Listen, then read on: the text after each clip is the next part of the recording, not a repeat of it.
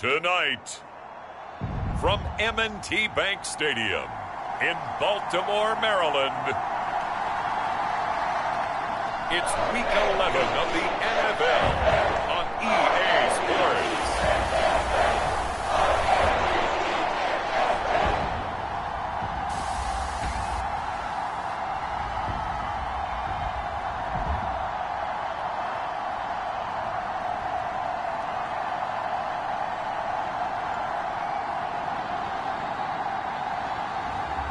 It's the Baltimore Ravens taking on the Cincinnati Bengals. EA Sports coverage of the National Football League brings us to historic Baltimore, Maryland, and M&T Bank Stadium. Straight ahead, it's a rematch from last year's AFC wildcard game, as it'll be the Cincinnati Bengals taking on the Baltimore Ravens.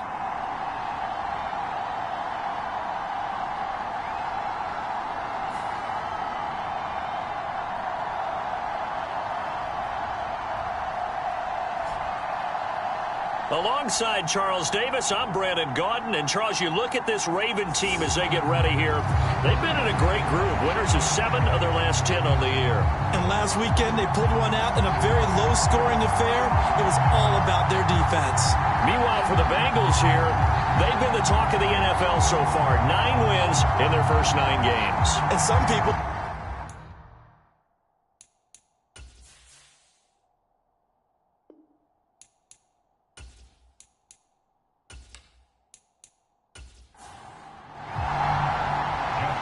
NFL season has hit high gear, and off we go in Week 11 on EA Sports. Returning from his end zone is Ty Johnson. And he brings us out past the 20 to the 24.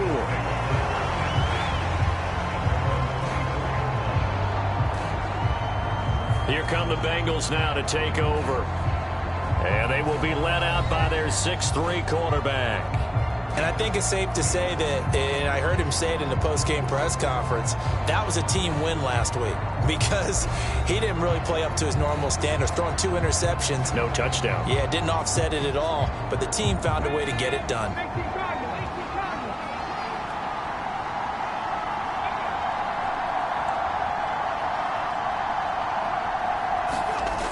They'll try and start this drive in the air. And his first look is incomplete. Here's 2nd and 10.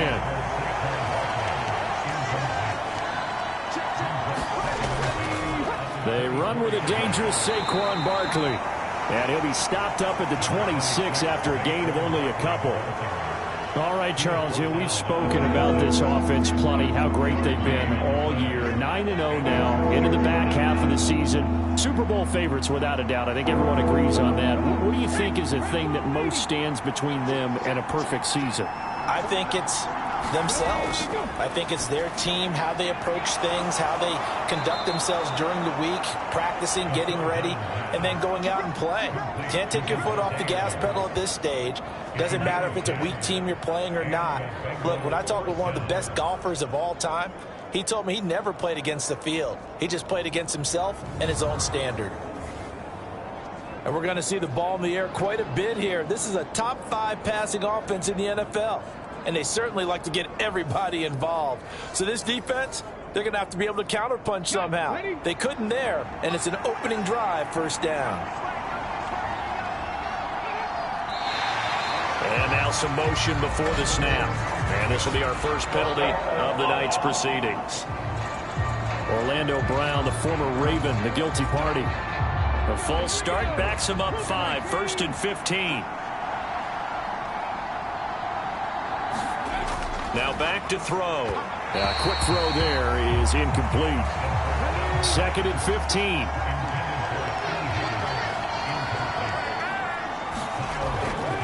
Up the middle with Barkley. And he is going to be stopped cold behind the line of scrimmage.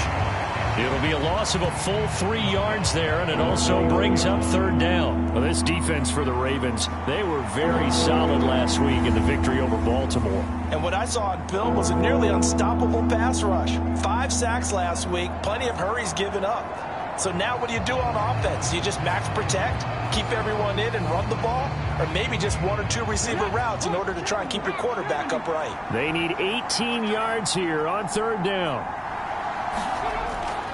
They'll drop to throw. That's caught by the big tight end, T.J. Hawkinson. And he gets this only to the 41, not near enough for the first. It'll be a pickup of 13, but it'll still lead to a 4th down.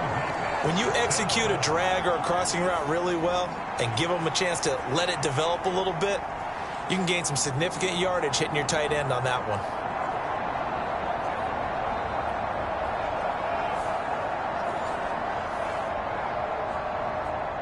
So on 4th down, on is Brad Robbins to punt for the Bengals. They only punted twice in the win last week as he gets this one away. And he couldn't get it to check up. That kicks all the way into the end zone for a touchback. So now the Ravens getting ready for their first go on offense. And a look here at their signal caller, the 5th-year quarterback. I still remember when he was drafted, there was a little bit of controversy about how high he was selected by the New York Giants, but his talents were revealed. He can make every throw in the book. Surprisingly good athlete. As long as he takes care of the football, doesn't turn it over, he can really make plays. Jones throw complete there to Beckham. And they'll get 8 out of this before being stopped at the 28. Line of scrimmage, the 28 now as they come up on 2nd and a couple. On the run, this is J.K. Dobbins. And Dobbins is going to pick up a Ravens first down as the tackle going to be made up at the 37. Well, one unit I know you want to watch is that offensive line. If they keep clearing holes like that, it could be a long night defensively. No doubt about it, because when they are in sync, as we're seeing so far, where that continuity is there, and you can see that they're playing off of each other while controlling the defensive front linebackers, you're exactly right. It could be a very long night for the defense because someone's going to run for some big yardage. Back-to-back good plays have them on the move on 1st down. Throwing, Jones. That's complete. It's Rashad Bateman. And they bring him to the ground just shy of midfield.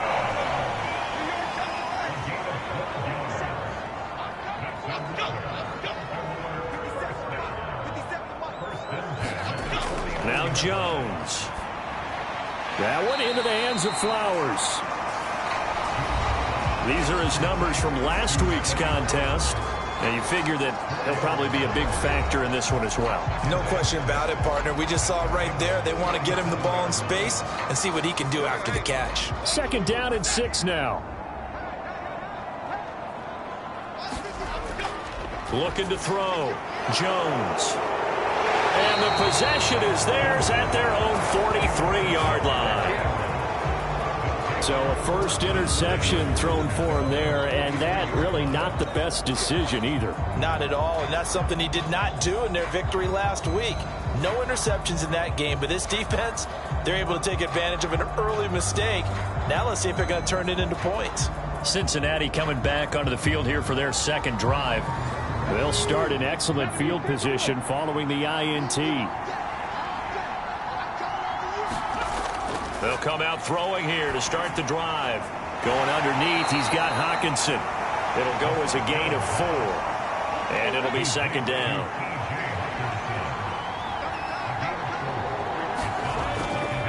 Running left, it's Barkley. And very little running room there. He did get a couple up to the 49.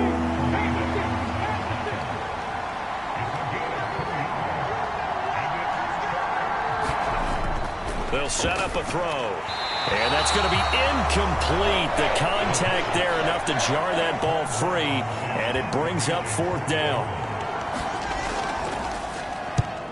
This is away, but boy, headed straight for the sidelines. And this one sails out of bounds. I think it'll be inside the 25. It will. 24-yard line is where they'll spot it. Baltimore is set to take over here for their 2nd possession of the game. They come off a victory over the weekend, but now the quick turnaround here for this Thursday night game. How does that affect how teams like this approach these short turnarounds? Well, wins and losses always factor into, how you're getting ready for the next game. But equally as important when you have the short turnaround, what is your injury situation? Are you losing key guys? And if so, how well have the backups prepared for this? Because you don't have much time to get them ready. They have to be ready before this week in order to play well in this game. A big one there for the Ravens. It goes for 18.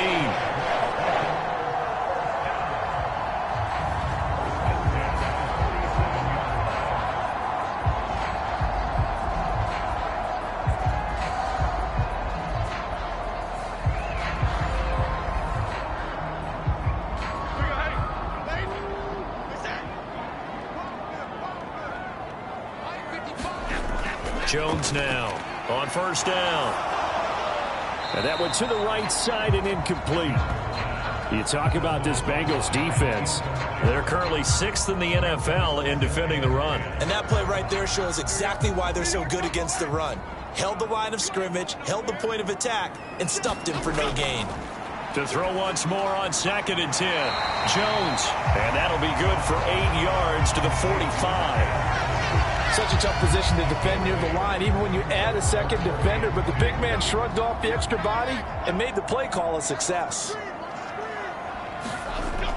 They'll try to run for it with Dobbins.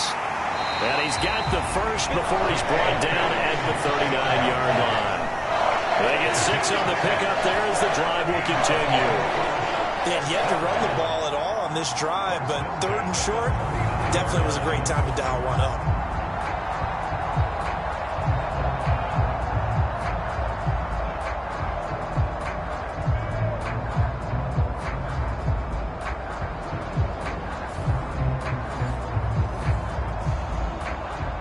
So from the 39 now, they'll come up on a 1st and 10.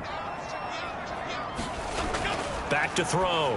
Jones. A short throw caught by Andrews. They'll wind up getting 7 on the play, and it's 2nd down.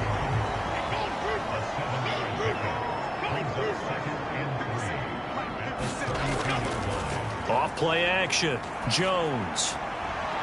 And this one taken in on the right sideline, but not in the field of play. They say it's incomplete. The throw led him a little too far. It brings up 3rd down. Operating from the gun, Jones. And that's going to be incomplete. The coverage too good there. The contact popped the ball free, and it's 4th down. Tucker's kick is good. And the Ravens strike first at 3-zip.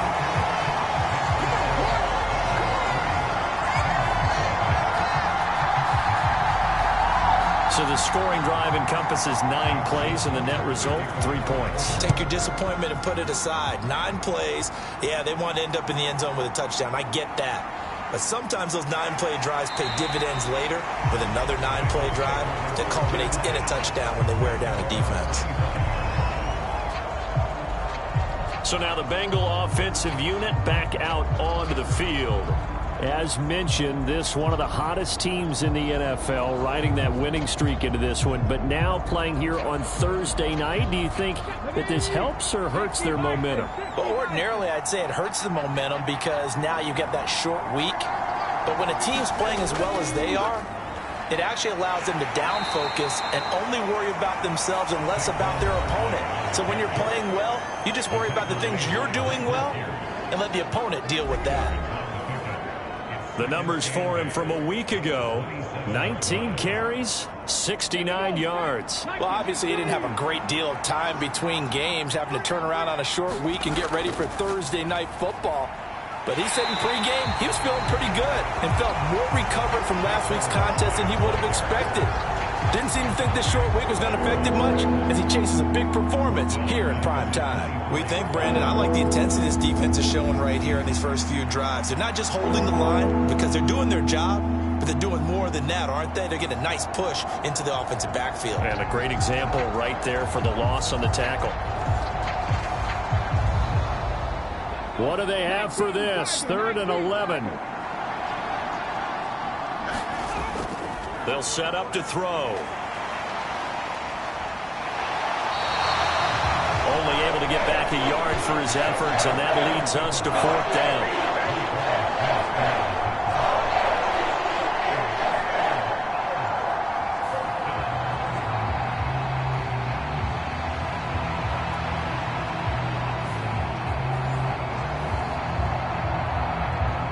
Here's Brad Robbins now.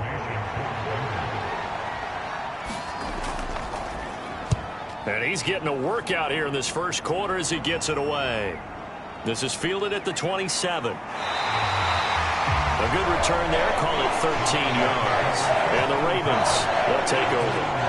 Now the Baltimore offense heading back out onto the field. They've got a 3-0 lead and the football as they start 1st and 10.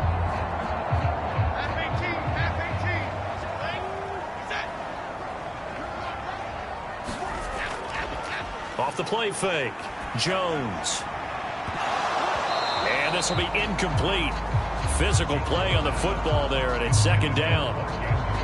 You talk about this Bengals defense. They're currently 6th in the NFL in defending the run. And this game for them is all about the line of scrimmage. Winning that battle, using their leverage, being the low man with power to take the offensive linemen and run them back into their own backfield and try and create some lost yardage plays. On 2nd and 10, Jones. Now throw right side here, going to be incomplete. Now they face a 3rd and 10 after back-to-back incompletions. Out of the gun, they'll look to throw. It's caught by OBJ. And they'll get him down 2 yards shy after a pickup of 8. 4th and 2. I thought they might take a shot down the field, but instead they ran a little drag route there. I think they were hoping he could catch it and run away from the defender. But a really good job keeping the play in front of them, and they force a 4th down.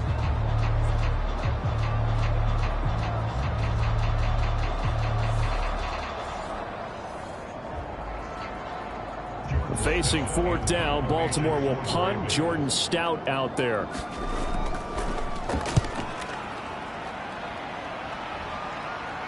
And a fair catch called for and made at the 12-yard line. It'll wind up just a 35-yard punt, no return. And the Bengals will have a 1st and 10 from deep in their own territory.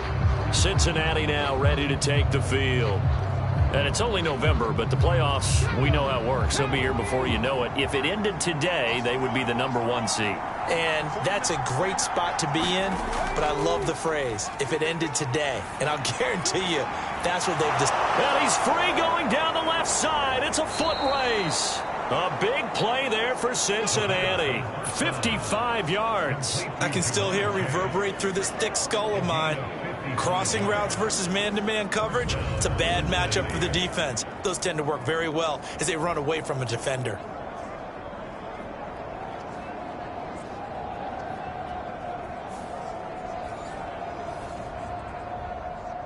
So how about this for a change in field position? From inside the 10, here's 1st down on the other side of the field. Back to throw. They'll set up the screen to Barkley. And he's taken down, but not before reaching the 10-yard line.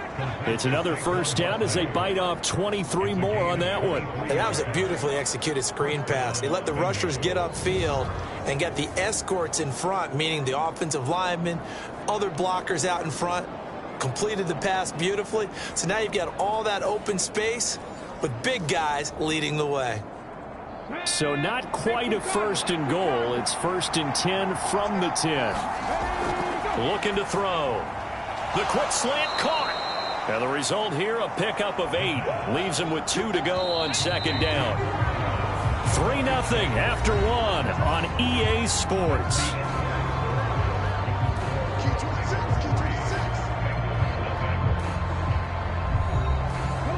Second and a couple.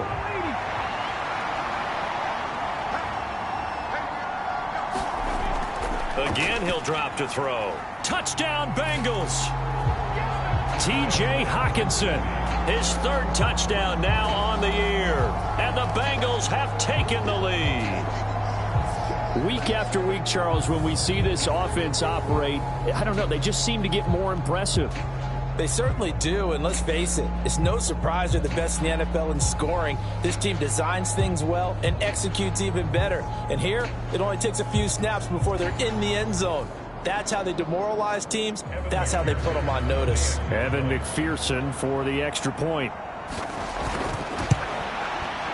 And this is up and good to make it 7-3. Just a 4-play drive that time. And it was T.J. Hawkinson who finished the drive with a touchdown reception.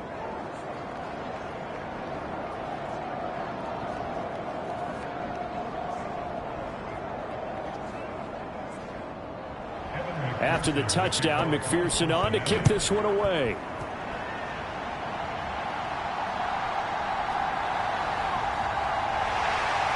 And a nice return sets him up pretty good here right at the 30-yard line. Baltimore about ready to go on offense. It's been very much a slow start for them. 3 drives and just the 3 points, CD. Yeah, if you're into the points per drive ratio, that answer is 1. And that's not going to get it done in a ball game. They've got to find a way to finish these drives in end zones, not having balls go through goalposts. And he slips up past the 45 before being tackled. Successful start to the drive, 17 yards, and moves the sticks. A CD a lot of times like to separate speed and quickness, and they've got a back that's both. We know that he's fast in the open field, but man, his first step is so quick too. It is something, isn't it? Because you think of that type of speed getting to the perimeter and turning upfield, but also when you run those inside runs, he can get into the secondary so fast the linebackers don't have a chance to react. A big hitter to start the drive has him up near midfield here for 1st and 10. Off play action. Jones. Nowhere to go here. He lost the football. Oh, and one of the linemen on the other side has got it. And his guys are going to take over at the 31-yard line. The defense, they were swarming that time and ultimately got to him before he could get rid of the football and knocked it free. And don't you feel just a little bit of sympathy for him back there, though? So much going on, so much swirling around. He's trying to find someone downfield. He's trying to move around to find an open target. Sometimes you forget the number one thing, take care of the football. Line of scrimmage, the 31 now on 1st and 10. Now they'll throw here out of the gun. Incomplete, but a penalty flag is down in the backfield. Let's get the call.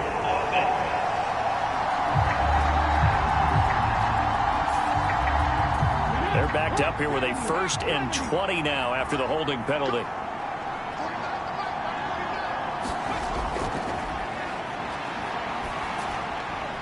Now this one complete downfield on the left side.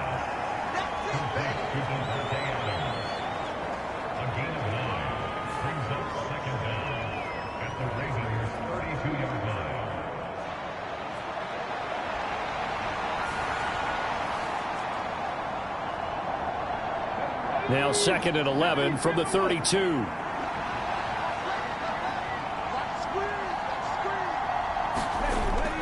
Now a shotgun snap as they'll look to throw. Heck of a broken tackle and able to work this down near the 23. A gain of 8 there on the play. And it makes it 3rd down and 2 yards to go.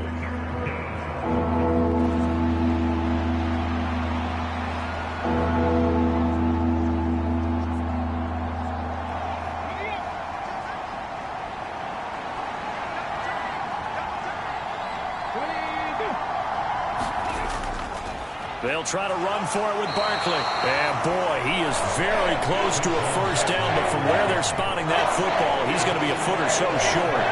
The passing game's been working quite well so far, but the running game's been a little bit of a struggle, and that's a surprise to me. Typically, when you can throw it, you've opened up lanes for your runners.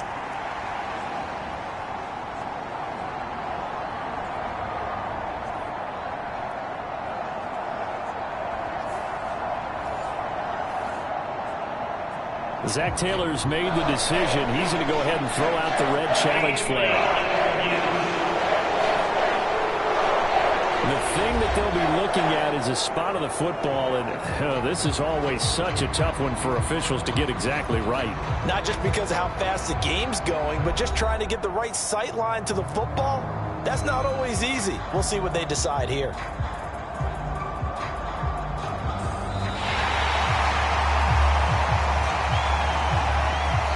So winds up a very smart decision to throw the flag. They reset the spot, and now that's a first down. Back to throw now on first down. Looking middle, and it's incomplete. Now a 2nd and 10.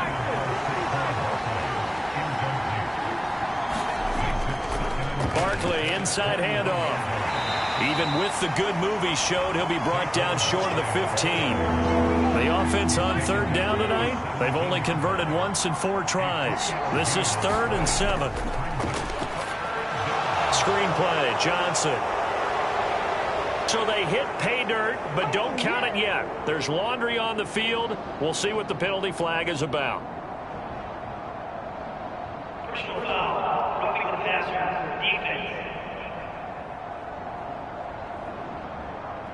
So obviously they will decline the penalty there, and the result is 6 points. That penalty is declined.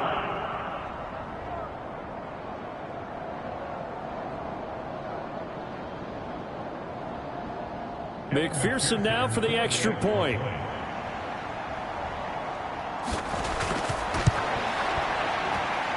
And this one's right through to make it a 14-3 ball game. A drive that time of 6 plays, and it's finished off with a Cincinnati touchdown.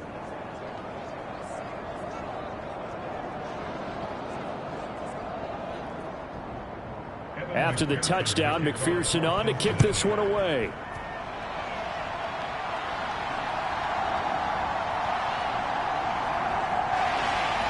And they'll get him down inside the 30 at the 27.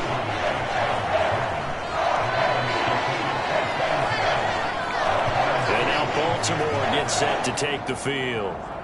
Last time out, they had the fumble. That led to the touchdown. Not a great look on either side of the ball as the defense gave up the points too, Charles. But they've got to take care of the football and do better here on this possession. It's certainly been a tough stretch, partner, for both of those units, and they kind of put their defensive mates in a really tough spot there by dropping the ball on the ground. But an easy way to make it up to them, get out there now and get some points on this drive.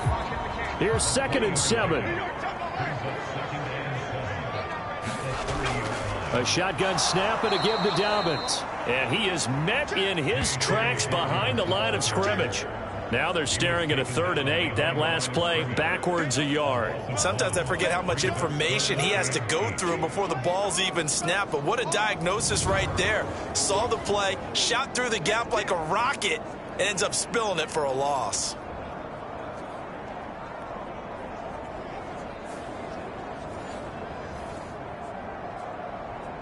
Here now a 3rd down and 8. Looking to throw. Jones. And this pass broken up. Excellent coverage there on 3rd down, as that was not an easy one to hold on to. That's an excellent job right there on 3rd down. Like any defense, you never want to let them get anything started, and that would have been a 1st down. Instead, you saw the contact on time, no penalty, and before this drive could get wings, it's 4th down. 4th down, and out comes Jordan Stout here to punt.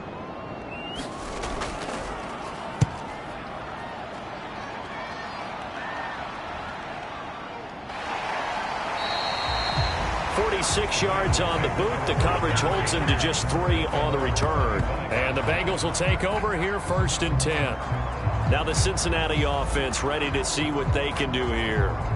And they'll just simply be looking to build off the confidence of the last time out where they scored a touchdown. Then confidence is powerful, isn't it? When you've scored once, you feel like you can go back out there and get it done again. Doesn't matter what the defense throws at them. They feel like they're in a groove right now, and they want to get out there and show it. Yeah, hoping to stay in that groove here this go-around. So following the incompletion, here's 2nd and 10 from the 25. Steps away to his left. And he will slide to a stop. He does have the 1st down. A solid gain of 15 yards, and the sticks move.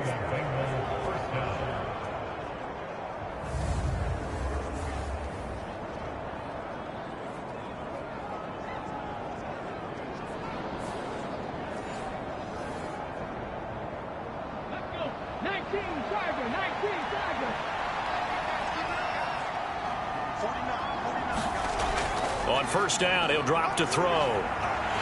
And he can't find anywhere to go with it, and he goes down. Kyle Hamilton running up from his safety spot and earning the sack. But that's what they have to do more of defensively, not just getting sacks, but they have to keep getting in his face, not let him get his feet set and deliver. He's been carving them up previously. Yeah, already has a couple of touchdown passes. About time they put a few grass stains on that jersey.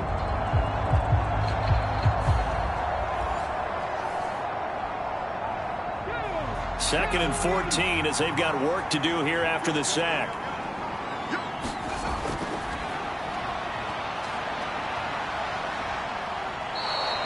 Six yards there off the scramble, but it'll still leave them with a third down.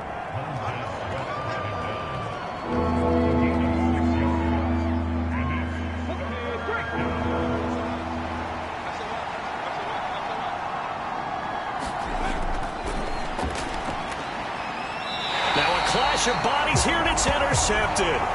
Picked up by Charvarius Ward. We know that the rookie's going to go to a top target like that often. That time, though, maybe a little telegraphed. And that's not unusual because you do tend to lock in on one of your better players. And when under duress, when in doubt, you're going to throw the ball in his direction because oftentimes you could be wrong, but that receiver will make you right. But it won't happen every time. Good defenders know this, and they get attracted to the football. Baltimore with good starting field position as they come up 1st and 10 at the 45. Throwing to start the drive. Jones. And that one behind his receiver and incomplete. So after the incompletion on first, now 2nd and 10. To throw again. Jones. It's caught. Beckham. And he's able to take it across midfield before going out of bounds. A yard all they need, but it's third down. Back to throw. Jones. Work in the middle of the field, and he's got a man complete. And he will have the Ravens first down as they're able to convert by plenty there on 3rd and 1. Well, this might very well have been 4-down territory, but that's not going to matter now. They got a nice throw there on 3rd down, and they're able to keep the drive going.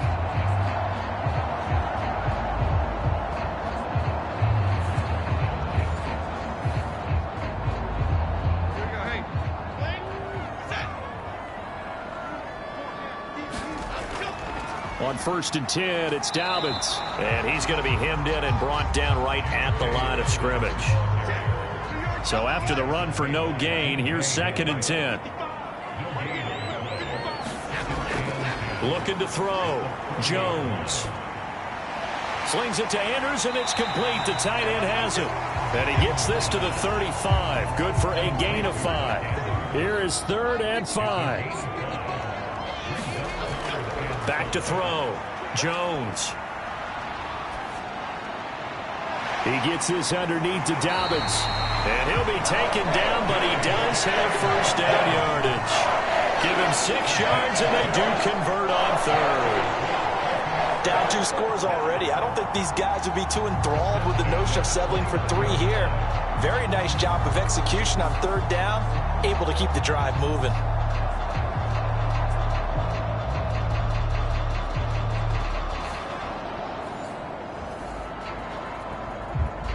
This offense finding its legs now. Here's another 1st and 10. On the counter, it's Edwards. And he'll fight forward on the straight-ahead running for just a couple of yards. 2nd down. Just not a whole lot of room to operate there on that carry. No, not at all. They did a really nice job staying in their proper places and not allowing any lanes to open up. 2nd down and 8.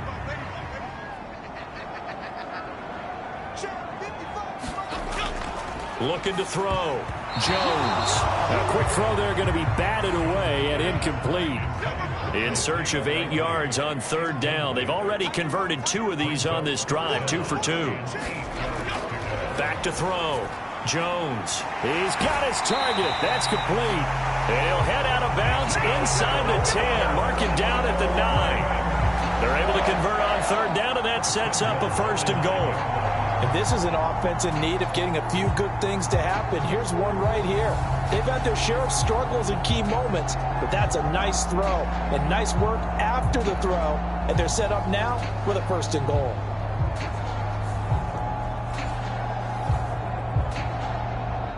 So another 3rd down conversion, and now they've got a 1st and goal. They'll run with Dobbins. And a nice pickup there. He gets about 5 down to the 4-yard line. It's largely been the air attack that's gotten them down here, but now is where you start to lean on that running game. That's a good pickup there on 1st and goal. 2nd and goal from inside the 5. Dobbins once more. And he will take it in for a Ravens touchdown. J.K. Dobbins with his 6th rushing touchdown on the year. And the Ravens have cut it back within a score. And you can sense a little bit of optimism here. Things have not been going their way. But they get the turnover on the other end, and they turn right around and put a nice drive together. Then they finish it off with a strong run for their 1st touchdown of the game.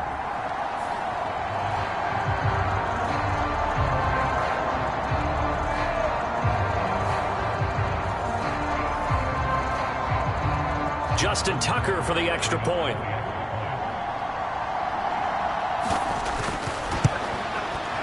And he's got it. That cuts the lead. It's now 14-10. A pretty long drive that time. 11 plays all told. And it's finished off by a touchdown run from J.K. Dobbins. Johnson won't return this, and the football will come out to the 25. So here are the Bengals set to take over. They are working on that very impressive 9-game win streak, looking to get it to 10 as they've got the lead here, 1st and 10.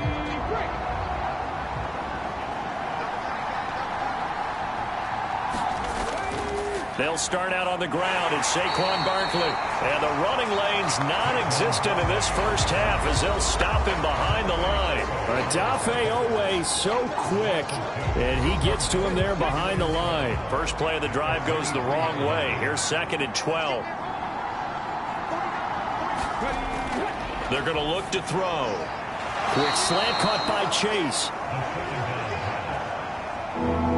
And it looks like we've got a dime set here defensively. 6 DBs in the game.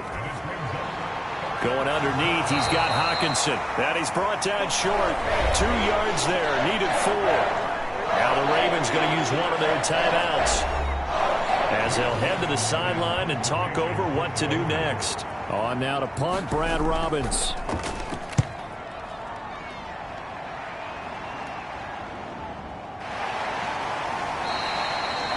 A 41-yard punt there with no return. And that will come the offense as they take over. Baltimore's offense set for this next possession. And looking at this situation, Charles, you got more than a minute. You've got all 3 timeouts. Probably no need to play this safe. So what you're saying is that we're doing a little bit of a mind meld here, aren't we? Because I'm thinking along the same lines as you. This amount of time, don't be compelled to play it too safe. This is a chance to get points on the board. Press it a little bit. Especially since a touchdown here gets you the lead. So now 2nd and 10 after the incompletion on 1st down. They'll try the draw here with Dobbins. And he'll go down right at the 30-yard line.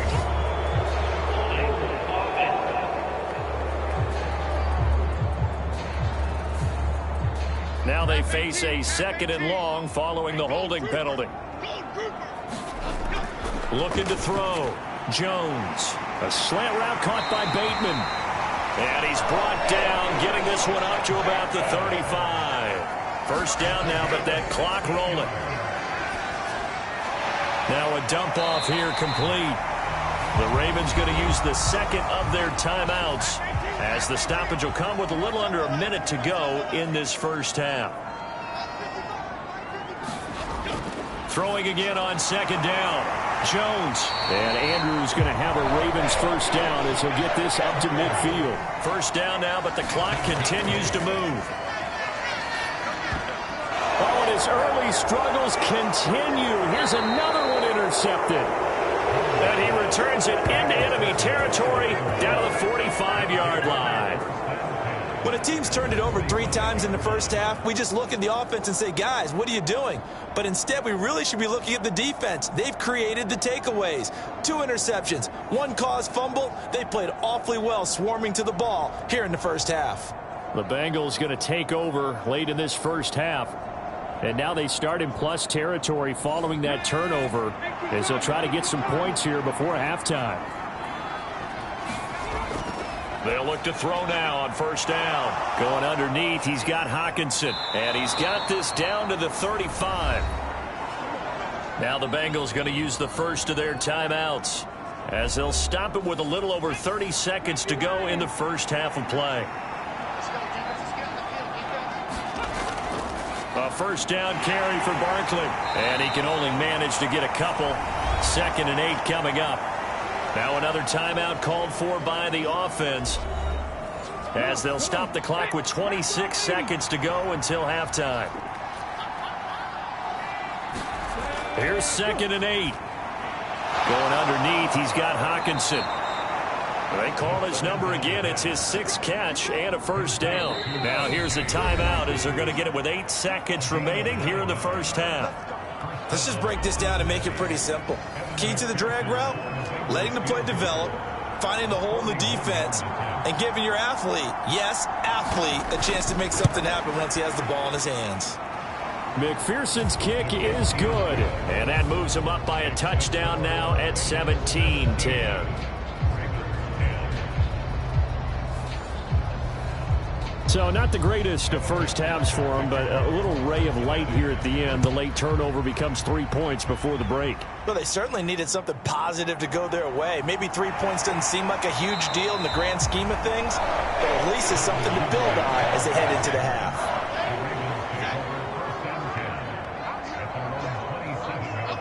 The final second ticks by, and that's going to do it for the first half of play. So we have reached halftime with a touchdown. That's the difference on the scoreboard. As we'll send you down to Orlando, and we check in with Jonathan Coachman for our EA Sports Halftime Report. Coach. Okay, Brandon, thanks very much. We'll get back to you and CD in a minute. First, it's time to take a look at what we've got coming your way this weekend in the NFL. Some good-looking matchups on your screen there. One of the best, yeah, I'll say it, it's in Cleveland. A big test there for the Browns, as they'll have to contend with the visiting Pittsburgh Steelers. The 4 o'clock games have some intrigue as well, especially up in Buffalo, where it'll be the Bills taking on the New York Jets. Finally, on Monday Night Football, one of the games of the year, the Super Bowl rematch, Eagles, Chiefs, Arrowhead, 7:15 Central Time.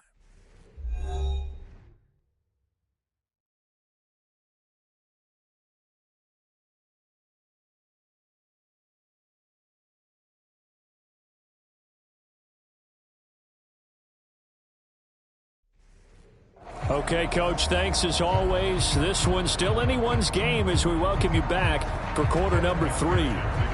1 touchdown is the difference. 17-10 our score, and we are back underway on EA Sports. And he'll be stopped up at the 25.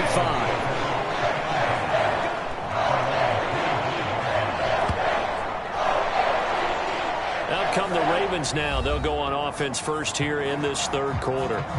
This offense, Charles, had a strong first half throwing the football, at least in terms of yardage, but that hasn't translated so far on the scoreboard as they begin the 3rd quarter here, trailing and looking for a little momentum. Yeah, you're right about that because, let's face it, in the first half, most of their focus was in the passing game. And to their credit, resulted in a healthy amount of yardage. So I would think that at halftime, they're going to anticipate that defense loosening up a little bit to try and cover the passing lanes.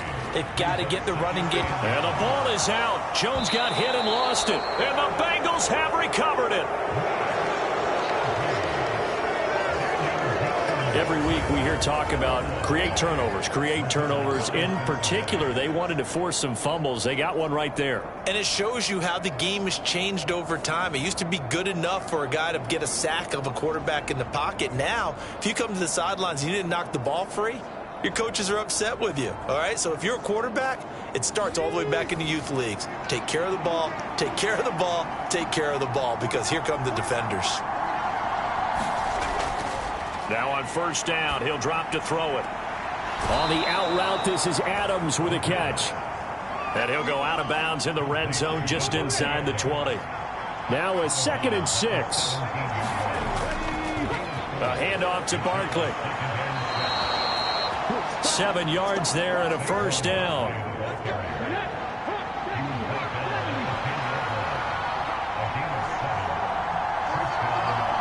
They'll bring a receiver in motion right.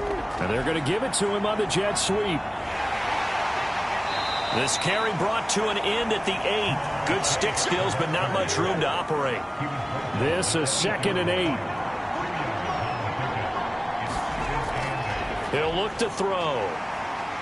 Escaping the pressure right. They'll get this halfway home from the 8 to the 4 on a gain of 4.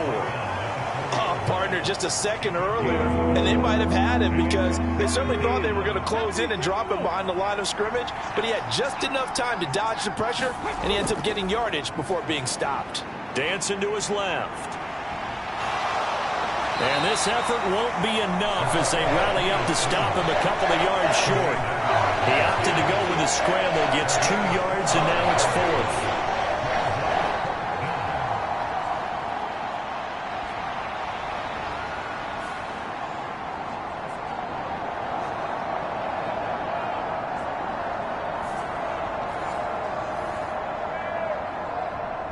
Evan McPherson out for the Bengal field goal. From the left hash, he'll have to cut this at a tight angle. McPherson's kick is good. And they double him up here. That makes our score 20-10.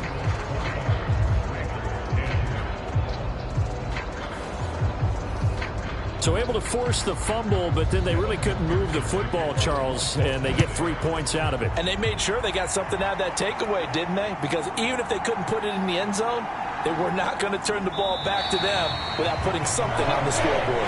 And he'll take it up past the 25 to the 26-yard line.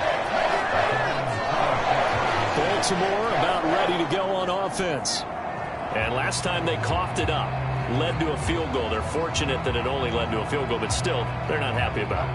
Could you sense the relief, though, when they only gave up the field goal and they were able to trot back out on the field and start this drive? A little more pep in their step because they didn't cost their team a touchdown, but they know they've got to do it a lot better than they did on the last possession. The coach will just be relieved, though, if they recoup with a score here, right? I think the coach will be ecstatic to see them pick themselves back up and now take it downfield and punch in the end zone without turning it over. That's taken in by Duvernay. And they work this well upfield across the 45. That one a gain of 20 and a first down.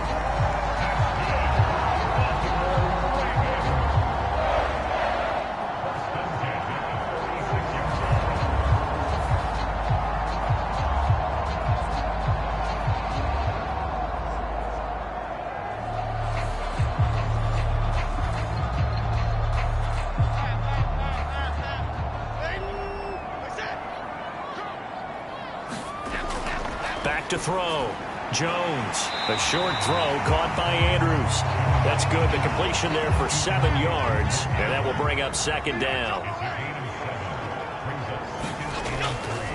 A give up the middle to Dobbins.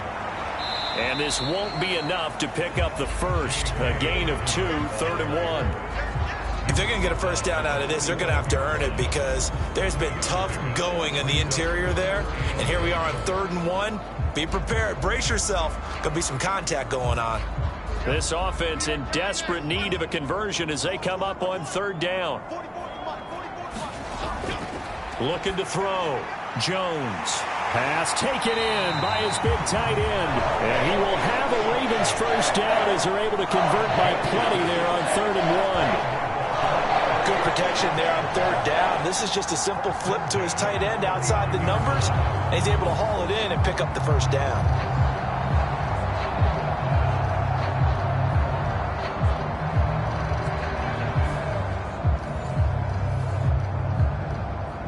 So from the 39 now, they'll come up on a 1st and 10.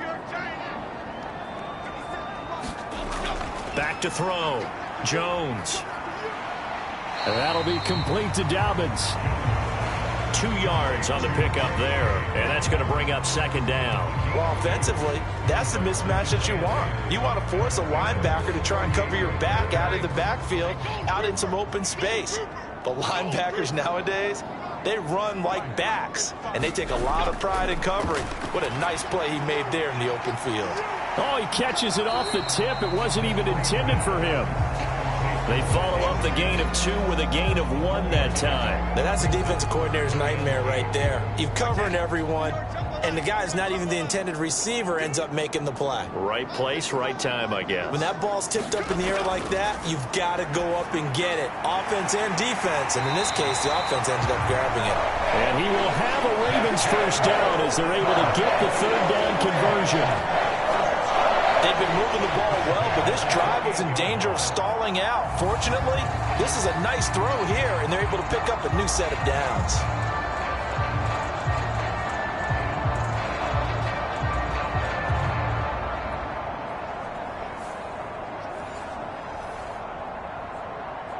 First and 10, and they've got 3 tight ends out there. A jumbo package look.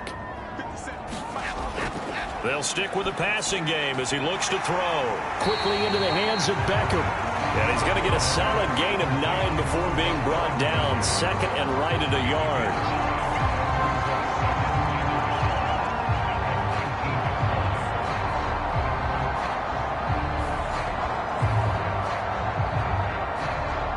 Just need a yard here. Second and 1.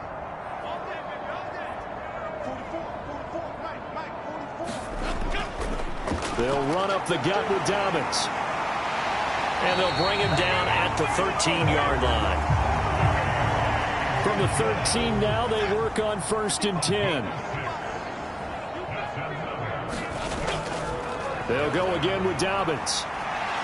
And this will leave him a yard short. Nice pickup of 9 yards on first down. From the 4, this is second down and 1. Up the middle, here's Edwards. And he'll get blown up behind the line of scrimmage, back at the 6. They go backwards there 2 yards, and second and 1 is now third and 3. Well, I would have figured after the 9-yard run on the previous play, getting 1 more yard wouldn't have been much of a problem. But apparently it was, and now it's third down.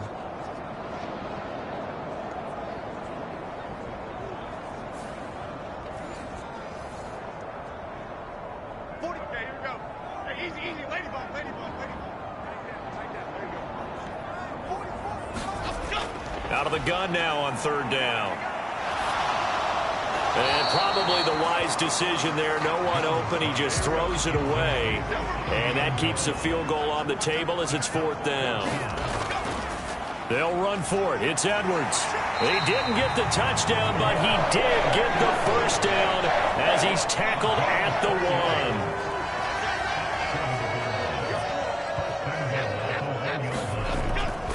1. Hill is not going to get in. In fact, he'll lose a couple of yards back to the 3. That's going to go as a loss of 2, and it'll be second down. Good job there defensively to push them back on first down. I'm not sure if this is 4-down territory or not because they can kick the field goal and get it back within a score, but you know that's not what they're thinking right now. A field goal has to be their last option. So they're backed up to the 3-yard line, second and goal. Edwards going to be stopped before he can get moving forward as he'll lose a couple back to the 5-yard line. Officially, it will go as a 1-yard loss, and that's going to lead to a third down. You can almost feel him thinking as he's running the football, just one more block, anything to get me to the perimeter and around the corner. Couldn't quite get there, ends up getting spilled for a loss.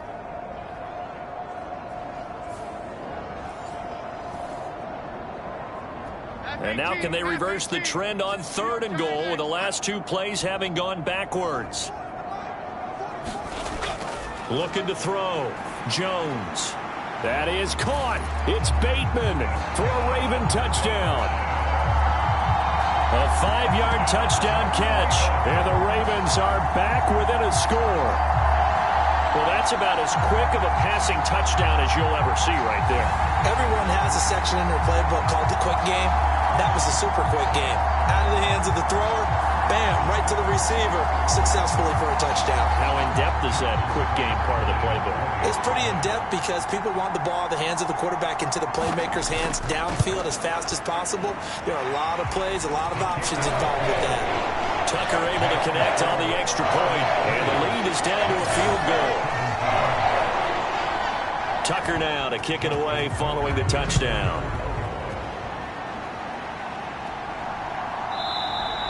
Johnson won't return this, and the football will come out to the 25.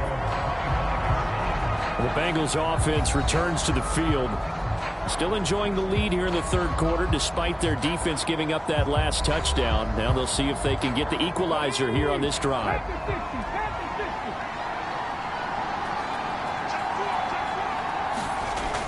He'll drop to throw. Powering forward. He'll be dropped after a gain of about 6 across the 30 to the 31. They'll come up now 2nd and 4 from the 31. He'll look to throw. Going underneath, he's got Hockenson. And they get him down, but not before he takes it across the 40-yard line.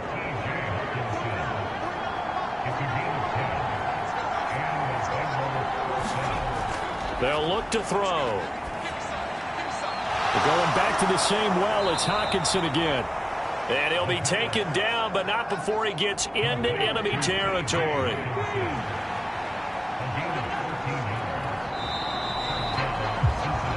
One quarter remains here in this Thursday night matchup. This is the National Football League on EA Sports.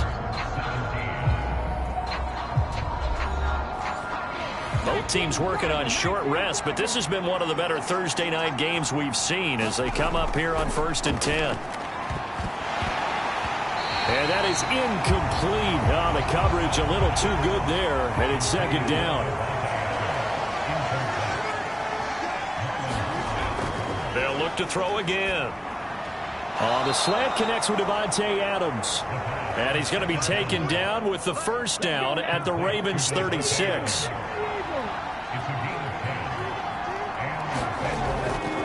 The play action fake. They'll look to throw. Going underneath, he's got Hockenson. Just a gain of a couple there. And that'll make it 2nd down.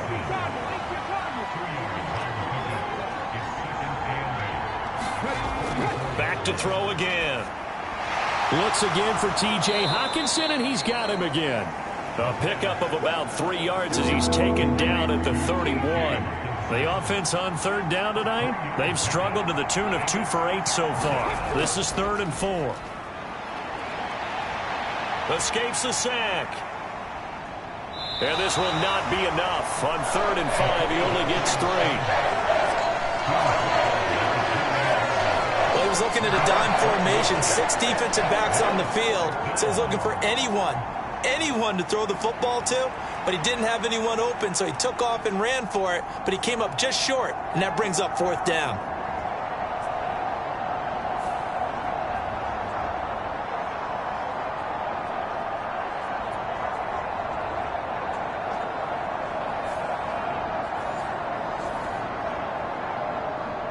Zach Taylor, a new breed of head coach. He's going to go for it on 4th down. The carry here for the big tight end. And he's going to get the 1st down as they bring him down at the 23. A solid pickup of 5 and a very solid 4th down conversion. And defensively, pure frustration. So after the 4th down conversion, now 1st and 10 inside the 25. A handoff, Barkley running left. And it's been like this all night long. Nowhere to run as they stop him behind the line. Officially, it's a 1-yard loss. That's going to bring up 2nd and 11. Run blitz there defensively, something we might see more of here in the 4th quarter. I think we'll see a lot of it, and the difference between that and a pass blitz, you're just trying to get to the quarterback. You're trying to scheme someone open who will get to the QB and make sure he gets on the ground. In a run blitz, you're actually trying to cover up gaps, trying to cover up holes so they can't run the football.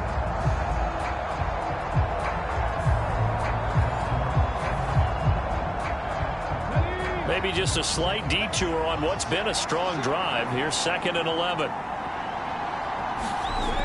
Now they'll switch it up here and look to throw. Throw right side, pulled in by Higgins. And out of bounds right around the 20. Here comes third down and 7. Now back to throw. Over the middle, that's caught by Adams. And he is going to have a Bengals first down as they're able to get the third down conversion. That's not the first time they've looked his way when they've needed a big play. He's been the go-to guy all game long. And they get the hook up again on third down to keep this drive alive.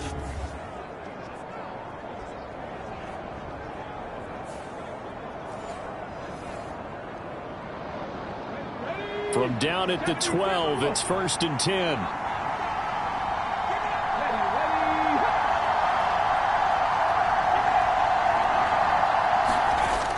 They'll drop to throw. He's got his tight end over the middle, T.J. Hockenson. The result, only 4 yards there on the play. And that'll bring up second down.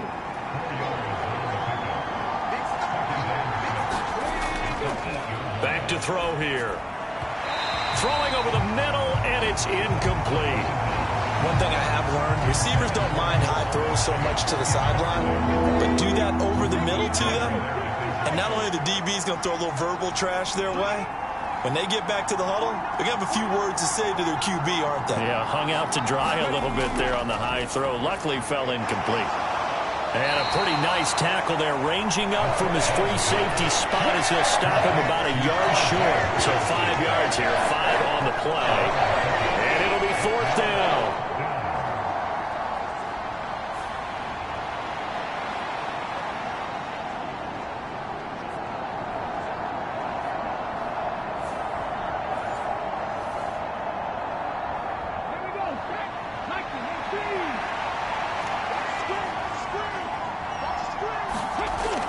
They'll look to throw here. And he's got it. Touchdown, Bengals. Irv Smith Jr. from 3 yards out. And the Bengals get an important score there to extend their lead here this fourth quarter. Well, to put it mildly, he's been able to dice up this secondary all game long. And this time, that was a missile that he threw into the end zone and adding another touchdown to his ledger. And I think we see these youngsters develop a lot quicker than we ever have, because when they get started in this game, they're not just throwing passes around. They're reading coverages early. So now they're like seasoned pros earlier in their career. How about this one here? If they win this ball game, a game ball definitely coming from his head coach.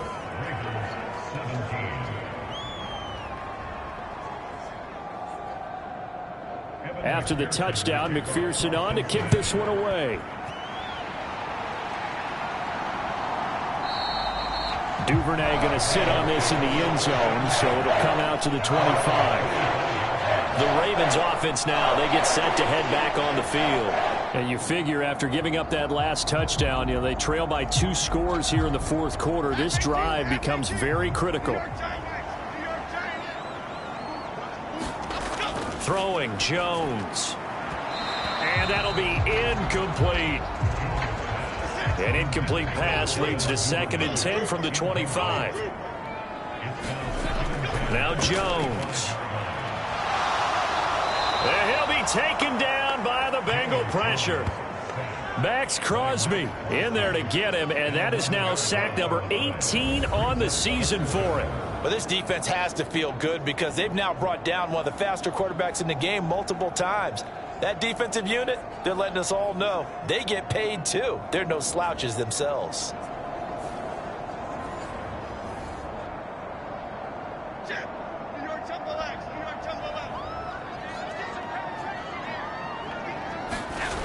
Now on 3rd and long, they'll look to throw. And this pass broken up. The contact well timed there, and now 4th down. Well, it's easy to see when we review this that the ball needs to come out quicker, because if you don't throw it right on the break, you bring a crowd of people into the equation. And that's why it got knocked away there. And they're indeed going to go for it here on 4th down. So trailing here in the last quarter, let's see how this plays out. Desperation time now. Here's Jones looking for Bateman. He's got him complete. And unable to break away. They stop him a few yards shy. The Ravens go for it but come up empty. And the Bengals are going to get it back in terrific field position. So they really needed points here in a two-score game. Could not come away with anything there on fourth. And while we know they're a little bit discouraged here, they can't check out of this game. You and I have called a good number of games over the course of our career where we've seen these types of situations. Teams get the ball back, and that miracle does occur. So they can't let that dream go just yet. They have to get stout on defense here. Yeah, right now really hoping for a turnover. They'll come out throwing here to start the drive. Eluding the pressure right. Powerful running. And inside the 20 before he's brought down. Good coverage downfield led to him taking off, picking up the first down on a 13-yard run. He's starting to fall into the category of not fair, because when he's on target throwing the ball, he's dangerous. But when you add in his ability to make plays with his feet, almost impossible. Yeah, exactly. They've had trouble stopping him in the secondary. This time they've got the great coverage. Oh, he can run too. Up the middle with Barkley. And he'll get him inside the 15 down to the 14-yard line. Calling a gain of 4 on first, and that'll make it second down. Let's go now. Fix the Eagles. Fix the Eagles. In motion left is Higgins. He's going to get it on the jet sweep. Oh, this one may need to go back to the drawing board. He's going to be swallowed up right away. 3 yards is half of what they needed. Now can they get the other 3 here on third down?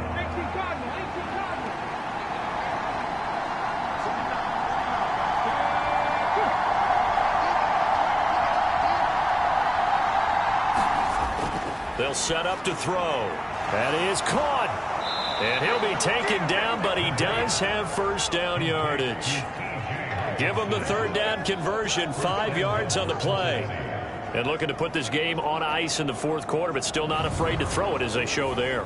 You want to play the game with confidence, and they have a guy who's in control right now. Their trigger guy, throwing it, they feel just as confident with him doing that as they would if they tried to run the ball and run the clock out.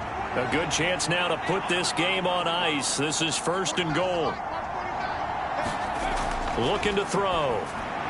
And intercepted. Maybe the turning point they need. Picked up by Tremaine Edmonds, the linebacker. And he will bring this back. It's a pick 6 and a Raven touchdown. Well, don't change that channel just yet. This one may have gotten a bit more interesting. Put down the remote, put down the clicker. This one looked like it was over. It looked like they were ready to seal the deal. But in doing so, by pitching it around a little bit, it cost them. We could have a great finish. Tucker with the extra point. And now things get a bit more interesting here in this fourth quarter.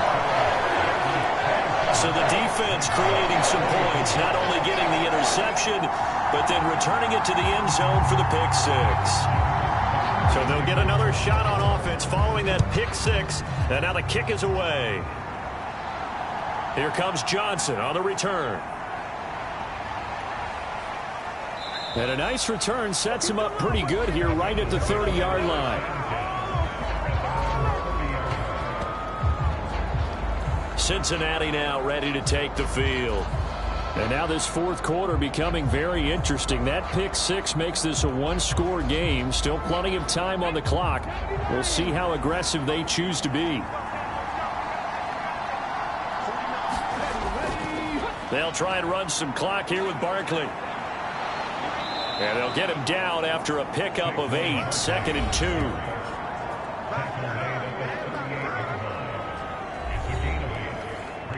Clock continuing to run. They'll probably wind this all the way before snapping it on second down.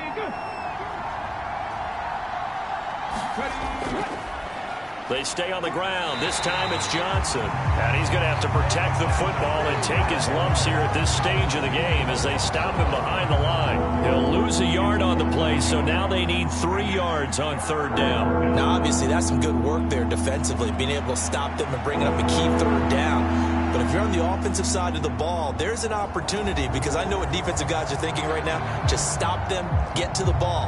That means it might not be sound defensively. There could be some opportunities. And you said key third down. Highlight that word. Put it in bold. Here we go. As big of a play as we've had in this one so far. This is 3rd and 3. 3 points separating these two sides with 2 minutes left to go in the 4th. So the Bengals in possession of the football here as we get you reset. They're facing a critical 3rd down now as they try to hold on to this lead. They'll try to run for it with Barkley. And good running there as he'll take this all the way up to midfield. So fresh out of the 2-minute warning, and here's another timeout taken with 1:55 remaining. And not totally home free yet, but it's looking good as they come up 1st and 10. 5 points of contact necessary at this stage as they'll run on 1st down. The Ravens going to use the 2nd of their timeouts. That'll leave them with just 1 remaining in this 4th quarter of play. Got to figure the rush is going to be fierce again as they come up 2nd and 13. They'll go to Barkley again. And he's going to be met at the line of scrimmage and taken down. Ravens going to use their 3rd and final timeout as they'll head to the sideline and talk over what to do next. On 3rd down, Barkley. And this time he's going backwards. So after the no gain on the last attempt, here they get him behind the line. He's got exactly what you're looking for, the ability to not just diagnose a play and quickly, but to make a play as well. Nice job there tackling him for a loss.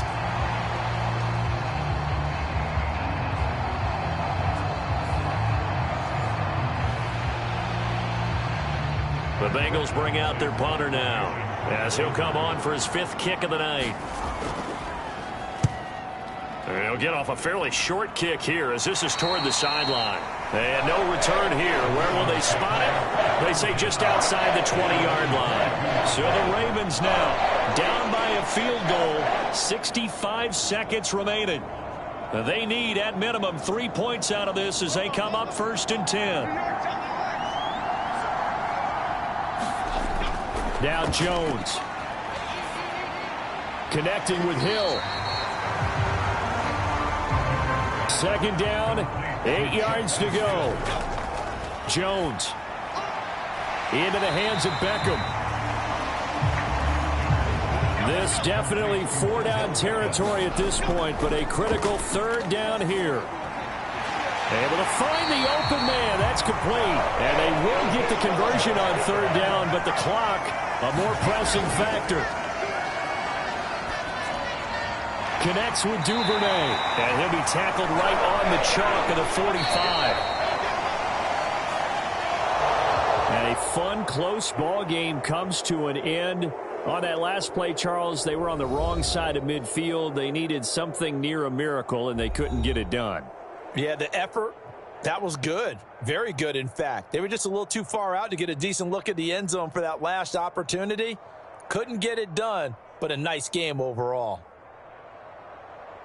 So for the Bengals, they keep on rolling 10-0 now to start the year. And they'll get a few extra days to get ready for next week. Meanwhile, for Baltimore, we'll see how this affects their playoff standing as they fall to 7-4 now on the year. And they will try to get back in the swing of things next week on the road. So that'll do it for us. For Charles Davis and all our crew, I'm Brandon Gaudin. You've been watching the NFL on EA Sports. From Baltimore, good night, everybody.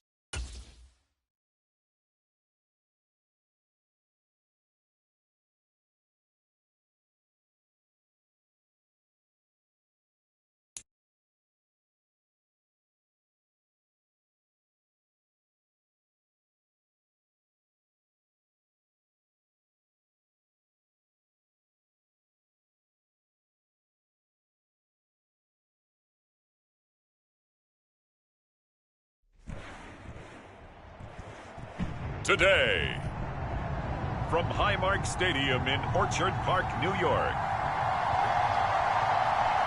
it's Week 11 of the NFL on EA Sports.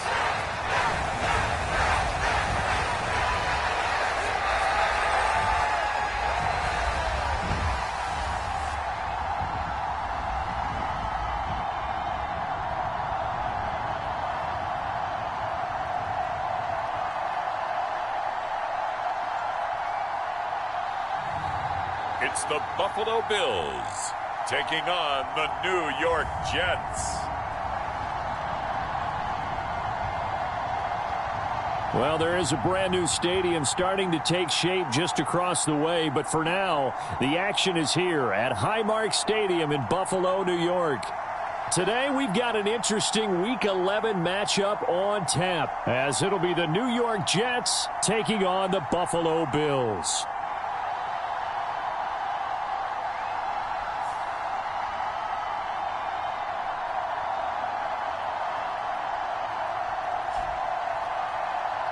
With Charles Davis, as always, I'm Brandon Gaudin. Charles, you talk about storylines in this one. I think it begins and ends with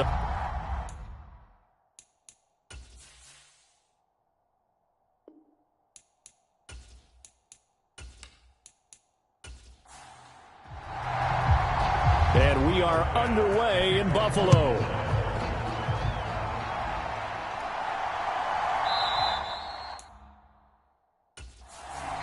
No run back here on the opening kickoff, as we'll start at the 25. So now here comes the Jet offense as they get ready to take over. They'll be led out by the man from the University of Washington. This is Jacob Eason. Brandon, it's always nice when you get recognized with an individual award. And he was the AFC Offensive Player of the Week last week. But when you do it in a win, so much the better. Absolutely. And he was all talking about that win, not so much the award he received on Wednesday. And it's a nice-looking award. I wonder if he took it home, you know, got out of the car, showed it off to the kids in the neighborhood, passed it around. Wonder what he did with it.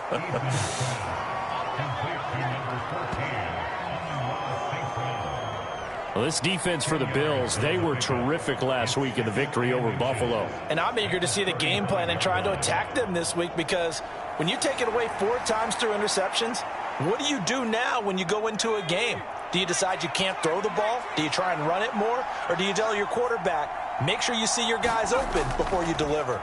First carry for the Iowa State man, Breece Hall. And he'll be brought down shy of the 40 at the 38-yard line. But taking a look at Hall's numbers from a week ago, 18 carries, 68 yards, and a touchdown. It's a pretty mediocre week for him on the ground. Certainly a boon to his offense if he can get a little more output on his touches this week. He should get some more early carries as his team tries to get him into a rhythm. Eason's throw complete to McBride. And getting this just shy of midfield, they'll spot it at the 49.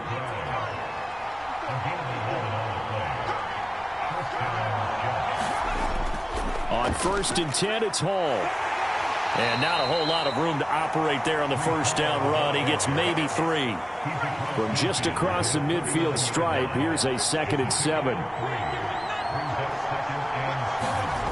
From the gun is Eason. There's McLaurin. What a catch. The Jet passing game in rhythm. They've got another first.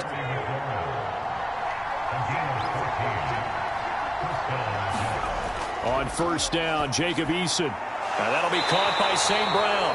A pickup of about 3 yards as he's taken down at the 31.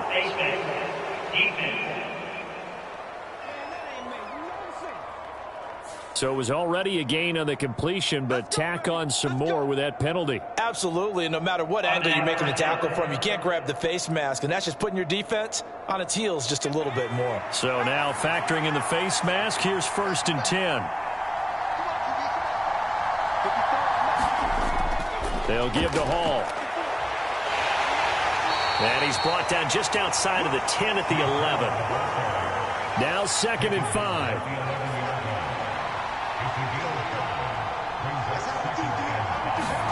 Eason going to throw it out of the shotgun. He can't get him down. And he will slide to a stop. He does have the first down.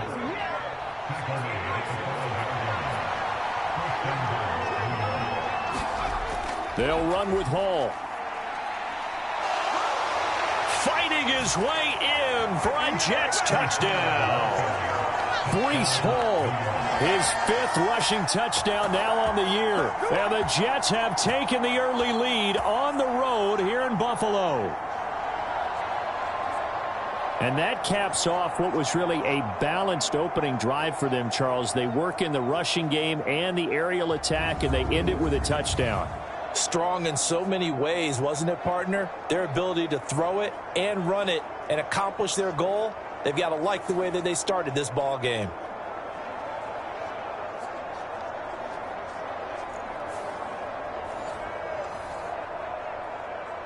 Now the extra point try forthcoming.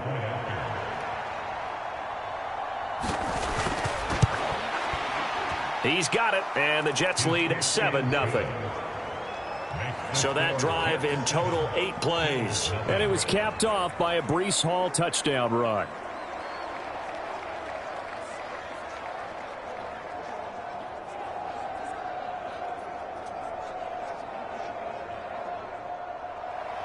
Set now to kick this one away, and off it goes.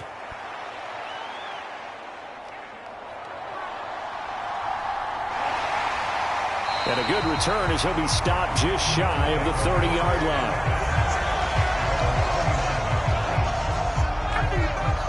So here come the Bills on offense for the first time. And a look at a guy, definitely got a little razzle-dazzle to him. Can do it with his arm or his legs. Their mobile QB. We're seeing it more and more in this league, how teams love to have athletes back there taking the snaps, guys who can throw it and move around and get yardage with their legs if needed. He's one of the best examples that we see out there right now. He can throw for hundreds of yards one week and then run for 100+ the next. He adds an extra dimension that really confounds defenses when he puts it all together. And he's going to take this ahead for right around 3 yards, but no more than that. 2nd down. There are the numbers for Cook from a week ago. 17 carries, 106 yardage-wise, and the score as well. Just an excellent performance from them on the ground last week, and that speaks to an offense that is operating at a high level on all fronts. Of course, that man running the ball, he's just seeing the field so well. But don't forget about his offensive line. They've really asserted their will out there and are confident they can repeat it again this week. On 3rd and short, they'll try and pick it up through the air. And nothing but green grass here, middle of the field. And he brings this one back. It's a pick six and a Jet touchdown.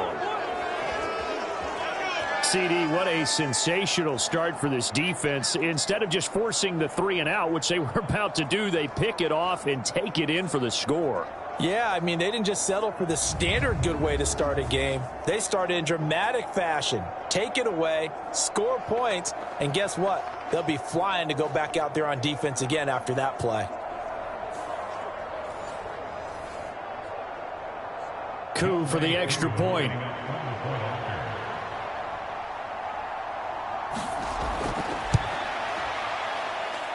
And it's good, and they have jumped out here to a quick 14-0 first quarter lead. A heck of a play there defensively, getting the interception, navigating his way into the end zone for the touchdown. So they throw the pick six. They'll get another shot at it now as this one's in the air.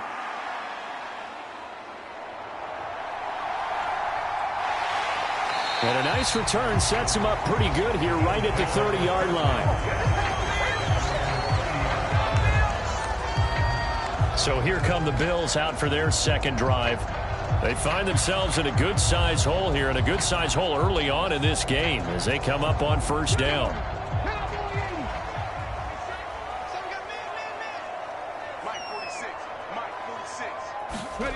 After the pick six, they go right back to the air. Finding Knox there, complete. They'll give him 4 yards there. And it's second down.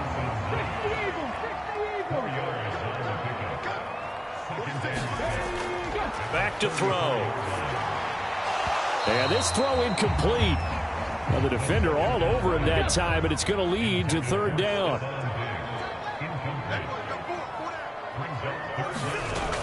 On third down, he'll drop to throw. And he's going to be out of bounds right at midfield. The escapability in evidence there is that one good for 15 and a first. On third down, he obviously wants to throw the football, but there's nowhere to go with it, so he takes off and goes. And now does he get to the first down marker? He blows right past it and picks up big yardage. Partner, that's a great bit of improvisation.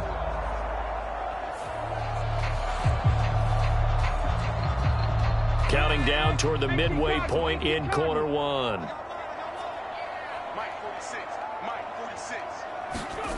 From the midfield stripe, they'll look to throw. He's got it complete to Stephon Diggs. So the completion results there in 9 yards, and it'll bring up a second and short. Here's a play fake as they set up to throw. Fighting through, and he's got space. And they'll be inside the 35 now at the 34-yard line. From the 34 now, here's first and 10.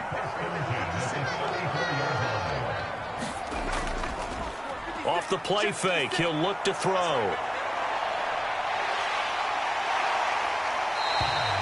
The improv on the scramble there gets him 6, and it'll be second down.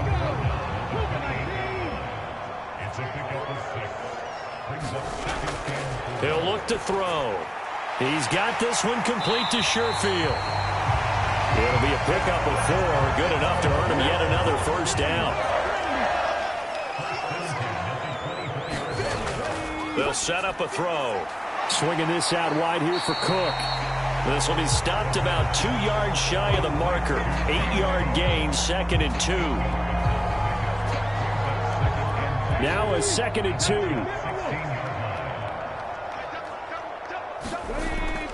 They'll try the middle with Cook. And this won't be enough to pick up the first. A gain of 2, third and 1.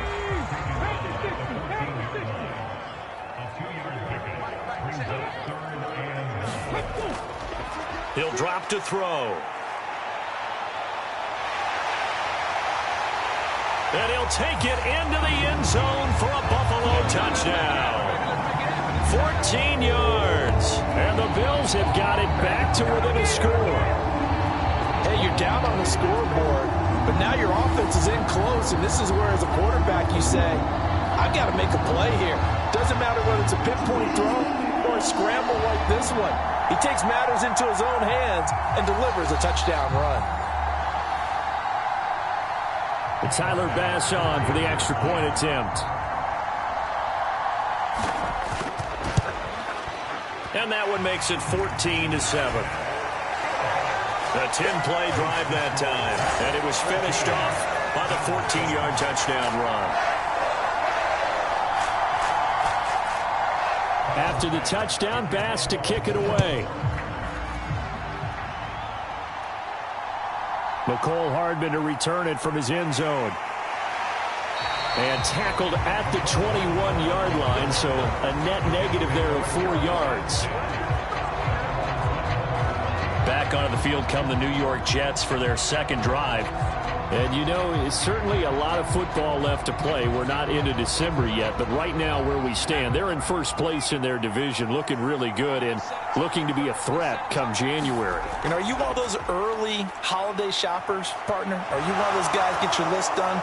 Because Eason gets hit and the ball pops free. Now this is picked up by the Bills. And they have possession, and they have it at the 38-yard line. Had some good yardage there, too, before he fumbled that football, Charles. yeah, just think about it this way. Running backs, as a general rule, they kind of know when the end of a run is near, and you notice how they cover up, right? They protect the football. Sometimes quarterbacks forget that out in the open field. After a while, you start to wonder, does the running back coach visit the quarterback coach and say, hey, I can help you with this? We can protect this and make sure we keep the ball. First down, here's the run with Cook. He'll be hit down at the 33, 5 yards on the play. 2nd and 5.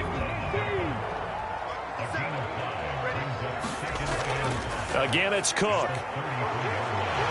And he'll be brought down at the 27-yard line.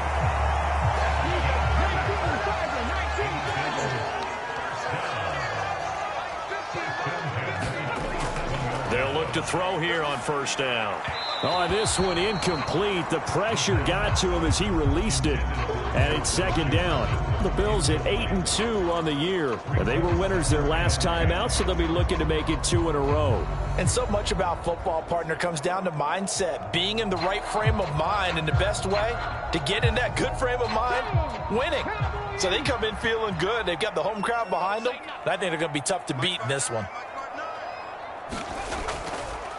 On play action, they'll throw. And this one is incomplete. So back-to-back incompletions, and that has them staring at a 3rd and 10. He'll look to throw. Flush to his right. That escapes the sack. And he'll get this to the 23, but that'll be well short of what he needed. He'll wind up getting 4 yards there on his own, but it also brings up 4th down.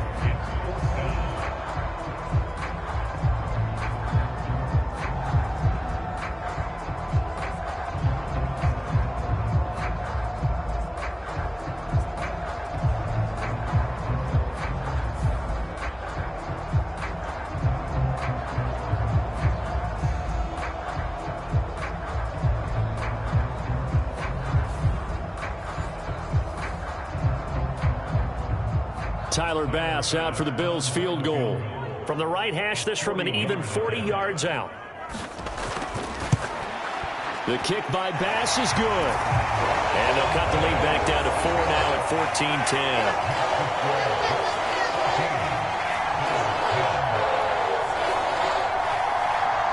So good kick there to polish off the drive with 3 points. Yeah, coaches always talk about finishing a drive with a kick.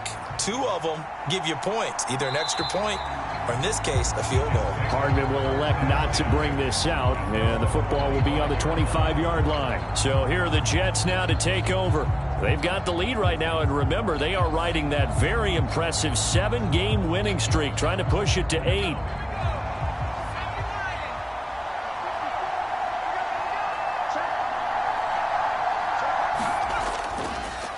Now Hall to start the drive.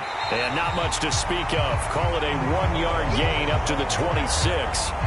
Well, these two teams met at MetLife Stadium earlier in the season with the Jets winning that ball game. So they are gunning for the sweep here in Buffalo.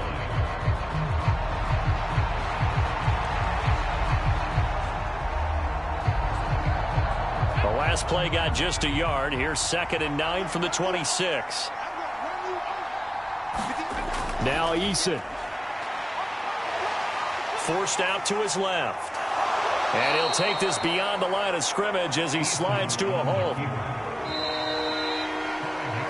An entertaining start to this one. More to come on EA Sports.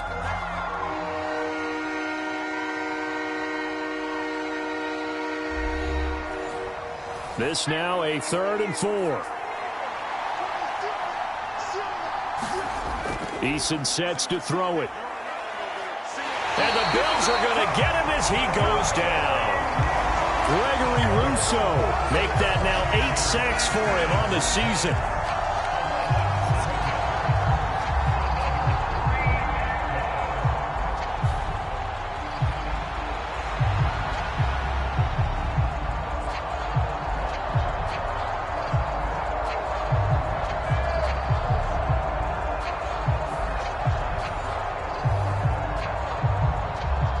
On 4th down, A.J. Cole comes on to punt.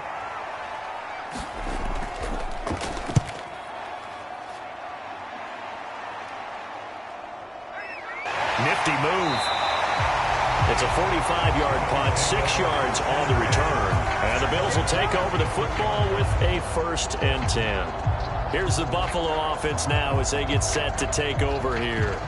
And, Charles, if the season ended today, and it's not going to, we still have December left. More football. We're only in November. But they would be a wild card team. And that's great. They'd be in the playoffs, but you know they're trying to bump up to be one of those division leaders. That guarantees you at least one home game in the playoffs, and that's what you're really seeking. But there also isn't much margin for error for this team, right? Because right where they're sitting, a 2-game losing streak can have them out of the playoffs, so they've got to make sure they continue to keep the momentum going. Absolutely. There's some sharks smelling blood in the water behind them.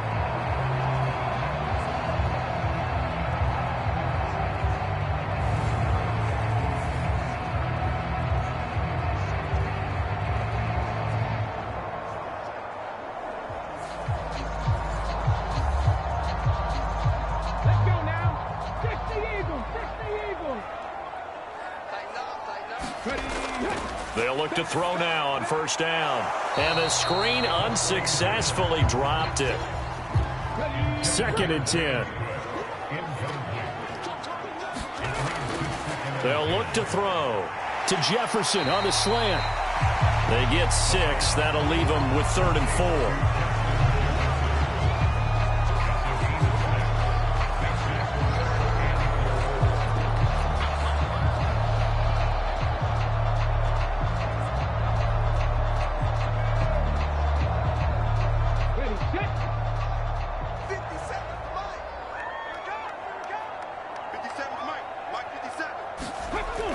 Back to throw again. And he fumbled it. It's on the ground. And it's scooped up by the Jets. And his crew will take over with a football at the 35-yard line. Good job starting on that scramble. Had his eyes on that 1st down marker, CD, but lost the most important thing, the football. Yeah, wasn't quite there. Focused solely on getting to the 1st down marker. Forgot to cover up and take care of the ball. New York's offense back out there and set to go. These guys definitely hoping for a better showing than their last appearance. They couldn't really even move the football much beyond the shadows of their own goalpost, Charles. We'll see if they can get a better, more sustained drive going here. Yeah, and every team that we ever talk to says the exact same thing. When you start a drive from that deep in your own territory, the goal is a minimum of at least 2 first downs, because even if you have to punt then, you change the field position, right? You flip the field a little bit. They didn't get that done. This time they want to string together a nice drive and help themselves out. Now left side, a completion to his tight end. So give him 5 yards there on the pitch and catch. And that'll leave him with a 3rd and 2.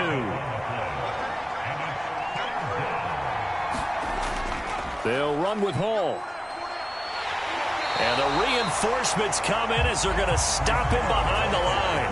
A 3-yard loss. 4th down now. So if you've been playing defense in this one, there's a little bit of the good and some bad, because they did give up the touchdown run to him earlier, but shut him down otherwise. Outside of that, you're exactly right. I would say they've contained him very well.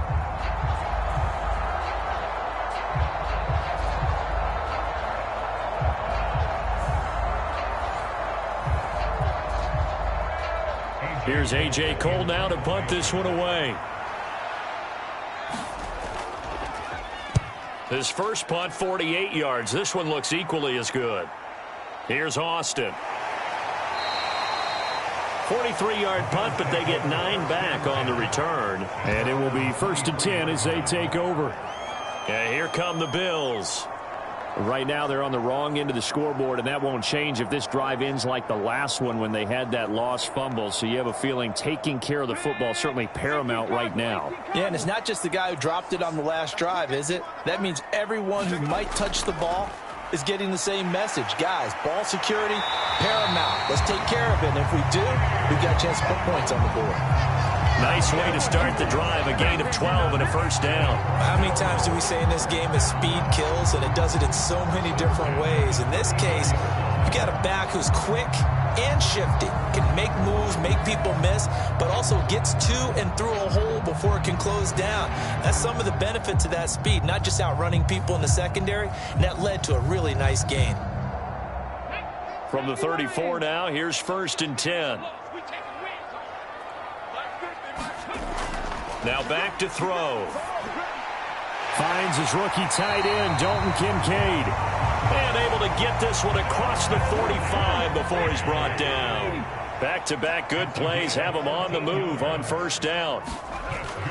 Cook up the gut. And he'll take it across midfield down into Jet territory. From the 47, it's 2nd and 5.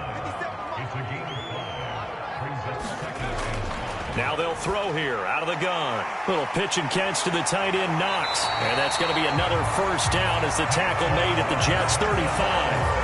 12 yards there as they move the chains. Nice job there of utilizing his big target. He didn't overthink it. Understands the catch radius. Understands that he knows how to use his body to keep defenders away from the ball. And puts it right out there for the nice pickup. Up the middle, it's Cook. And this time not quite to the 30. It'll be down at the 31-yard line. Here's a 2nd and 5. They'll drop to throw. Complete. Jefferson the target. And that's going to be another 1st down as the tackle made at the Jets' 21.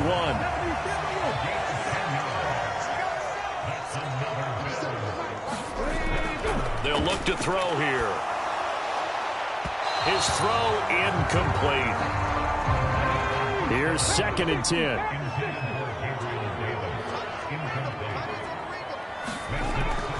Back to the ground, Cook. And he'll get him inside the 15 down to the 14-yard line. This will be play number 9 of the drive here as they need 4 yards on 3rd down. Back to throw here.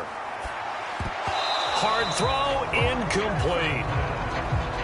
So on 4th down, out is Tyler Bass in the Buffalo field goal unit. This a 31-yard attempt. The kick by Bass is good. And the lead is down to 1 now at 14-13.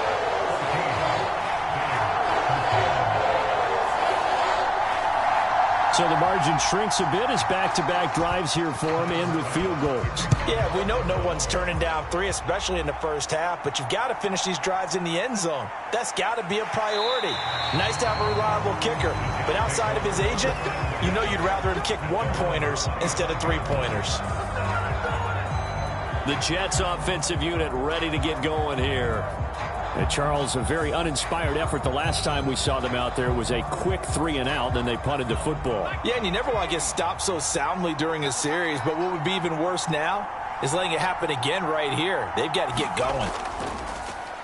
Play action. It's Eason. Nowhere to go here. He lost the football. Oh, and one of the linebackers has got it. And they're set up in a golden position here right around the 10-yard line. He already had the 1 fumble loss, so now 2 fumbles lost here in this first half. Not setting the pace the way that you want it done. I mean, here in the first half, already twice the ball's come out and hit the turf. Got to find a way to take care of it. Otherwise, they may have to start thinking about maybe someone different at that position. So not quite a 1st and goal. It's 1st and 10 from the 10. A 10th carry in the game for Cook. 56 yards on the ground for him so far. 2nd down and 4.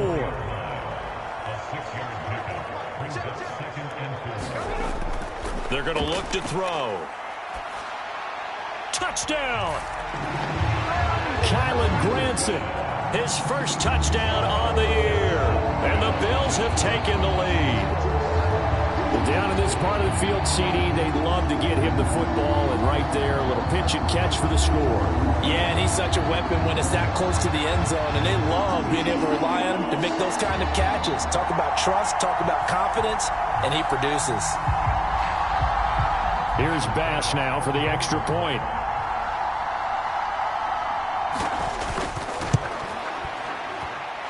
And that'll make this a 6-point game. They had the short field, and they made quick work of it. Just 2 plays to get into the end zone. After the touchdown, Bass to kick it away.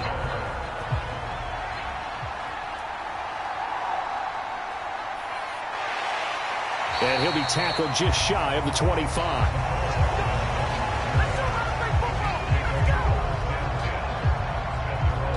Here's the Jet offense now. They head out to take over.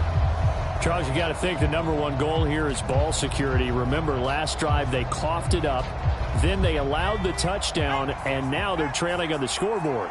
Boy, the way you described it makes me think that that one actually hurt them 3 times. The fumble cost them potential points. Then they watched their opponent get a touchdown off of the fumble. And third, they lost the lead as a result. Really tough sequence right there. I don't think coaches have to remind them to hold on to the football. They've just got to find a way to get it done.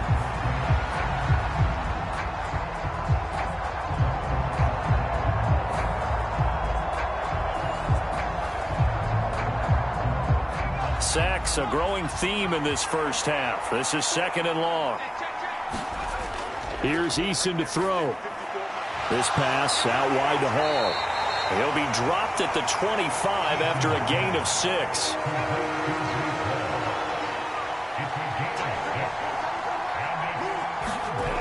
Eason. Oh, and that is incomplete.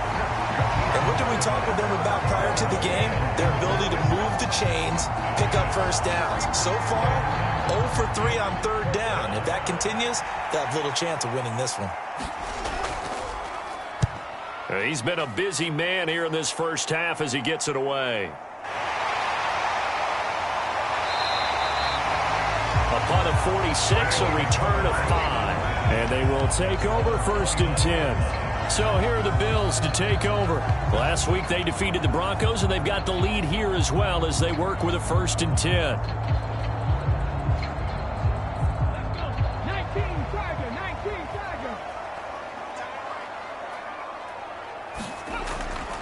They start the drive with Cook.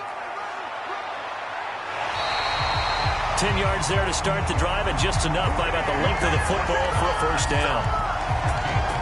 Now, this is an example of breaking down a defense, because on a lot of these runs, he's getting past the point of attack, and guess what he's doing? Forcing the secondary guys to have to make a lot of tackles.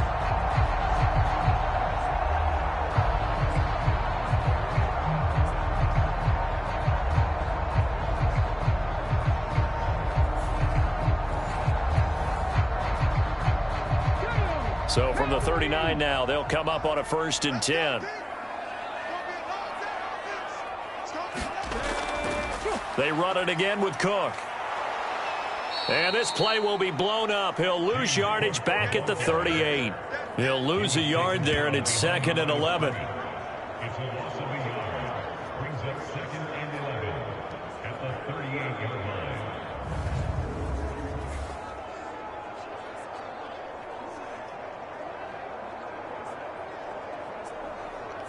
And we've hit the 2-minute mark in this first half of action.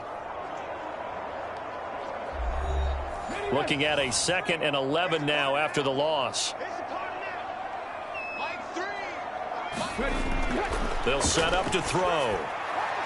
Throw left side, taken in by Jefferson. And he'll be taken down, but not before he works it past the 50. 14 yards, and the Bills will get a new set of downs. Well, they obviously read man coverage their partner, and he got downfield, broke down the defender, made him What do you mean by that, Burrow? Yeah, he made him think he was going to run a different route. Probably thought he was going to take it upfield, and he curls back inside for the completion. Back to throw now on 1st down. Setting up the screen for Cook. And he'll be taken down at the 44-yard line. 2nd and 6. Looking to throw. That's caught by Gabriel Davis. And Davis will have a Bills 1st down as he'll get this down to the 36. Now the Bills are going to use the first of their timeouts as they'll stop it with just over a minute to go before halftime. Again, he'll drop to throw. It's complete. He dials up Davis once more. Now the Bills will use the 2nd of their timeouts as the stoppage will come with a little under a minute to go in this 1st half.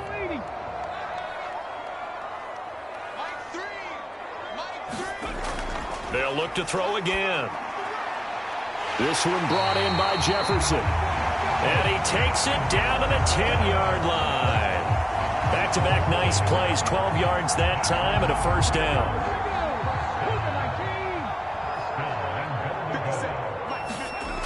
They'll stick with the passing game as he looks to throw. Out to the left, he's got his tight end Knox.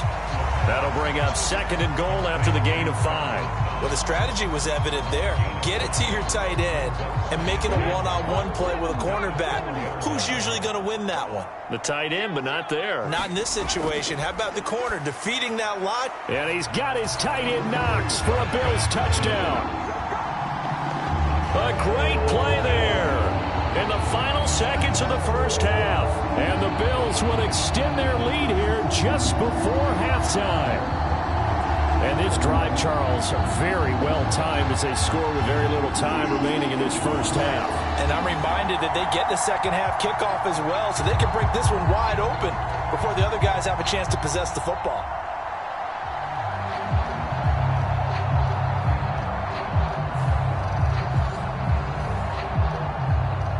Bass on for the extra point.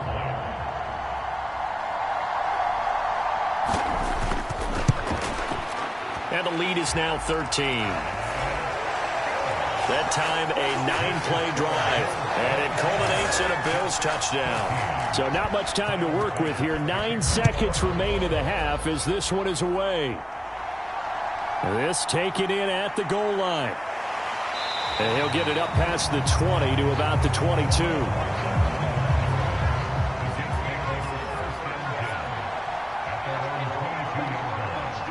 And with time running short here, they'll simply take a knee, and that should do it for half number 1. So we've reached the intermission in what right now is a 13-point game as we send you down to Orlando where Jonathan Coachman has our EA Sports Halftime Report. Coach. All right, Brandon, thanks very much. Things starting to get interesting in this final weekend before Thanksgiving. So let's see what's going on around the NFL. We'll start our tour out in the City of Angels, Los Angeles. And it's the Seahawks who are out in front in the 2nd quarter. Geno Smith throwing the football well. He has 3 touchdown passes. From there, we head east to the land to check on the Brownies at home at Cleveland Browns Stadium. And they were losers in that one to the visiting Pittsburgh Steelers. Kenny Pickett, excellent in the victory, as it's one that pushes his guys 2 games above 500. Lastly, let's motor up to the Motor City.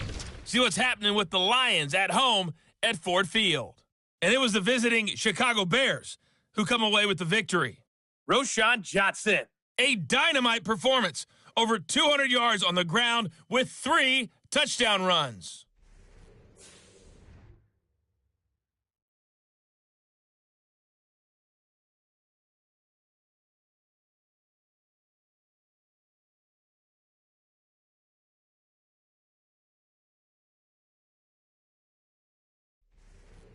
Okay, Coach, thanks as always to you and the gang in Orlando as we welcome everyone back in for quarter number 3. Bills with the lead, and they'll get the football first as the second half is underway.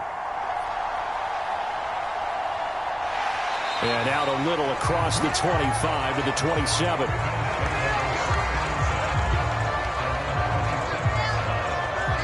The Bills offense set to take over to begin quarter number 3. And despite the turnovers, Charles, and they had multiple in that first half, they still have the lead as they begin this third quarter. And they probably heard some conflicting tones at the half, don't you think? A lot of praise for what they did to get this lead, but also a little bit of scolding because they got to take better care of the football in the second half. But you and I both know the great leaders, they know how to give that little bit of vinegar in there and cover it with a big dose of honey. 2nd and 2. Throwing the slant pattern here complete. And they bring him to the ground just shy of midfield. Back-to-back good plays have him on the move on first down. Give to Cook out of the gun. Oh, a nifty juke there. Not much fun for a guy trying to tackle him. And a determined run there as he's going to take this all the way down near the 40. 11 more yards that go around, a first down as well. They've got the lead early here in the third quarter, and runs like that are how they establish that lead in the first half. I love the fact that you're using the word lead because they are leading from the front, pounding on the defense right now with the running game, and truly establishing themselves here in the second half. So in jet territory now. Here's 1st and 10 at the 41. Here's Cook again. Flashed the stick skills, but didn't get a ton from it. Stopped short of the 35.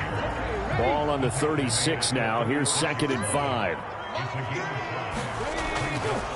Out of the gun. Puts it on the carpet. It's out. And it's scooped up by the Jets. There he goes left side. He'll get it inside the 20. And he takes it to the house. It's a fumble recovery for a Jet touchdown. This defense, Charles, they needed some type of a spark to help get them back in this game. I think they just got their spark. No doubt about it. And you know, that's all they discussed. How can we get ourselves moving again? How can we get our team going? This definitely qualifies. Coup now for the point after. And the lead will shrink to 6. So not only the cough up, but then the pickup on the other side, the scoop, and the score the other way. The fumble return for a touchdown. So here's the kickoff now as they'll get it again following that fumble return for a score. Taken at the goal line. And able to get this across the 20, but not much further as he's dropped it to 23-yard line. The Bills going to take over again on offense. They'll be looking to make amends for the events of a moment ago. A fumble return for 6 points. You absolutely have to protect the football. That's got to be priority number 1 because margin for error is starting to slip away. And now it's down to a 1-score game. They'll try and start this drive in the air. Over the middle, complete. That's Harris. And they're able to get this one across the 35. They may want to go back to that one. First play of the drive, good for 15 and a first down. And this is why trying to cover the angle route is so difficult. Anyone playing the linebacker position, when they see a running back out of the backfield widen because he heads towards the flat first, oftentimes you widen too much and overcommit. He cuts up inside, and this is what we saw there. A nice pickup for a first down. And the Jets pressure too much as down he goes.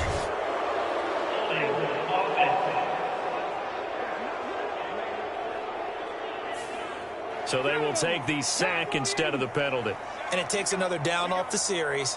But the biggest one of all, do you want to tell the guy who just got the sack that it no longer counts? No. No, not at all. Now a quick throw as that's complete on the hitch route. Calling a gain of 6 on the play. And that's going to lead to a 3rd and 11. Backed up here. Tough spot. Needing 11 yards to pick up the first. Steps away. Pressure comes and down he goes. A loss of 3 on the sack made by multiple defenders.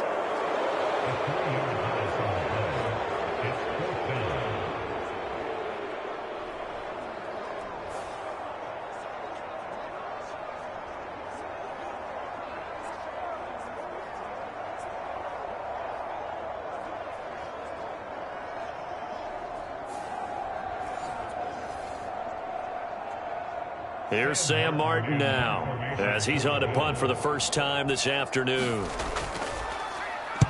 He was only asked to punt once in the victory last week as he sends this one away. Fights loose. 13 yards the tally on the return there. And the Jets will take over 1st and 10. Now the Jets offense, they get ready to head back onto the field.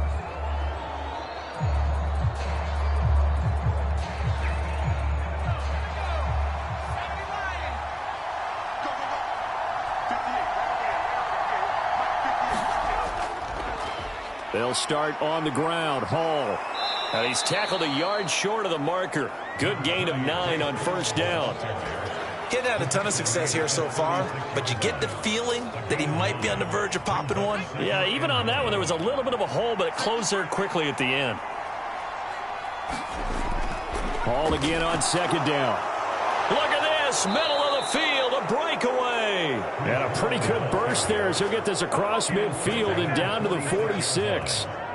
44 yards on the ground for him now on 9 carries. We often give credit to the O-line there. 2 tight end formation. Those tight ends block pretty well also. Yeah, and that's one of the most dynamic positions in football now. The tight ends who can block at the line of scrimmage at the point of attack, and they can also get downfield and catch the football.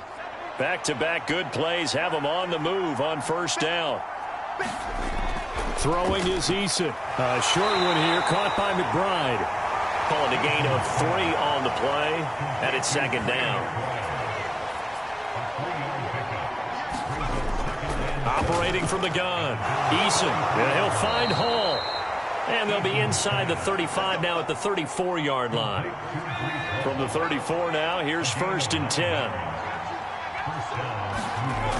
Operating from the gun, Eason, and that is incomplete. He couldn't hold on through the contact. Brings up 2nd down. Throwing again, Eason, and that falls to the ground, incomplete. A nice job of bodying him up defensively, and now it brings up 3rd down. From the gun is Eason. Pretty solid gain of 7 yards that time as he scrambled, but now they face a 4th down. And defensively, they had an extra defensive back on the field, their nickel package, and it made a difference. All the receivers were blanketed, so he tried to run for it, but he came up just a bit short.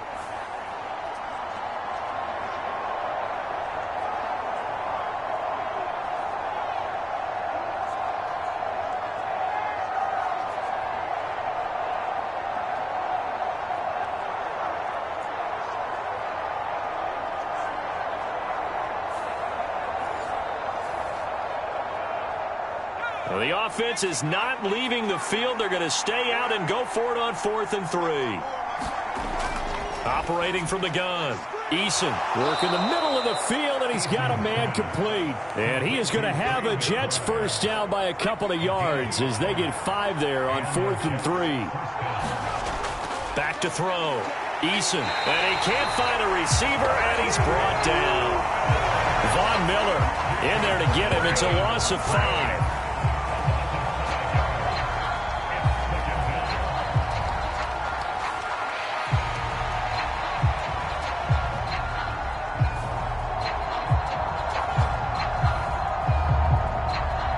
So after a rare misstep on this drive, they'll try to make amends on 2nd and 15. Another try after the 1st down sack. Eason. Now that'll be caught by St. Brown. So 8 yards on the completion there. 3rd and 7 now.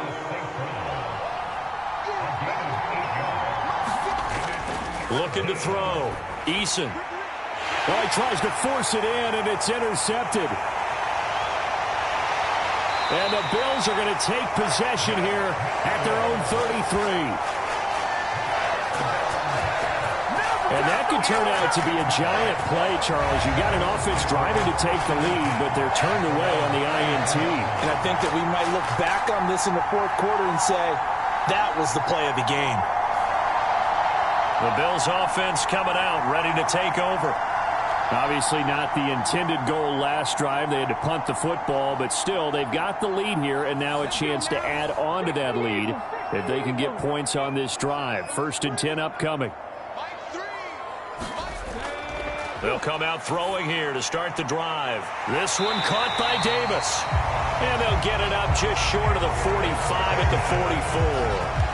A gain of 11 to kick off the drive, and it's a quick 1st down. As they began this drive, I was wondering how they were going to attack since they're playing with the lead. Would they continue to try and push the ball downfield? Well, after one play, it appears that the answer is yes. Now a throw here to his running back. And he'll get it into enemy territory just across midfield at the 49. So the completion good for 7 there, and it'll be 2nd down.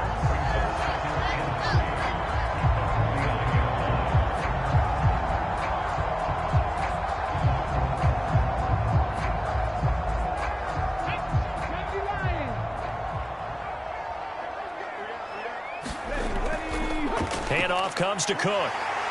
And this time he's able to take it down to the 42. 89 yards on the ground for him now as he's done that on 15 carries. That's a good, nice, crisp run for a 1st down. I wonder if the defense might have been loosened up a little bit, maybe anticipating a pass instead of the run that they got.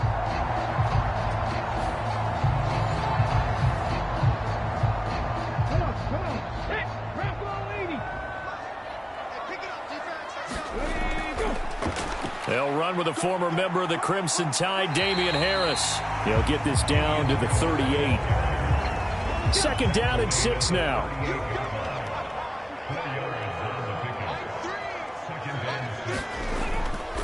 On the delay, here's Harris. And they see right through that defensively as he'll be hit and taken down to the backfield. Now they're going to be dealing with a 3rd and 7. Is that one officially a loss of 1? I'll tell you what, this defense hasn't played its best, but they're still right in this football game. And if they keep making plays just like that, they're going to give their offense a chance.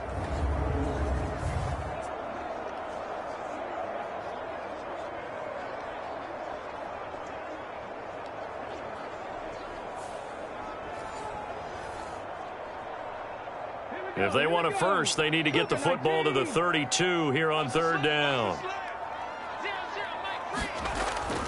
He'll look to throw. Little pitch and catch to the tight end, Knox. And he is going to have a Bills 1st down as they're able to get the 3rd down conversion.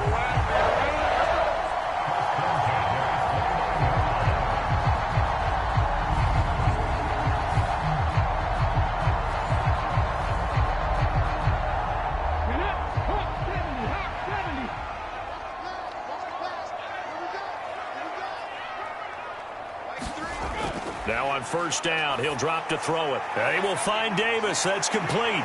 And inside the 20 before he's brought down. And they're not going to get to the line to run another. We will switch ends as the 3rd offense in this 2nd half. Here's 1st and 10.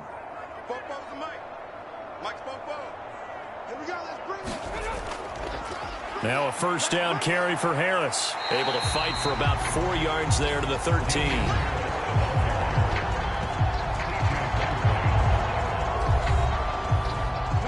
This drive's taken more than 3 minutes off the clock already as they come up on 2nd down. They'll set up a throw. Working. Oh, no, he lost the football. And it's scooped up by the Jets.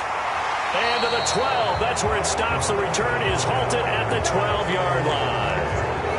All I know, partner, is that with every play call that came in, there was a little discussion about, hey, we can seal this bad boy. We can really put ourselves in a great spot to take total control, and yet they find a way to cough it up. Yeah, the 2-score game opportunity eludes them, and now a chance for the other side to come back here. Yeah, that means defense has to go out there and make some plays themselves.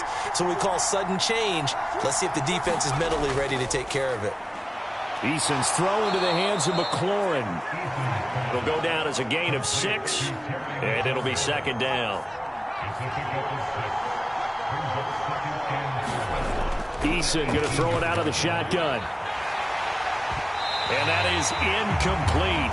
A lot of force bearing down on him there. He could not hang on. It's 3rd down.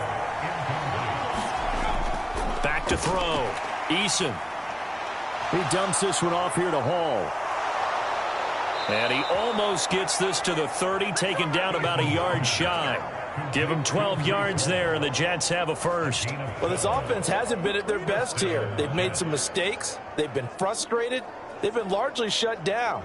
But then you look up and say, wait a second, this is a one-score game. So they're still very much in this, and they're on the move here with a first down.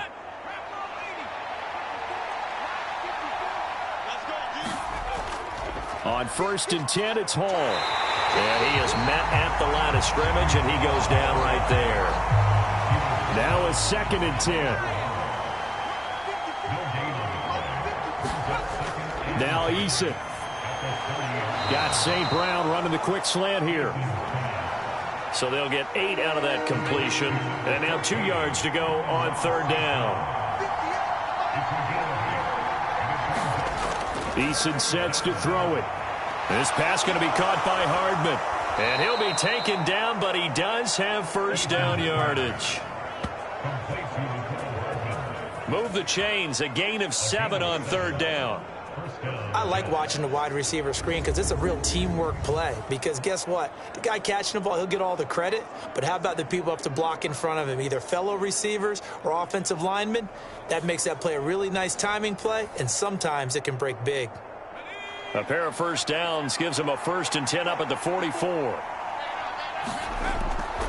Operating from the gun, Eason buying time to his left. And this turns into a nice gain with a slide at the end. A nice job there on the escape and scramble. A first down, a 16-yard gain. If they get a game-changing score on this drive, it's going to be because of plays like that. That run was pure heart. Took it himself, found a way to reset the downs, and advance the ball. So 1st and 10 now in Buffalo territory at the 41. Looking to throw. Eason. A short one here, caught by McBride. It'll be a gain of 5, and it'll be 2nd down.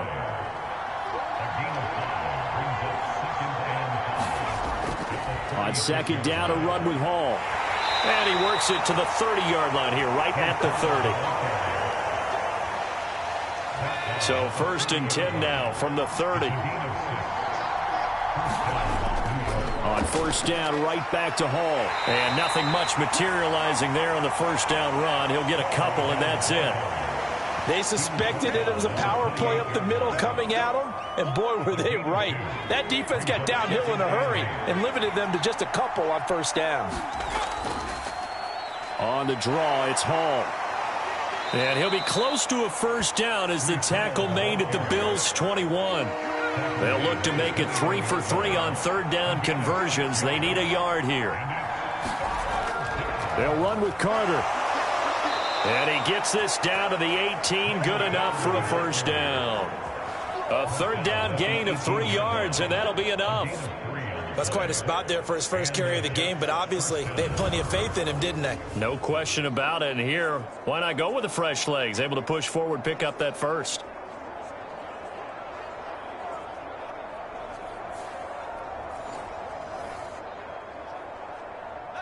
So from inside the 20, here's 1st and 10 at the 18. Now they'll switch it up here and look to throw. They'll set up the screen to Abanikanda. And he is going to lose yardage here.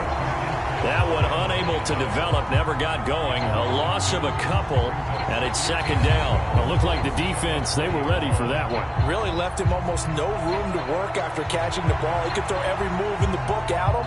They were there, and they tackle him for a loss. A small bit of adversity here on what's been a strong drive as they come up 2nd and 12. Back to throw. Eason on target over the middle to Hill. So the completion good for just 3. And that's going to set up a tough 3rd and 9.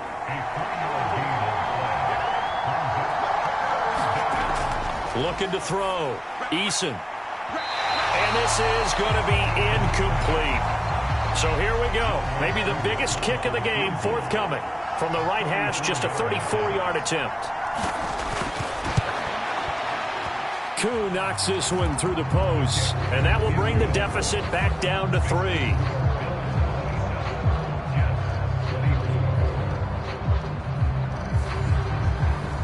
So with that field goal, this one's now back within a field goal. Maybe not the ultimate result they wanted, but gets them that much closer. This game is unfolding like a really good book, isn't it? Because I feel like there's a few more plot twists yet to be revealed before this one is over. And he'll go down as this drive will start at the 25-yard line. Here's the Buffalo offense now as they get set to take over here.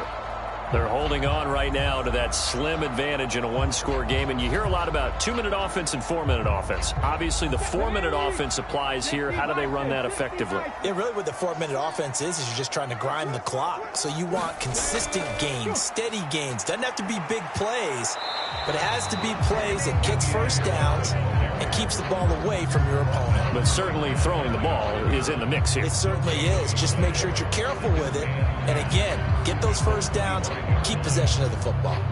And when the defense wins and gives up no yardage on a running play, that's something they can build on and carry themselves forward throughout the game.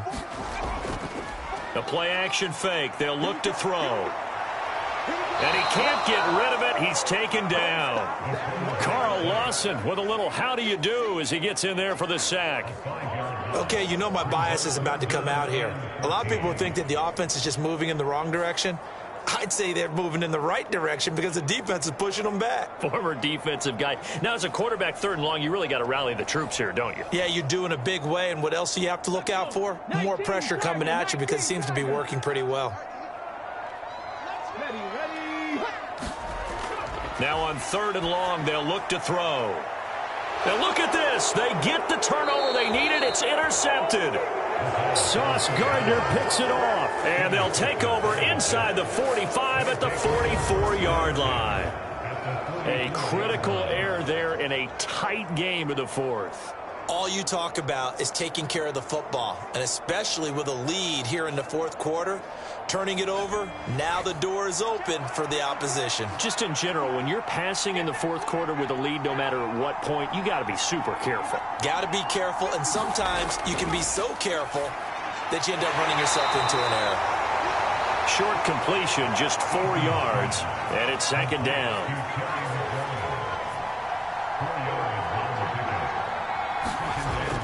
Operating from the gun, Eason. A short one here, caught by McBride. And he gets us down inside the 35 before going out of bounds. So they'll come up 1st and 10 now from the 33.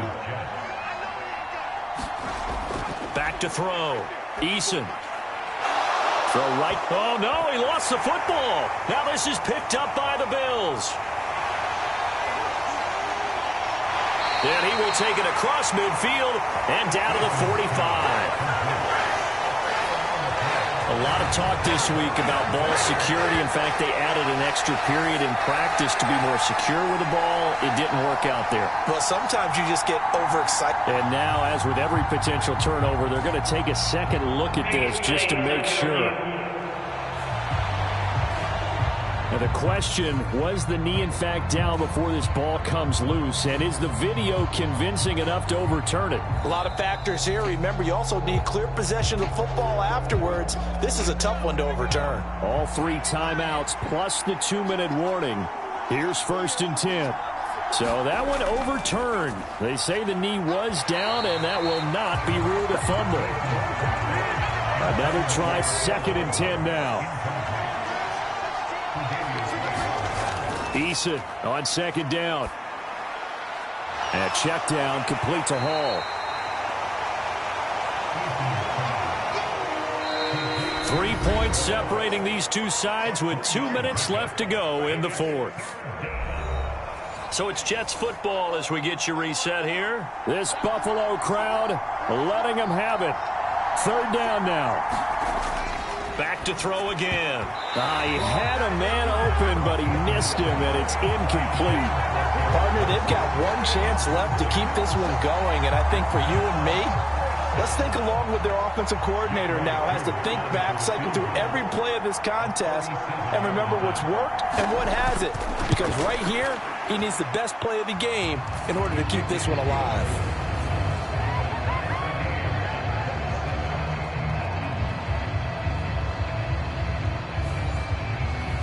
So a big kick to get this back to even. Now the worry is, did you leave too much time on the clock? Because another field goal the other way, that does you in. You're exactly right. You didn't get it to overtime yet. So now as a defense, you've got to think to yourself, you can't play prevent defense and just give up big chunks of yardage in front of you. But you also can't let anyone behind you. So you sit right on the line between the two, play the best defense you can, and not make it easy for them to move the ball downfield. This is 1st and 10. Try to shake off the interception. He'll look to throw. And that one drops down, incomplete. Good coverage there. Forced the ball free, and it's 2nd down. Work with me, partner. Take a deep breath, because that's what they're doing down the field now. That incompletion allowed them to exhale a little bit. Get in the huddle, kind of scan the crowd, see if any celebrities are here. Relax a little bit as they start this big drive. He'll try again with the arm here on 2nd down. Setting up the screen, Harris. And he's upended after a gain of 2 out to the 27. Well, here's a big one. You can just feel it. This is 3rd down now. Completes this to Jefferson. And he is going to have a Bills 1st down as they're able to get the 3rd down conversion. They're going to look to throw. And he's going to drop this down to Harris, middle of the field. And he'll take it down shy of the 45 at the 46. Finding Knox there, complete. The Jets are going to use the first of their timeouts as the clock shows 50 seconds to play here in quarter number 4. All 3 timeouts still at their disposal. Here's 1st and 10 now. A run with Harris out of the shotgun. And he'll be brought down at the 27-yard line. Now the Jets going to use the second of their 3 timeouts. That'll leave them with just 1 remaining in this 4th quarter of play. Again, it's Harris on 2nd down. And he is going to be stopped cold behind the line of scrimmage. The Jets going to go ahead and use their final timeout as they'll stop it with just over 40 seconds to go in the game. They'll come to the line now on a 3rd and 6. On 3rd down, here's Harris. And he'll fall forward to the 29-yard line. Well, they certainly had success throwing the ball on this drive and not as much running it as we just saw once again on that last play. Stopped after a very short gain. But I wouldn't abandon the run totally, because otherwise, pass rushers just tee off on your quarterback. It makes it very, very difficult for him in that situation. So on 4th down, out trots the kicker in a big spot here. 2 for 2 on the afternoon, and a 3rd would win it. And his kick is good. He knocks through his 3rd field goal of the game, and this one is the one that decides it. And the Bills are going to get out of here winners. So it's a victory here for the Buffalo Bills, and it's going to be their defense that gets the ink in the headlines tomorrow, and for good reason. They forced 5 turnovers in this game. And while we were watching this game unfold, I kept thinking about when we did our training camp tour. And something that you noticed along the way. Just about every camp we visited, when the defense got together, everyone was doing ball drills. Defensive linemen, linebackers, secondary, because they understood how vital it was to take the football away. And they wanted every opportunity. When the ball was knocked free, they want all those guys to be familiar with touching the ball so they could pick up the fumble or get the interception. And we saw it pay off in this one here. Yeah, 5 times. They'll remember this one. So for the Bills, they just keep on rolling as they move to 9-2 with a win here. And they will hit the road next week for a date with the Philadelphia Eagles. Meanwhile, for the Jets, they suffered just their 2nd loss as they drop to 8-2 now on the year. And they'll get a chance to redeem themselves at home next week.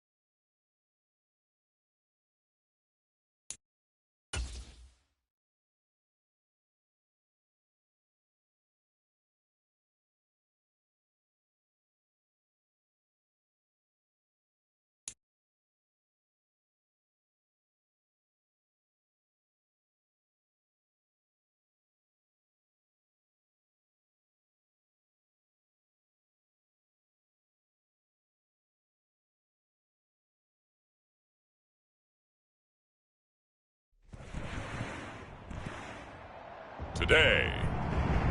From Hard Rock Stadium in Miami, Florida, it's Week 11 of the NFL on EA Sports.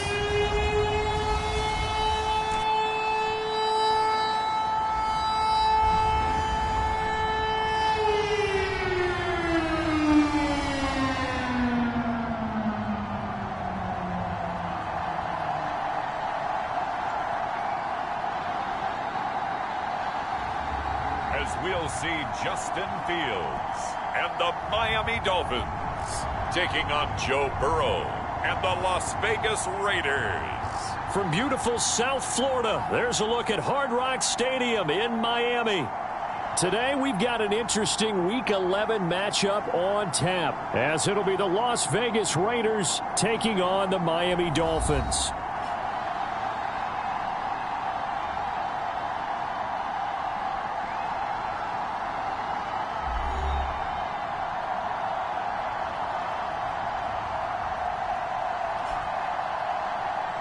With Charles Davis, as always, I'm Brandon Gaudin. Charles, you talk about storylines in this one. I think it begins and ends.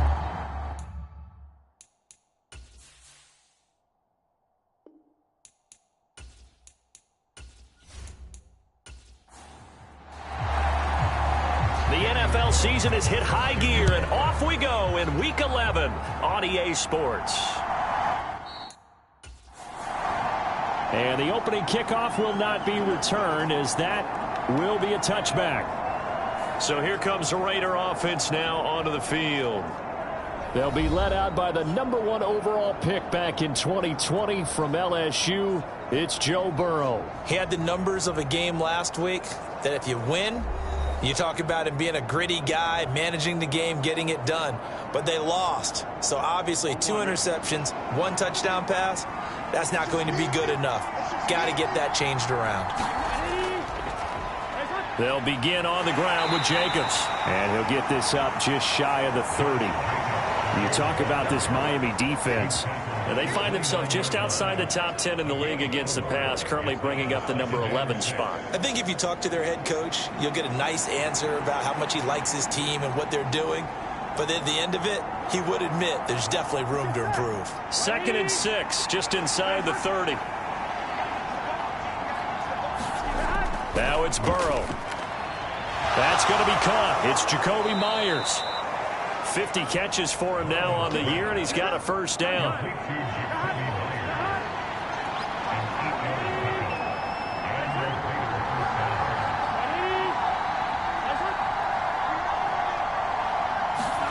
They're passing here. Joe Burrow.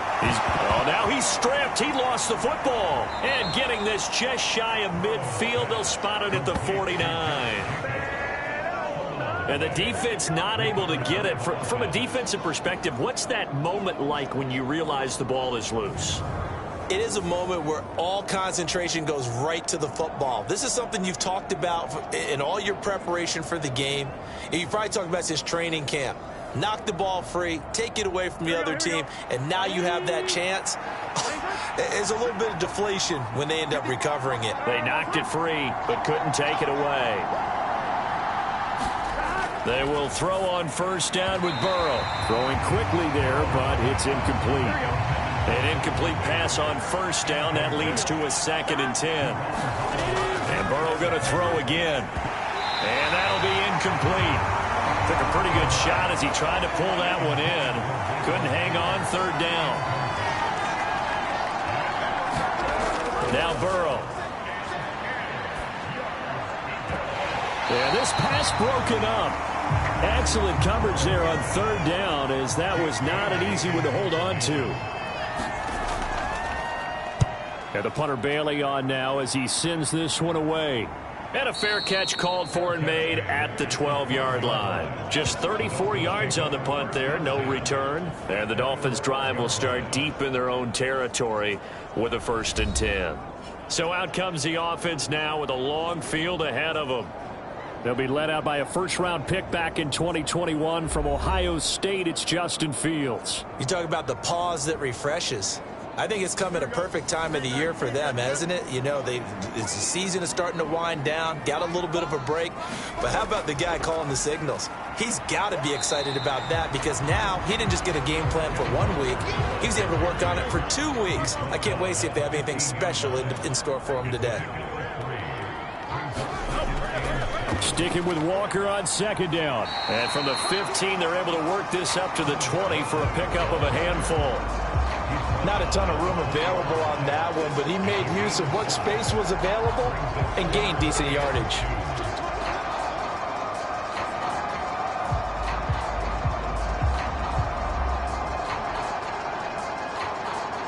They need 2. Here's third down.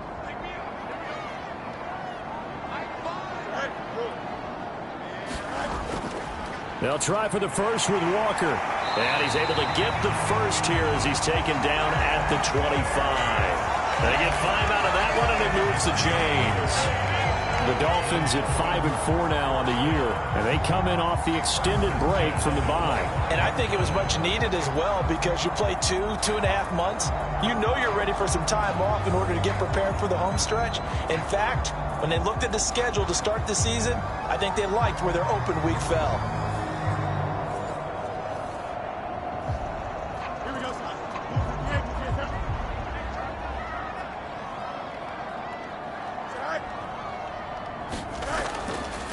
Walker now on 1st and 10. And he's upended at the 33 following a good pickup of 8. Charles, they won last week despite him not running the ball well. They told us need to get him going. Runs like that help. And they talked to us about leaning on him because, as you noted, last week they didn't have to. Still won the ball game. They leaned on other people to give them the yardage that they needed, but they really want him to be that guy, and that's what they're doing early in this game.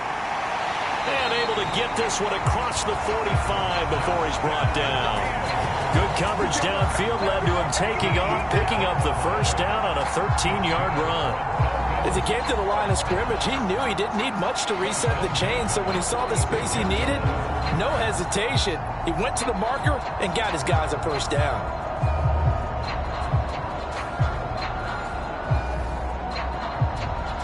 Couple of first downs to kick off the drive. Here's 1st and 10 up at the 46. From the gun, it's Walker. And down he goes at the 49, a 3-yard pickup. Here's 2nd and 7. First carry for Raheem Mostert. And this will be taken across midfield and into Raider territory. They're trying to keep the drive going. This will be play number 8. It's 3rd and 2. They'll try and run here with Mostert. And he will have first down yardage as he's brought down at the 41. Just 4 yards on the pickup, but that's good enough to extend the drive. I know the game's changed. A lot of people would say it's evolved. Look, I'm a little bit Neanderthal, okay? I love this. No exotic formations, no misdirection. Just line up and run the darn ball, pick up the first down. I love it. Yeah, 3rd and short. That's what you're supposed to do. Like you said, old school, smash mouth football. All runs on this drive so far. It's 1st and 10.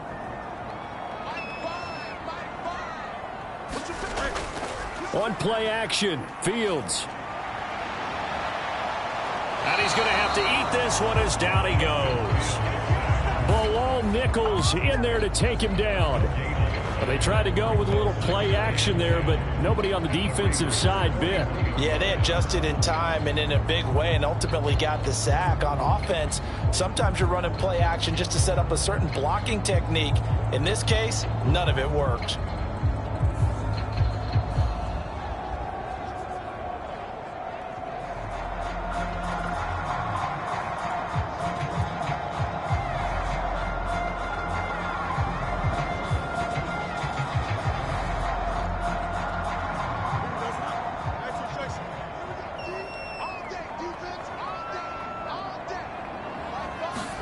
Back to throw, Fields. Johnson with a completion over the middle. And he's going to have another first down as the tackle comes at the Raiders' 29-yard line.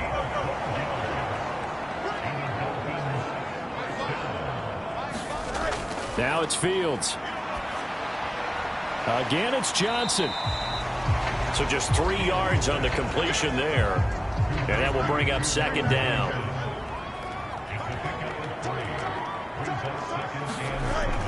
Now to the ground. Here's Walker. Busts through the tackle. And they'll bring him down at the 18-yard line. That one, a first down pickup of 8.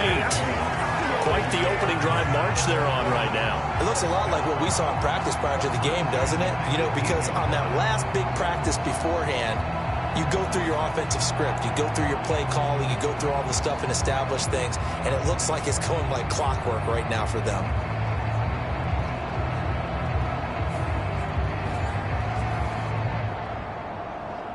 So from inside the 20, here's 1st and 10 at the 18. Back to Walker on 1st down. Just a yard on the first down carry, so it's 2nd and 9. He's had success on this drive, but not on this play. Finally, they bowed up defensively. I think they were determined not to let him take it pretty much all the way down the field. Yeah, it looks like they handled their run responsibilities correctly this time. What we call them run fits, everyone was in the right place. On 2nd down, it's Walker. And he'll get 7 yards from the 17 to the 10 before he's taken down. 3rd and 2. Now it's Fields off the bootleg. Throw out wide to Walker. And he will be very close to a first down, but I see the closed fist of the referee, and that means 4th down. Instead of throwing it downfield, Charles, they just tried to dump it underneath there. You like the call? I do. I think it's a high percentage play because you get the completion, and what you're counting on is your back to use his legs and his elusiveness to make people miss and pick up the first down. In this case, it didn't happen.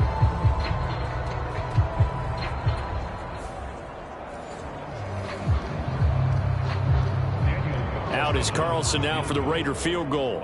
From the left hash, a chip shot here.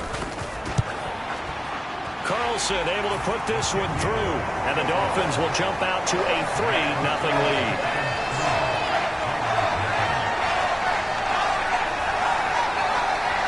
So they're content to take the 3.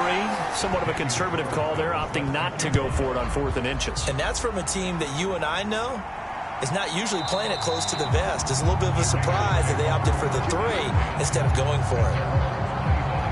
Second drive of the game coming up for this Las Vegas offense. The last series for them, a little disappointing, forced to punt. And now they'll try to do better here and come away with some points as they begin this drive. 1st and 10.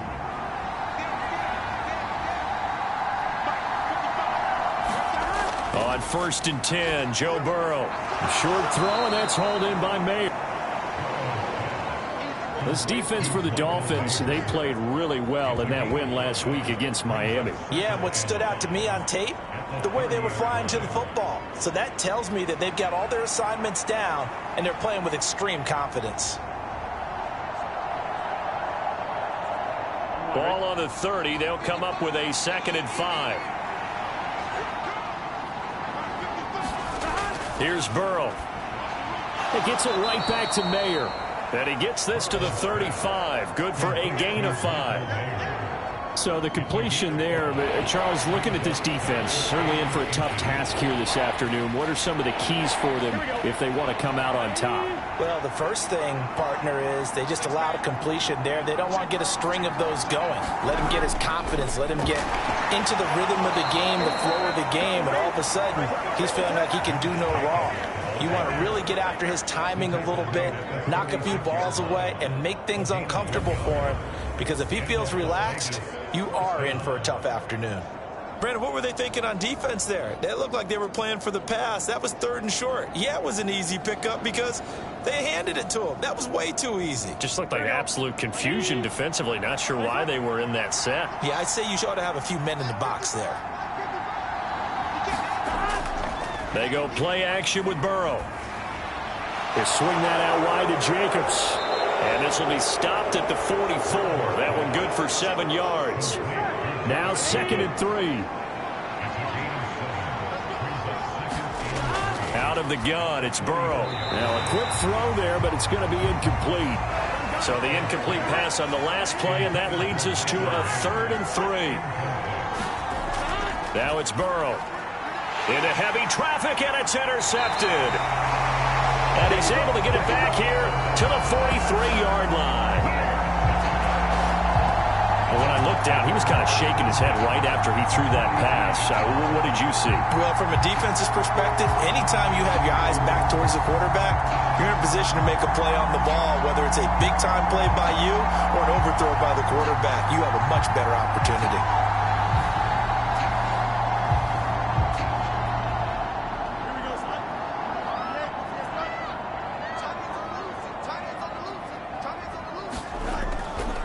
Play action. It's Fields. And he'll be taken down as that will take us to the end of the first quarter of play. 3-0 after 1 on EA Sports.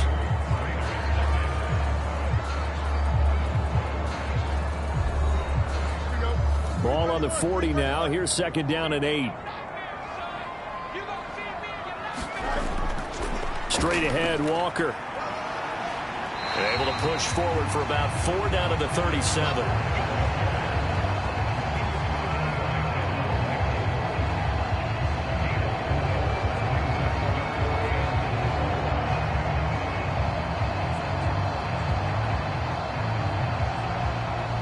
This offense so far on third down, they've been okay. 2 for 3 thus far. This is 3rd and 4. Fields now to throw. Able to find the open man. That's complete. And all the way inside the 15 before they drop it. That third down conversion good for 23. Oh, that was a nice job there. Quarterback and receiver reading the pressure that was brought. They both knew it was going to open up the middle of the field. Nice little shake and bake at the line of scrimmage. Got right into his route. And the quarterback hit him in stride. And he was able to run free after the catch. They had to settle for 3 last drive, hoping this second go-around ends in 6. In good position, 1st and 10. And effective running here. He'll take it down inside the 10. Ball on the 8. It's 2nd and 4.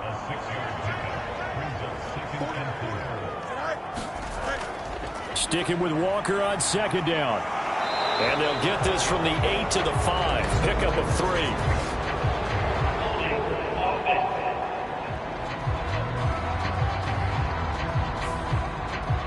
They'll come up now on a 2nd and long after the hold. Fields. And a quick throw here, that's complete. That's a gain of 11. Would have been a first down if not for that penalty moments ago. 2 yards still to go. 3rd down now. To throw is Fields. And that is caught. Touchdown, Miami. DK Metcalf. His 3rd touchdown now on the year as his guys are able to extend their lead. On those slants, everything happens so quickly. What makes it work?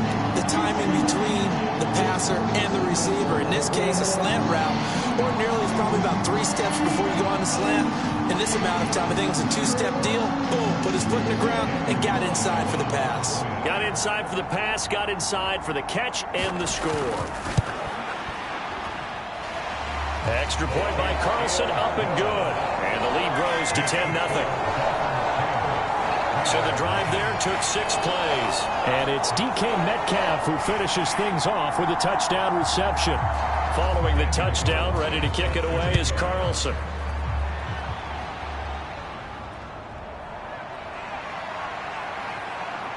And it's a pretty good return here as he'll get this up to the 29.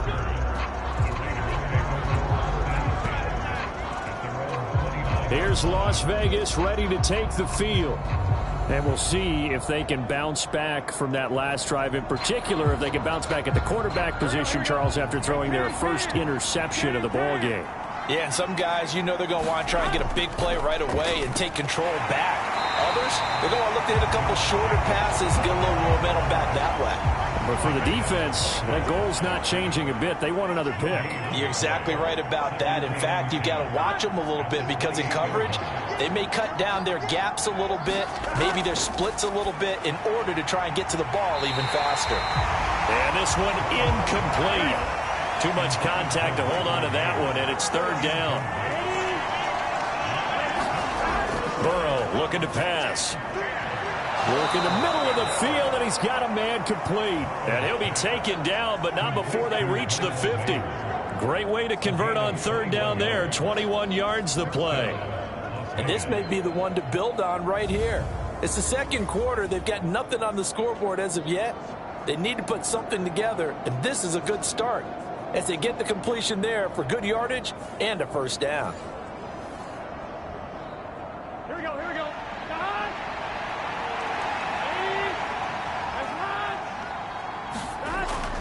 Here's Jacobs on 1st and 10.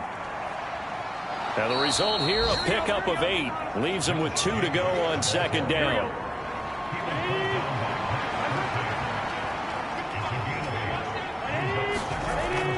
Off the play fake, here's Burrow.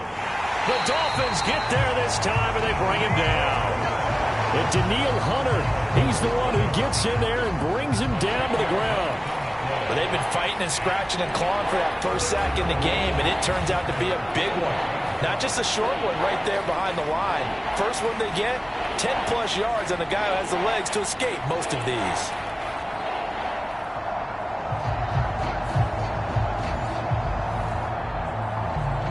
Here we go. Dolphins bring on an extra defensive back on 3rd down. Burrow will throw.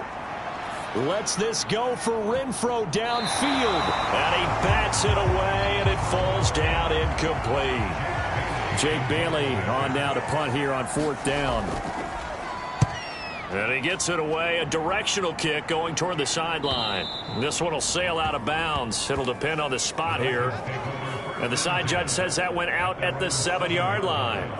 Let's go old school there. That's absolutely a great coffin corner punt. Someone's put some time in working on that, hasn't it? Seems like every year these guys get better and better. It's amazing how they can command that football through the air. Yeah, they used to actually practice with hula hoops where they place them and try and put them there. Now a lot of guys use barrels on the sidelines to try and put the football in one.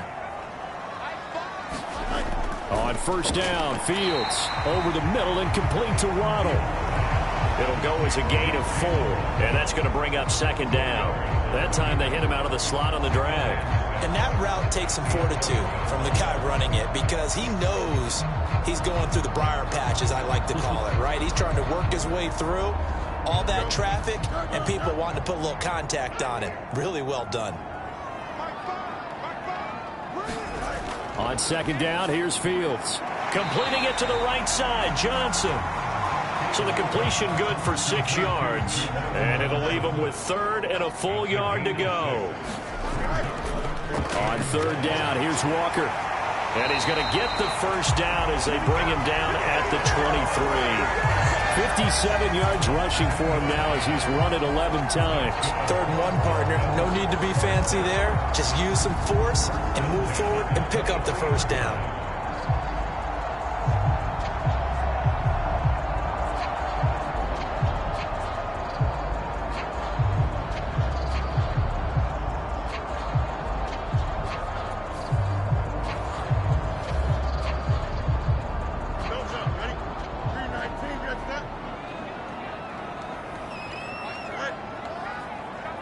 They'll bring the tight end in motion right here.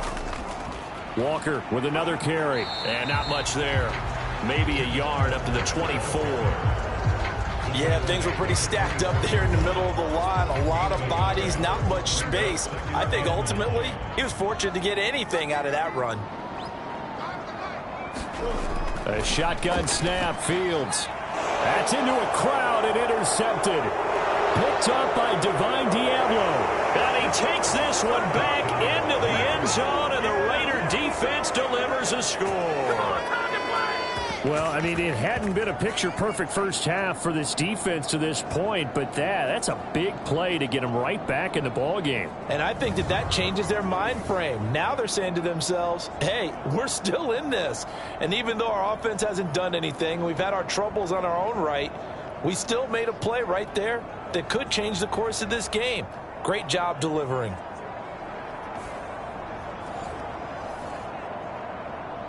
Jason Sanders now for the extra point.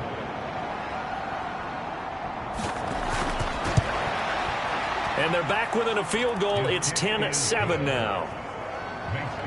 So the defense creating some points, not only getting the interception, but then returning it to the end zone for the pick six. So they'll get another shot on offense following that pick six, and now the kick is away. And this will be a touchback as Grant opts not to return it. Miami's offense set and ready to go. They were winners the last time they took the field, which was 2 weeks ago. They had the open week last week, so this is a squad that should be really refreshed and ready to roll. I would agree, because when you get that open week after a victory, it does wonders for everyone. Obviously, your body get a chance to heal up, but your mind as well. You feel good about winning, so now you can get away from it for a few days, put down the playbook, turn off the film. Just be you. Enjoy that time away, and then you come back ready to go. That good for 21 yards on the catch and run. As long as you go through your proper reads and progressions, the drag route can be one of those old reliable plays, because usually it's good for a good chunk of yardage, as we just saw there. And those guys like it, right? They can get the ball with a full head of steam. Especially against man coverage, because man coverage, they're typically running away from someone and not worried about traffic coming out on the other end. Up the middle they run. It's Walker. And this will be taken across midfield and into Raider territory. From the 48-yard line, here's 2nd and 4. Sticking with Walker on 2nd down. They give him about 4 on the play, but he's marked short, so it'll be 3rd and about the length of the football. They run again with Walker, and he's taken down at the 43, but not before picking up the first. Look, I realize on any play call, when it's properly executed, it can go for a touchdown. But the runs that really make it work are the ones where you just get what you need, right? He barely got the first down, but he got it.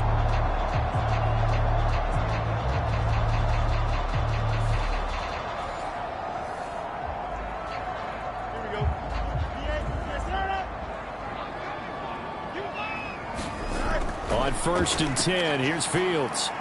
He's going to drop this underneath to Mostert. And they'll be inside the 35 now at the 34-yard line. And that's good for a pickup of 10 yards. And they'll be left with a 2nd and about a foot. As a passer, you're always trying to find that open window to throw the ball downfield. How about this one? Right in the middle of the field, right in the heart of a defense. Still a few inches short of a first down as they come up now on 2nd down. A run with Mostert up the middle. And this time he's not going anywhere. They'll get him down right at the line of scrimmage. The offense on 3rd down tonight, they've been excellent, 6 for 7. They're looking at 3rd in the nose of the football. Here's Fields. Pass taken in by his big tight end. And he is going to have the Dolphins first down, and he'll have it by plenty as they're able to keep the drive alive on 3rd and inches.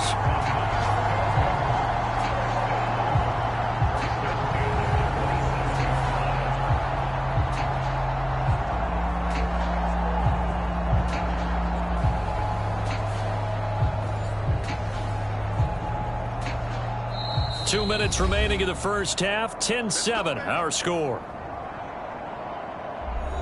Coming up at halftime, I'll go from one personality, that's you, Charles Davis, to another one in Orlando, the coach. He'll have stats and scores from around the NFL. You and Jonathan. Into a sea of defenders and intercepted. And the Raiders are going to take over once again, and they'll have it at their own 8-yard line. And that now 2 interceptions thrown in the second quarter. And a lot of people look at these guys and they think to themselves that maybe, possibly, they're still thinking about the first one. And they probably are. I think in this case, he's just trying to atone for the first interception. Tried a little bit too hard, maybe forced it a bit, and instead created a second one. The Vegas offense ready for their next possession. They got the ball now following a big play, keeping the other guys out of the end zone. Now they'll start deep in their own territory, 1st and 10. First down, here's Burrow. Got his man complete over the middle. It's Jacobs. And they'll bring him down here right around the 17-yard line. So not quite a first down just yet as they come up on 2nd and less than a yard. Burrow's throw pulled in by Renfro.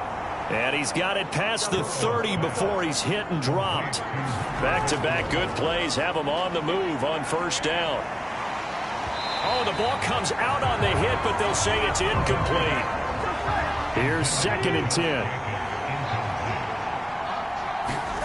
Here's Burrow setting up to throw it. That's caught by Myers. And he'll be taken down, but not before they work it across midfield. The Raiders going to use one of their timeouts as they get the stoppage with a little over 50 seconds to go in the first half. Throwing again, it's Burrow. Oh, and his early struggles continue. Here's another one intercepted. And the Dolphins are going to take over a couple of yards shy of midfield.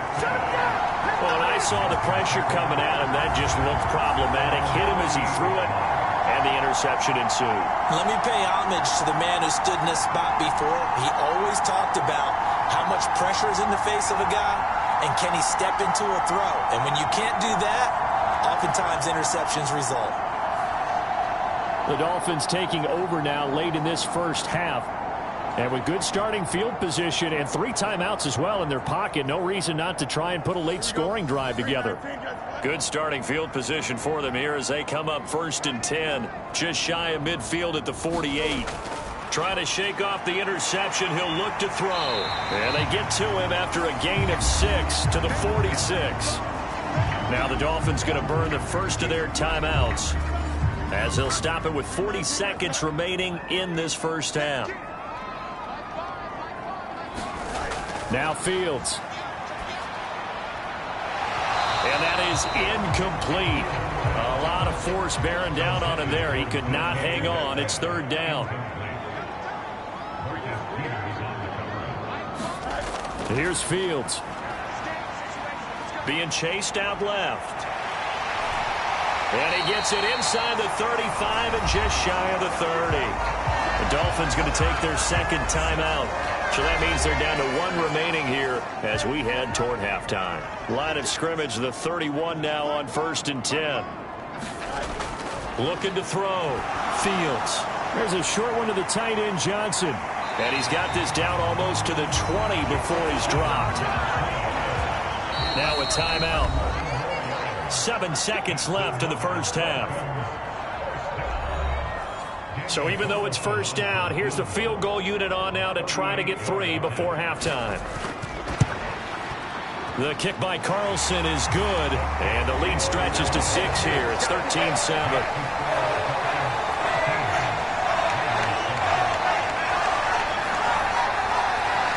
So a capper there to a pretty good first half. And I love the way that they put a chokehold on the clock and pretty much drained everything before they put the field goal on the board as they headed into the half.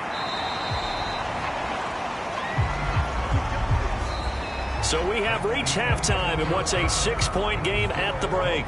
As we send you up to Orlando to check in with Jonathan Coachman and our EA Sports Halftime Report. All right, Brandon, thanks very much. Things starting to get interesting in this final weekend before Thanksgiving. So let's see what's going on around the NFL. We'll get started up at Cleveland Browns Stadium in Cleveland. And it's the Steelers out in front in the 2nd quarter. A touchdown pass there for Kenny Pickett. From there, we take the trip across Lake Erie to check on the Lions at home in Detroit. And you can see, currently they trail in that ball game. Roschon Johnson, well over 100 yards on the ground with a pair of touchdown runs. Finally, let's get down to Houston. Check on the Texans at home at NRG Stadium. As you can see, the score there in the 2nd quarter. The rookie, C.J. Stroud, taken number 2 overall with 2 touchdown passes. We got an excellent first half from the dynamic quarterback, Justin Fields. He had a touchdown pass in that first half, helping his guys to a halftime advantage.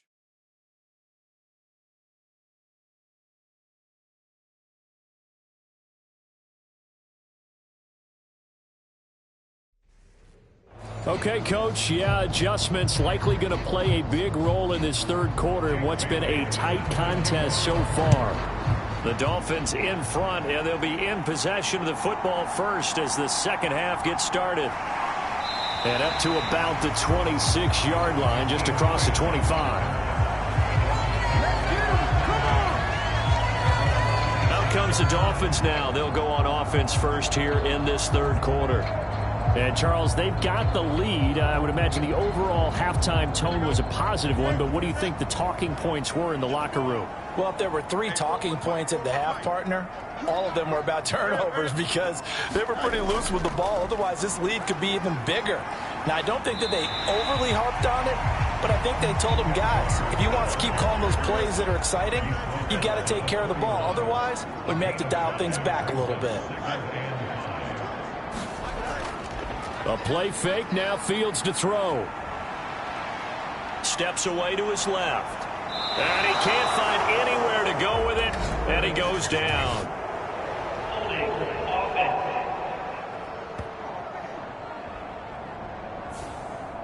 Now they face a 2nd and long following the holding penalty. Sticking with Walker on 2nd down. And he'll take it ahead to the 28-yard line. And the Raiders call on a nickel set for 3rd down. Operating from the gun, Fields. And the catch made by Johnson. And he gets this up to the 34 out of bounds there. And that's good for a gain of 6. And that'll bring up 4th down.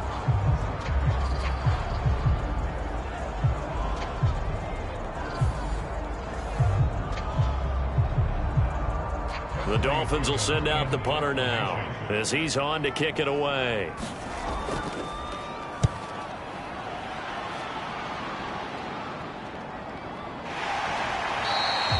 It'll be a net of 39, 41-yard punt, 2 on the return. And it'll be Raiders football 1st and 10.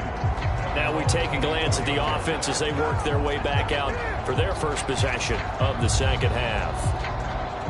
And their defense did its job by forcing the punt to start things out. And now, Charles, can the offense get in gear?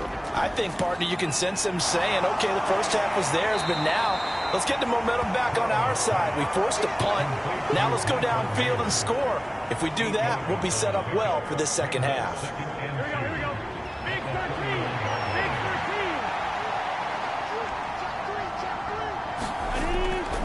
13. And they go play action now. Burrow lets this go for Renfro downfield. And now Burrow going to be intercepted yet again. It's Deontay Banks with it. And the Dolphins are going to have the football here at their own 35-yard line. Well, we saw plenty of that during his much-heralded college career. He parlayed that into becoming a first-round selection. And now here he is making interceptions in the National Football League. And this is a guy that has all the physical tools, but the thing that sets him apart is what he's got between his ears. And that's the sixth sense for knowing where the football is going. Just an excellent play there to create the turnover. They've got good starting field position as they come up here 1st and 10 at their 35-yard line. Here's Walker to start the drive. Robert Spillane, the linebacker, there on the tackle.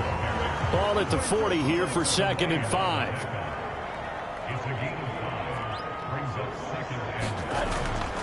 Sticking with Walker on 2nd down. And he'll get it out a couple yards shy of midfield at the 48. 94 yards rushing for him now as he's done it on 19 carries. Well, you certainly have to give a little credit here because they're playing this game now at their pace. This is ball control football, sustained runs, taking their time and making it work.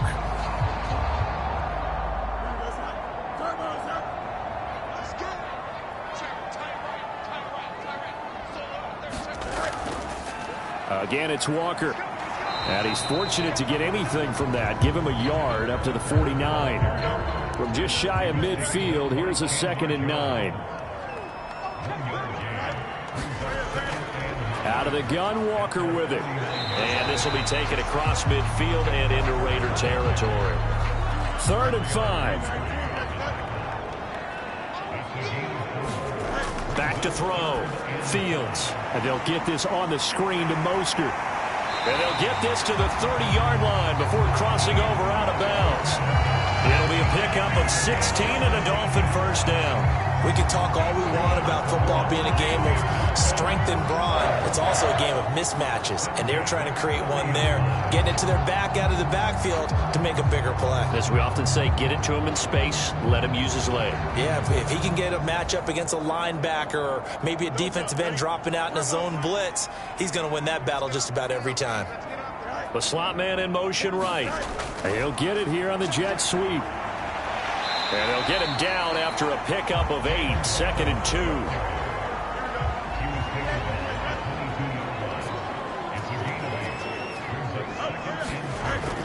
2. Off play action, Fields. And he can't find a receiver, and he's brought down. Tyree Wilson in there to get him, and that is sack number 6 now for him on the year. And that CD, another sack for the young rookie linebacker. Well, getting after the quarterback certainly has not been much of a problem here in his rookie season. It certainly hasn't, Brandon, and the instincts that have made him a great tackler, I think coupled along with some film study and some great anticipation, that's also made him a great pass rusher as well. A long way to go here on 3rd down for the 8th play of the drive. Operating from the gun, Fields. This one goes underneath to Walker. And they're going to get him down well short of the first as he can only get this to the 30. That one good for only 6, and it leaves him with a 4th down.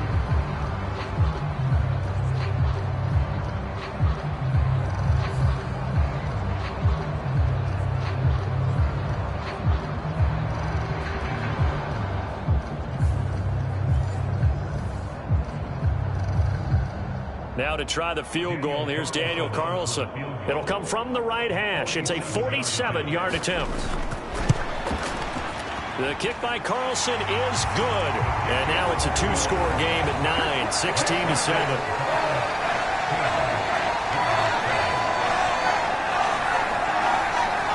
You think about it, that's a pretty important second-half field goal, Charles. That now stretches this to 2 possessions and really kind of ratchets up the pressure on that opposing sideline. It certainly does, because that interception and adding a field goal to it, that puts them in firm control of this game right now.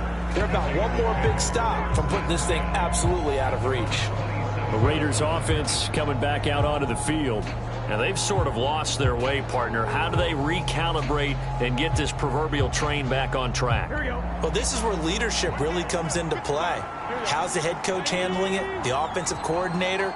Sometimes they just make a joke. All right, guys, had your fun? All right. Throw it out the window. Yeah, let's get back on track here. And sometimes that'll work just fine. I guess it's time now to lean on that leadership. From the 32-yard line now, here's 2nd and 5. Now it's Burrow. Very quick throw. He's got Myers.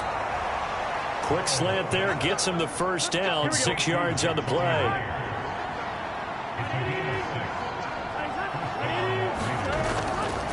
Here's a handoff to Jacobs running left. And some good acceleration there as he's across midfield to the 48-yard line.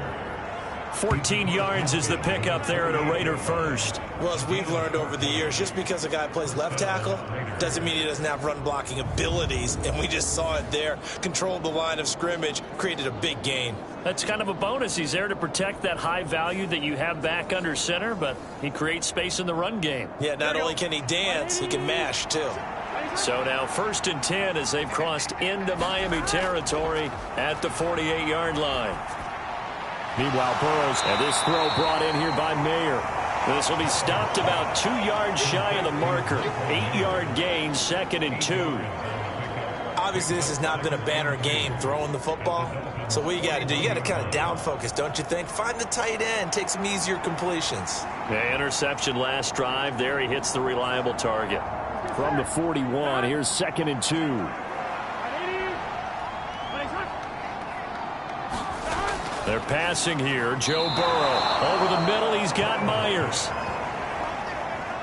They only get 5 out of that quick slant, but that's good enough for a first. Now Burrow. It's Myers again with another catch. And he's going to get a solid gain of 9 before being brought down. Second and right at a yard.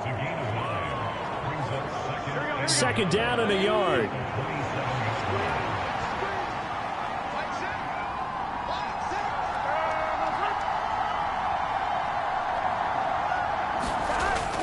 A handoff. Jacobs running to the left. And he is going to lose yardage here. That's a big loss of 3, and it brings up third down. Up front, the struggles continue for this offense among the line. What can they do? Change the play calling? What? I think part of that, yes, changing some of the play calls, some screens, some draws, some misdirection. You want to run any type of a play that will influence these guys to continue to get upfield and find a way to use that against them and slip things in behind them. So some quick passes could work as well.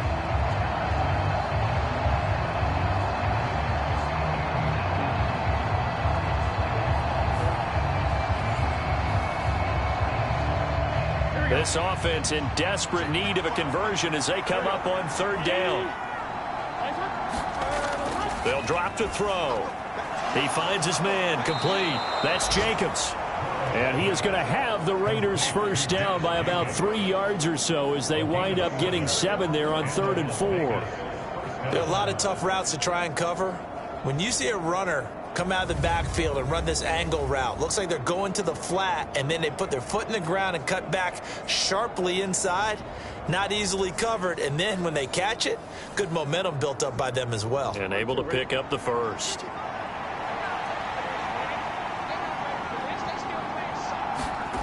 Throwing now, Burrow on first down. And that is incomplete. Oh, the coverage a little too good there, and it's second down.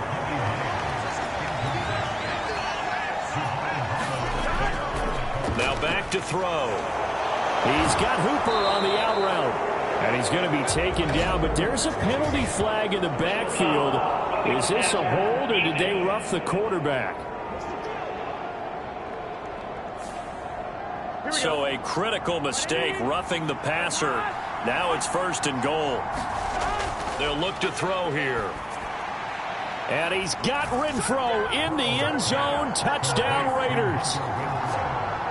It's a 6-yard touchdown pass. And the Raiders have cut it back within a score. And all about timing there on that short slant, Charles. Exactly right. That was timed up so well. The route, the throw, touchdown.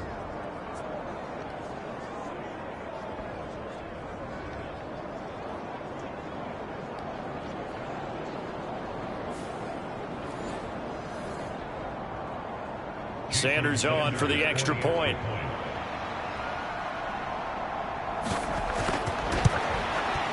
And it's good. It cuts it to 2. 16-14 our score. So that one a pretty time-consuming 10-play drive. And it was Hunter Renfro who capped things off with a touchdown reception. Bailey now to kick it away after the touchdown.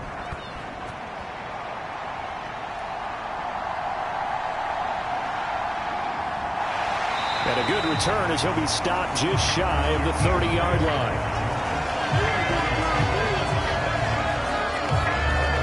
Dolphins offense returning to the field. Pretty important third quarter drive for them. Momentum has sort of shifted the other direction after that last touchdown as they nurse this small lead.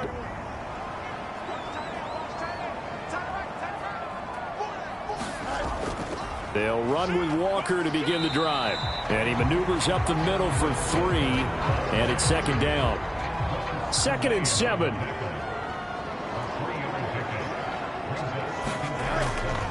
Sticking with Walker on second down. 108 yards rushing for him now in the ball game. Here comes third and the length of the football. Now it's Fields.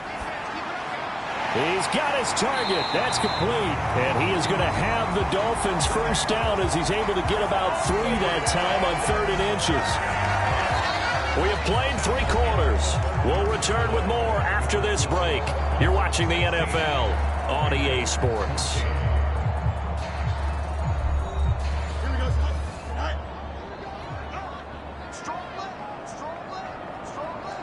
They'll bring a receiver in motion left. They'll fake the jet sweep and go instead with Walker. And a good physical run that time. He's going to wind up gaining 5 on that one. Here's a 2nd and 5. Sticking with Walker on 2nd down. And he'll be brought down at the 48-yard line.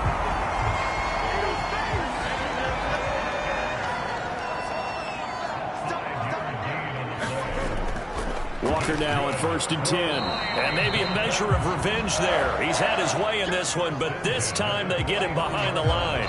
Officially, it's a 1-yard loss. That's going to bring up 2nd and 11. Partner, I know my grade school teachers never would believe this, but I can absorb a lesson. I think there's a lesson in this one.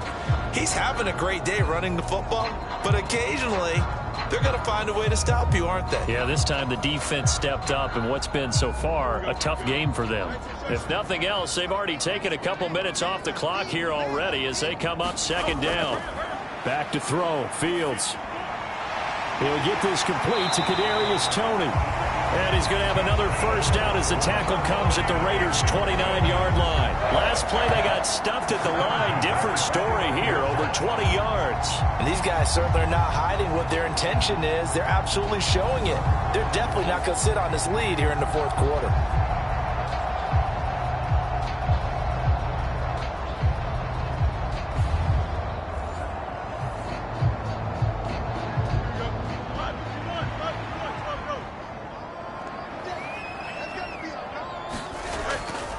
A give for Walker running right to the 27-yard line. Well, that's not a run that's going to make any of the highlight tapes, but they've been moving it well all game on the ground. This is another one that keeps them moving forward. Looking to throw on 2nd down, Fields. And Fields going to have the 1st down before sliding to a hole to avoid the contact. They call it a gain of 19, and it moves the chains. It's getting cold in here, partner, because it looks like he's trying to ice this one away. Yeah, I know, bad dad joke, but what the heck, right? Scrambling for that first after the D blanket his receivers, that's a backbreaker for the defense. They finished this drive off with 6, and this one could be over. Here's Walker. And he's going to press this one forward as they stop him right around the 1. 2nd and goal from the 1. Now they'll switch it up here and look to throw. To the goal line, but it's incomplete. A lot of tired bodies on that field, but this is a big play. 3rd and goal. Walker is into the end zone. Touchdown, Miami. Well, he's been the workhorse on this drive, and it would have been unfair to bring someone else in to finish the job. So they go back to him again, and he delivers with a touchdown run.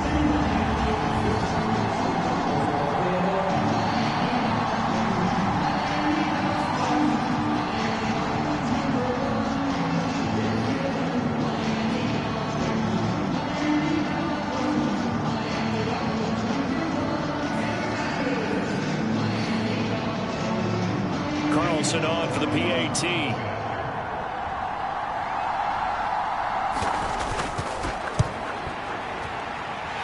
And that makes it a 9-point game. So that drive, 12 plays in length. And it was Ken Walker finishing things off with a touchdown run. Following the touchdown, ready to kick it away is Carlson.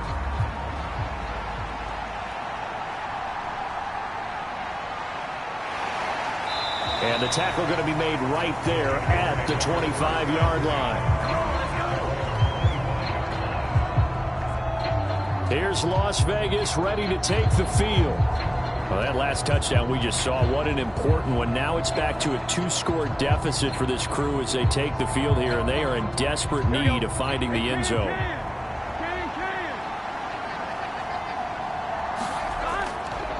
They go play action with Burrow.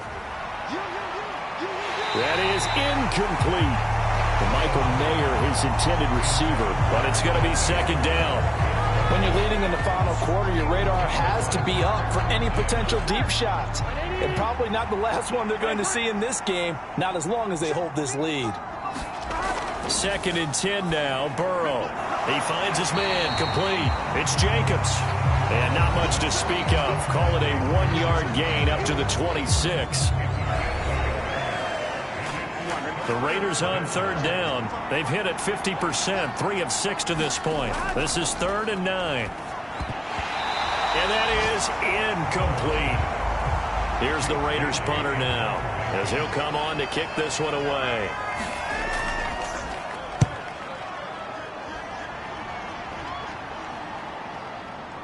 Here comes Grant on the return. And he is out of bounds right around the 34. It's a 47-yard punt, but they did give up 10 on the return. And it'll be Dolphin football. Out comes the Dolphin offense now as they get set to take over here. Well, there are 2 scores on the plus side. Still time here in this 4th quarter, but maybe you start thinking about playing keep away? Yeah, I think here's the situation. You're not thinking touchdowns anymore. You're just thinking first downs. To keep up with your theme there playing keep away, first downs, they can't touch the ball. 132 yards rushing for him now as his sensational afternoon continues. Here now, 2nd and 4. Fields now to throw. There's a short one to the tight end, Johnson. 8th catch for him now. He's been a big factor. And it's a first down.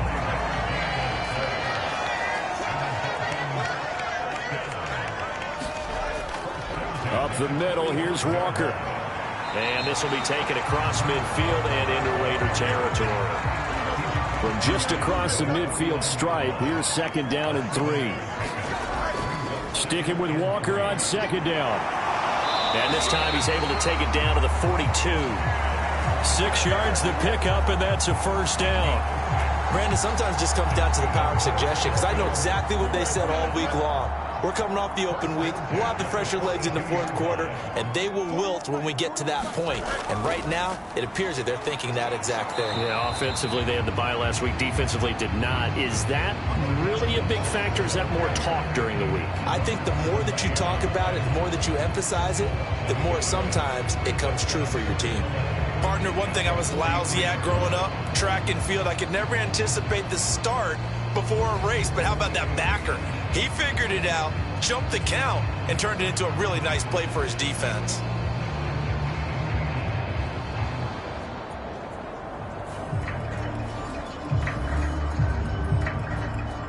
So after the loss of a yard, they'll look to push forward here on 2nd down and 11. Out of the gun, they'll look to throw. A quick target here, complete to Metcalf. And he's going to have another first down as the tackle comes at the Raiders' 26. 17 yards on the pickup there. The drive will continue.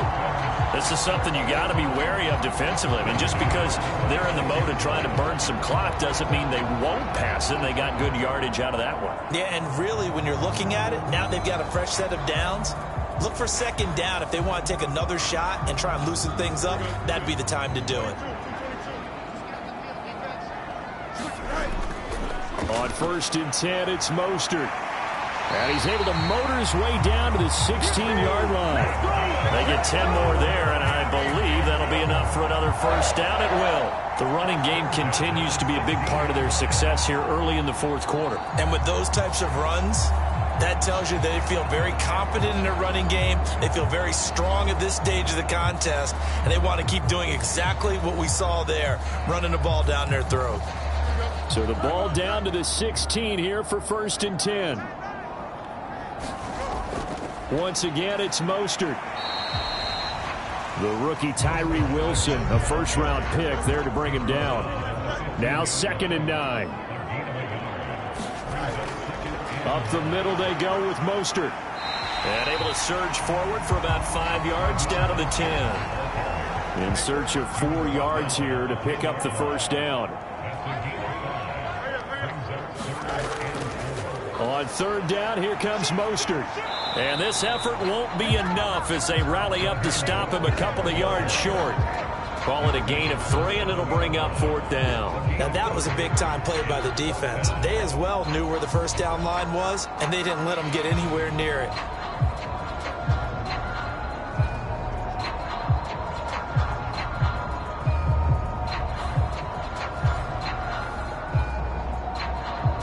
The offense staying out. They're going to go on 4th and 2.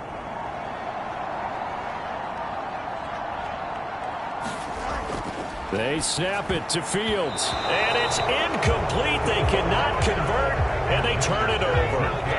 The Dolphins can't convert on 4th down. And this 11-play drive is going to lead to nothing on the scoreboard.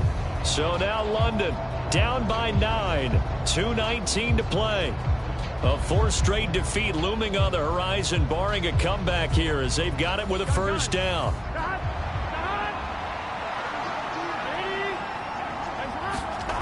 They will throw on 1st down with Burrow. They swing that out wide to Jacobs.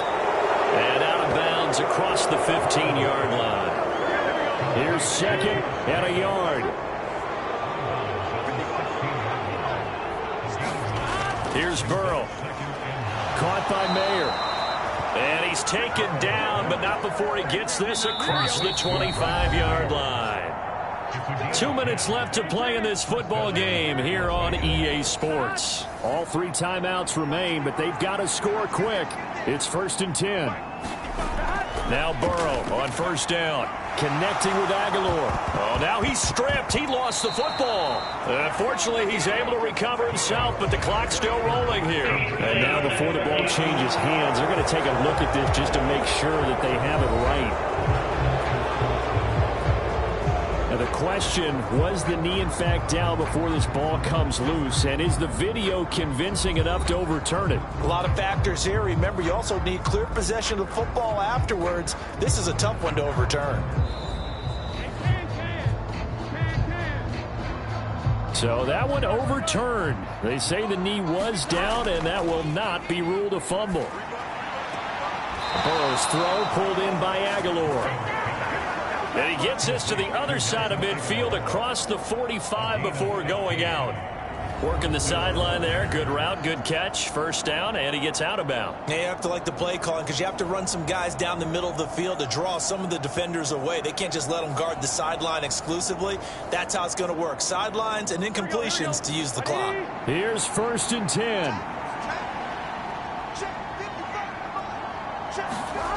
Now Burrow.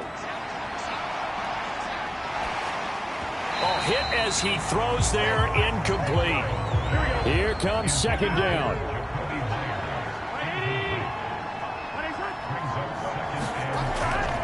Here's Burrow. Quickly a slant to Renfro. And he's got another 1st down as he's brought down at the Dolphins' 26. A short throw, and that's hauled in by Mayer. And the result here, a pickup of 8. Leaves him with 2 to go on 2nd down. Burrow. And his throw's going to be incomplete. Well, this crowd into it now. 3rd and 2. Burrow. And this is intercepted, and that should do it. Picked off by Pat Surtain. And the Dolphins are going to get the football back at their own 17. Well, we knew this was going to be a tall order anyway, down 2 scores with this little time remaining, but that interception puts an end to any hopes that they had. All right, partner, work with me here because obviously scoring a touchdown, getting the onside kick, then going down, scoring again. Well, that's asking a lot, isn't it? And that's really not a great expectation to begin with. I think they'll look back on this game and see what got them in this spot in the first place and say to themselves, we really gave this game away. 2nd and 5. He's going to get it again. Just looking to get forward and protect the ball. Now the Raiders going to go ahead and use the 2nd of their timeouts as the clock will stop with just under 30 seconds left to go. And they will take a knee here. Now the Raiders going to burn their 3rd and final timeout. And as the 2 teams talk it over on their respective sidelines, we take a break. And they take a knee. Listen, anytime you take a knee to end a game, that means you've won it. So it doesn't matter whether it's home or on the road, but there's something a little extra special about doing it in front of your home crowd, isn't there? And the home crowd applauding. They're happy with what they've seen. Chalk this one up in the left-hand column for a win. Yeah, that's right. Head to the locker room, throw the wristbands in the crowd for the kids, your gloves, your towels. Get to share it with the home team. So a victory here for the Miami Dolphins. And they were spurred on by a strong performance in that fourth quarter as they held their opponents off the scoreboard. Everyone wants to pitch a shutout for the entire game, but when you throw one in the fourth quarter, that tells everyone that you're getting stronger and dominance is starting to take over, right? The way that you close, the way that you finish, that gets preached to you from the time you're playing Little League football all the way up through, and they closed them out with a big-time performance down the stretch. So for the Dolphins, it's an important win in terms of staying in the postseason race as they move to 6-4. And they will hit the road next week to take on the New York Jets. Meanwhile, for the Raiders, their luck may have run out as they fall to 4-7 now in the year. And they'll get a chance to redeem themselves at home next week.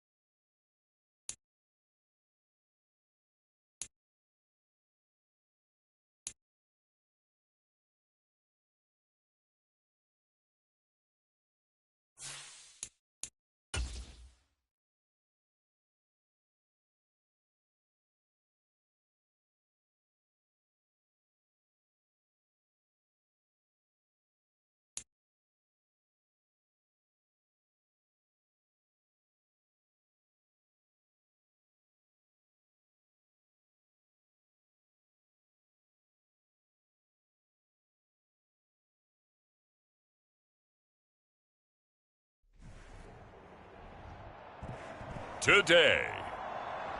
From Lambeau Field in Green Bay, Wisconsin, it's Week 11 of the NFL on EA Sports.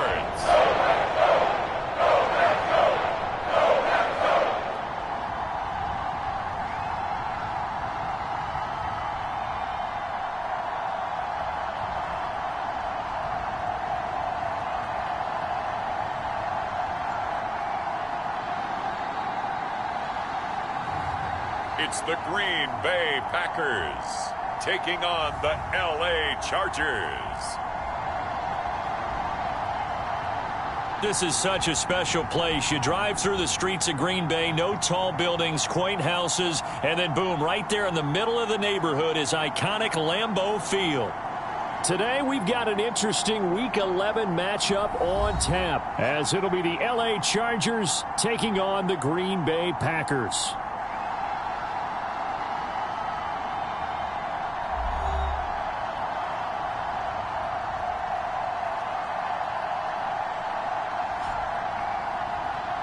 With Charles Davis, as always, I'm Brandon Gaudin. Charles, you talk about storylines in this one. I think it begins and ends with our two quarterbacks, certainly two of the best in the business. And nowadays, I don't think you can get by for long periods of time without a top-flight quarterback. The way the game is played, with all the responsibility he has and how the game flows through him, if he's not on the top of his game, your team's not going to benefit at all.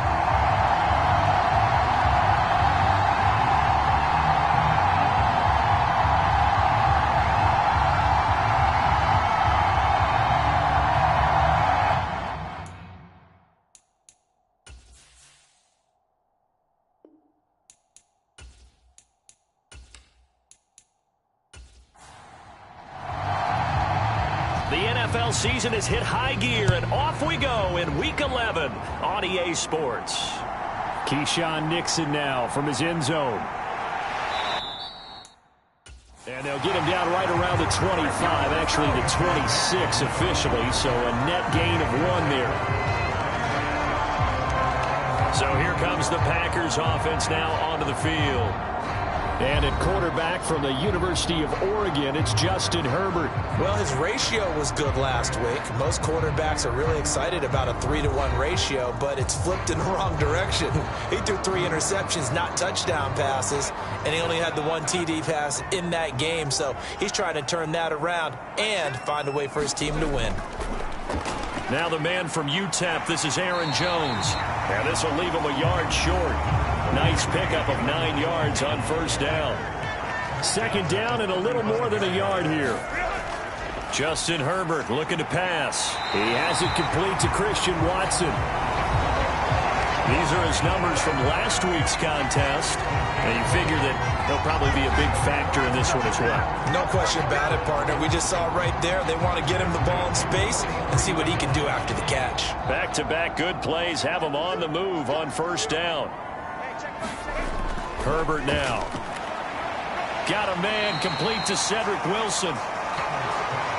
Give him a gain of 5 on the completion, and that'll bring up second down.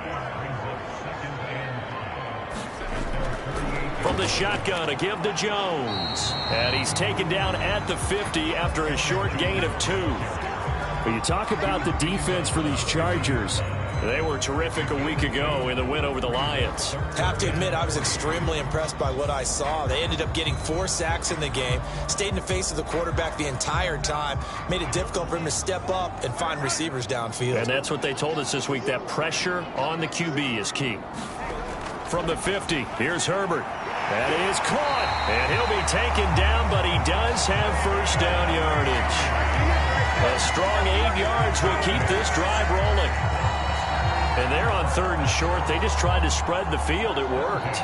And I think that the spreading of the field, the extra receivers, has really become the next in the evolutionary chain in the NFL. Go all the way back in that situation, you're handed to the fullback, right? As we evolved, maybe you pitched it to your tailback. Now you spread the field, and you have your choices of where to throw it and complete it for a first down. On 1st and 10, Herbert. And his throw's going to be incomplete. Nice progress down the field, was halted by that incompletion. They could try for some safe yards here to get things moving again, or keep throwing it and pushing it downfield to try and pick up bigger yardage. They go back to the ground with Jones, and he's dropped right at the 40. Gain of 3. 8th play of this opening drive coming up. This is 3rd down. Out of the gun, Herbert. And that's going to be incomplete. The coverage too good there. The contact popped the ball free, and it's 4th down.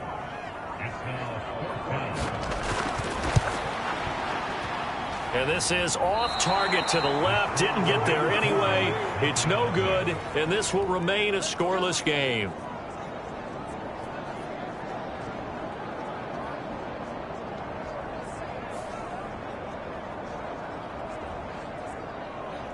Here's the Los Angeles offense as they get set to take possession.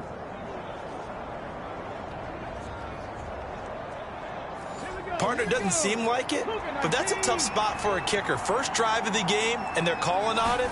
He should be warmed up. He should be into the game, but sometimes it's almost like, oh, what, now already? Can't they put it in the end zone? What's going on here? Yeah, he's probably saying, if you can't get it in the end zone, can you give me a 30, 40-yarder? A long one, and he can't connect. The numbers for him from a week ago: 22 carries, 100 yards on the nose, and a score. Has 9 rushing touchdowns on the season, so a lot of credit has to go to the rest of the offense, because you know those big guys up front are doing work. But now the goal is to get to 10. And don't for a second think that the defense doesn't know that. They like to do their best to keep him out of the end zone in this one.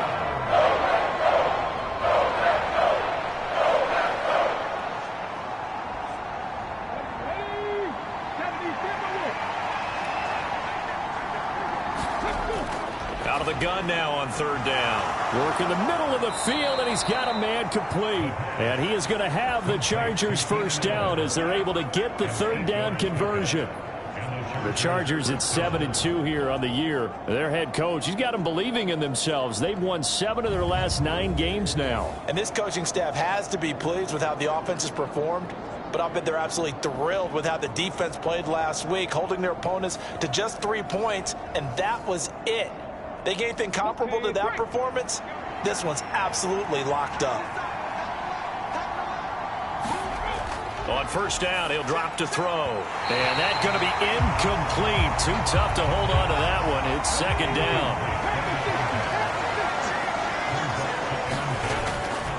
Looking to throw.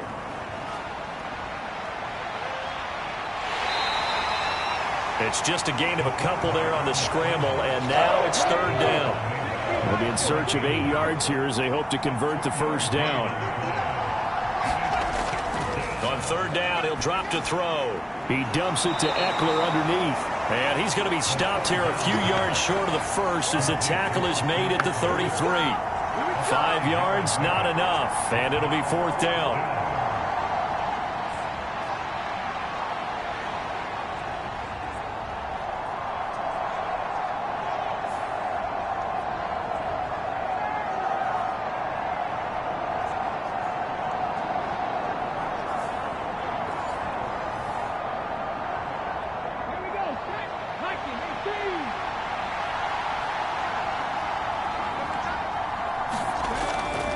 They'll run for it with Eckler.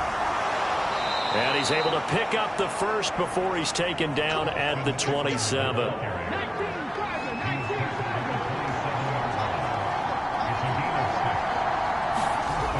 They're going to go toss right side with Eckler. And only a yard this time as he's taken down right around the 26. So from the 26-yard line, here's a 2nd down and 9. They're going to look to throw. They'll find Williams on the slant. That was the 9th play of the drive, and they pick up 9 yards with it. Here comes 3rd and about a foot.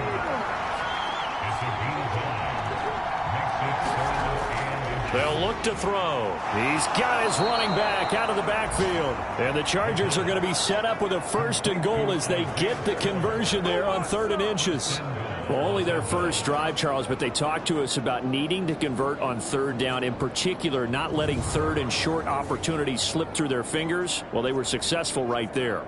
It also tells you that they're successful on first and second down as well to get to third and manageable and make them able to pick up those first downs. Now here we are, first and goal. They've got to like what they're doing on this drive. He'll look to throw. Working the middle here. That's complete to Everett, the tight end. Nice gain of 8 that time, and it's second and goal.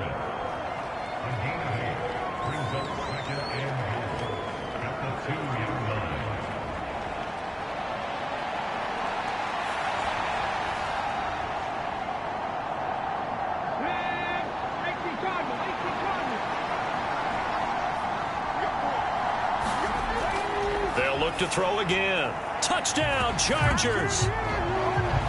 Gerald Everett, his 4th touchdown on the year. And the Chargers have taken the early lead on the road here at Lambeau. As a general rule, quarterbacks don't want to lock in on a receiver before the ball is snapped. But in this case, based on the matchup he thought he was going to get, it was favorable for his tight end. He locked in on him early and found him for a touchdown.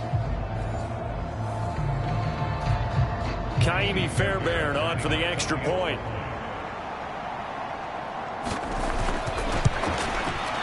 And the Chargers grab the 7-0 lead. That one in the books as a 12-play drive. And it ends with the Chargers getting into the end zone.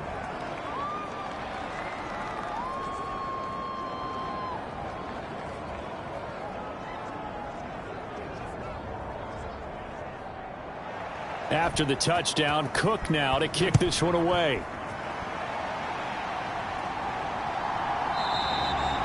Nixon elects not to return it, and this comes out to the 25.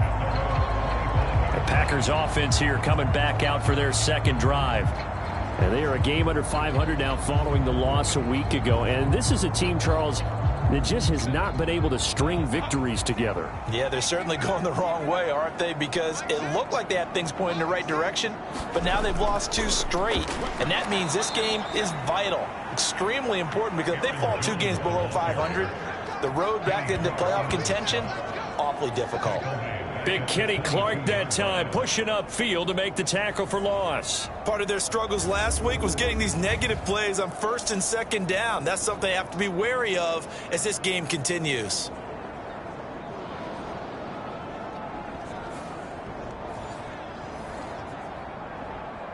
So now they have to contend with 2nd and 13 after the first down run goes backwards. Now it's Herbert. That one behind his man, incomplete. An incomplete pass on that last play, and that means they'll need to come up with something here on 3rd down. Herbert. Out of the backfield, this is Aaron Jones. And a good job defensively. They stop him short of the first at the 32. A gain of 9, not enough, and it's 4th down.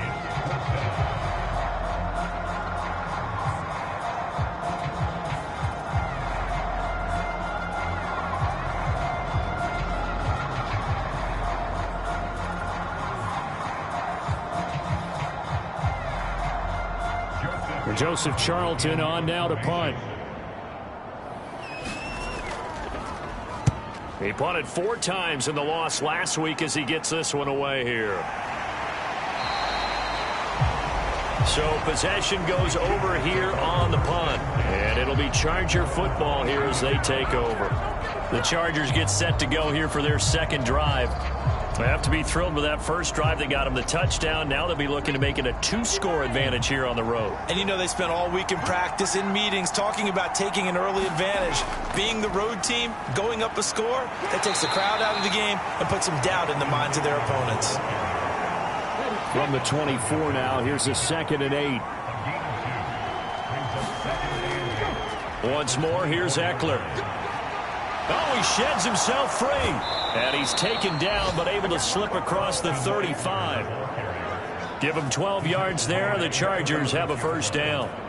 A good chunk of those yards came after contact, and that's an area where he's really starting to excel as a running back. It felt like he was doing a drill that running backs have to perform all the time, especially in pads, called a gauntlet drill.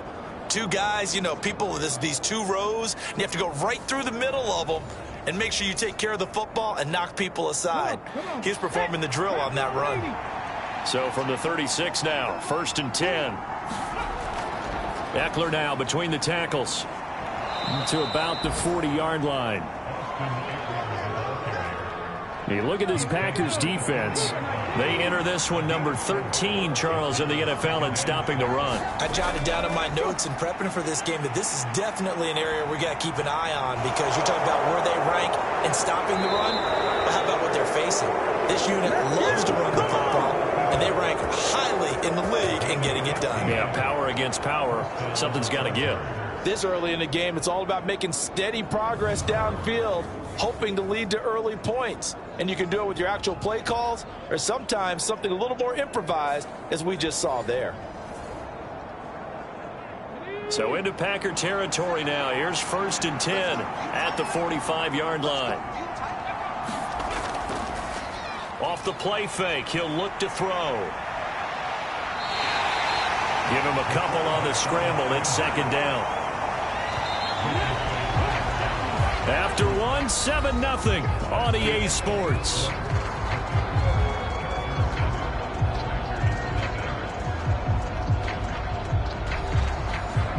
From the 43, here's a 2nd and 8.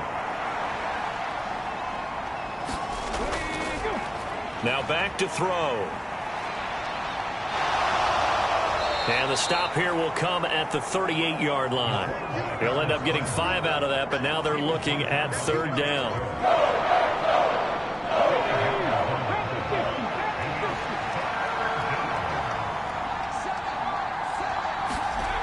They'll drop to throw. A little short pass. This is Everett. And he'll be tackled about 2 yards shy of the line to gain. A 1-yard pickup leads to 4th down. Partner, I think that completion takes the definition of dink and dunk to a different level, doesn't it? It does, and the defense was right there, kind of played into their hands.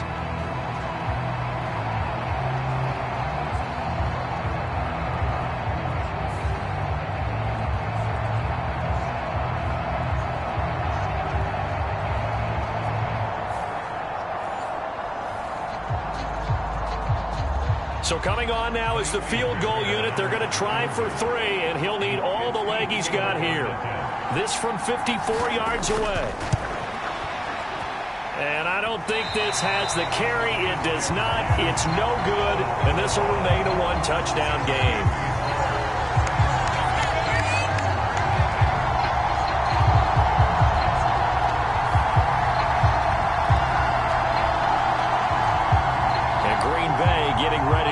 They take the field.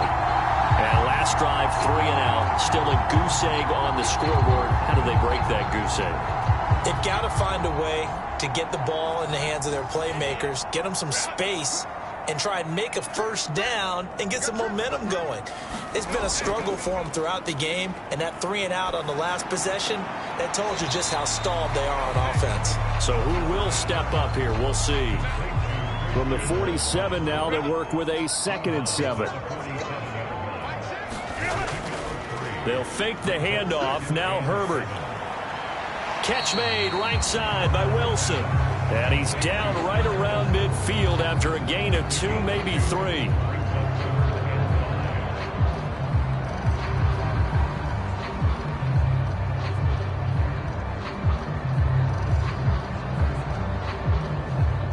This offense on 3rd down today, just 1 for 3 thus far. This will be 3rd and 5. From the midfield stripe, they'll look to throw. He's got his target. That's complete. And they'll get him down as he's inside the 40. 3rd catch of this first half for him, and this one is a 1st down.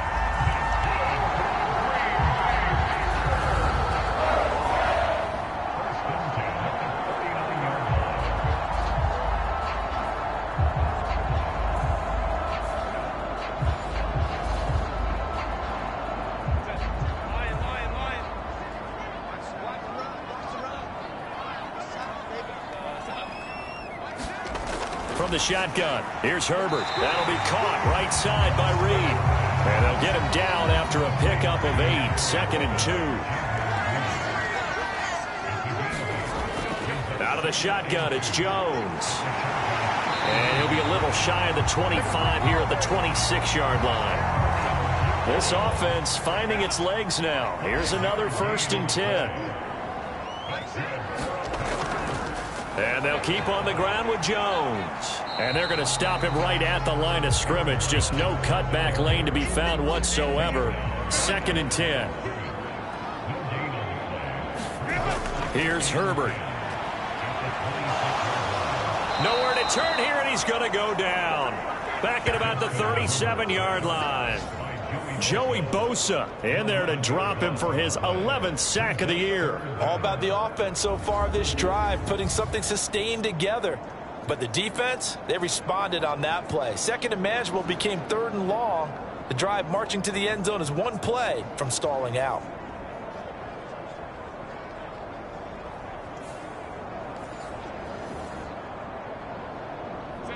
A long way to go here on 3rd down for the 8th play of the drive. Back to throw here, Herbert. And that is incomplete. Oh, he had a defender right there with him to force that to the ground. And 4th down now coming up. That's a tough spot for a running back coming out of the backfield because you know he's got to look for the football, knowing full well he's got a man coming his way, full steam, and he broke that one up.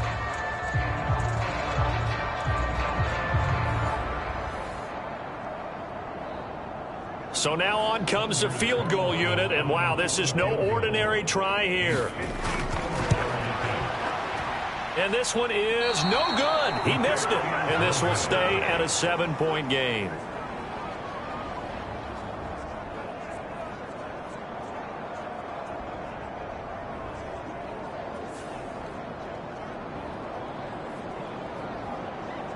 Chargers offense back onto the field.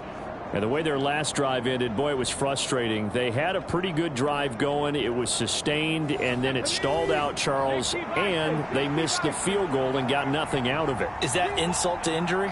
Because they had such a sustained drive, as you noted. So you know for the head coach, it almost felt like a little bit of failure to send out the field goal unit and then tonight and see the ball go through the post. What a bummer on that last drive for them. Kind of picked themselves up from that one. And the Chargers first down.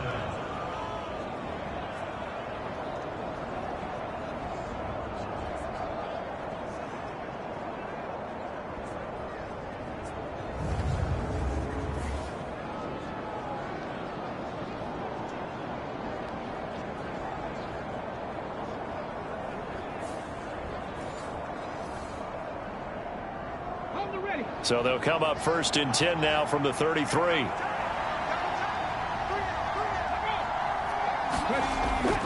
Up the middle with Eckler. And inside the 20 before he's brought down. 15 more yards there and quickly another 1st down. So they go pass, now they go run, and 2 plays resulting in really nice pickups. Certainly sounds like a 50-50 deal, doesn't it? Sounds like great balance. Well, you know what all those coaches have told us over the years, Brandon, that balance is? It means doing what you want to when you want to. That play calling is working very well for them right now. Back-to-back good plays have them on the move on 1st down.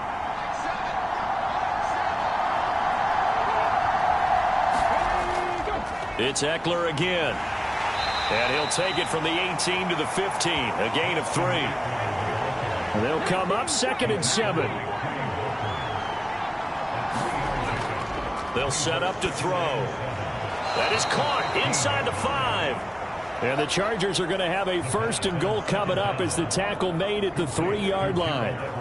Well, he does have 1 touchdown in the game already, and while this one won't go for 6, it's enough to get him 1st and goal. But you and I both know he's going to be a little upset he didn't cross the goal line for a 2nd time in this one. Might want the ball here on the next play. And the second wave of tacklers is going to get him as they stop him behind the line. A full 5-yard loss that time. It's going to make 2nd down pretty tough. The short field shrinks even more with the type of bodies they brought in on that play. Those extra tight ends, they weren't able to secure their blocks, and that one ended up going backwards.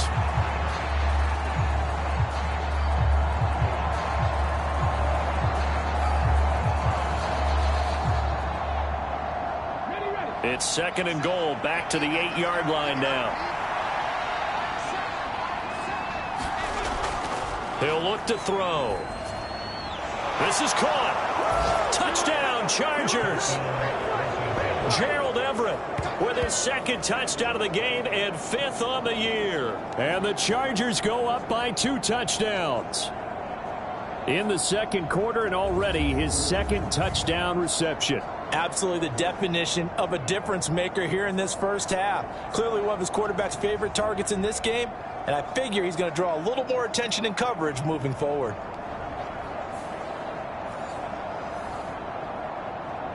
Fairbairn now to add the extra point.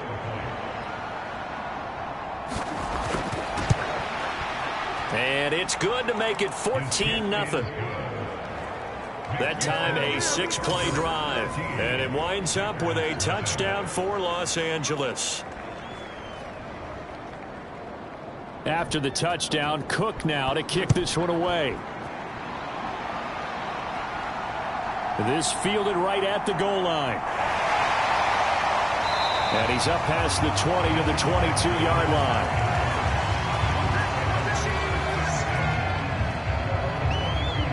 Green Bay's offense ready to go again. And they're in a bind early here, down 14-0. Are you worried at this stage or still too early? You're worried. You're just trying not to transmit it to the rest of your team. You want to make sure that they stay positive. But at the same time, you're wondering, how are we going to move the football? What do we have on this play sheet that can work? Get back to basics is usually your answer. And make sure you find the guy who can move the ball fastest for you if you just get it in his hands. Yeah, still second quarter. You get points on the board here. I think you're feeling okay. He finds his man complete. That's Reed. And he's taken down but able to slip across the 35. Line of scrimmage, the 37 on 1st and 10.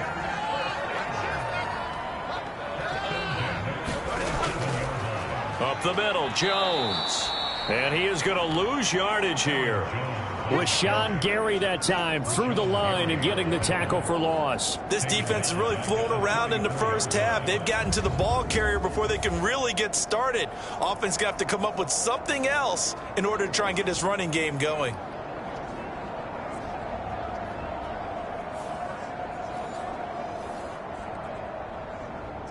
After the loss, they'll come up 2nd and 13. On the delay, Jones. And he'll get up near the 45. They'll spot it at the 44.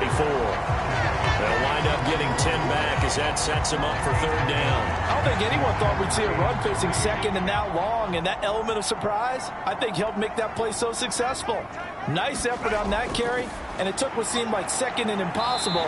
Now has him within throwing range of a 1st down. And he's brought to the ground with another 1st down at the Chargers' 41-yard line. Give him 15 there, and the Packers have a 1st.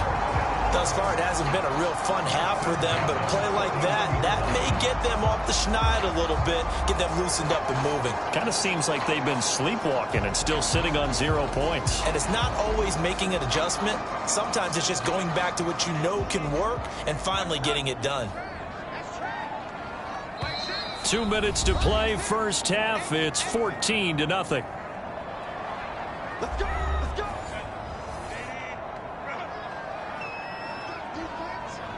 Let's go, defense! On 1st down, it's Herbert. Gets this to his running back, Aaron Jones. And he is out of bounds, but not before he's inside the 30.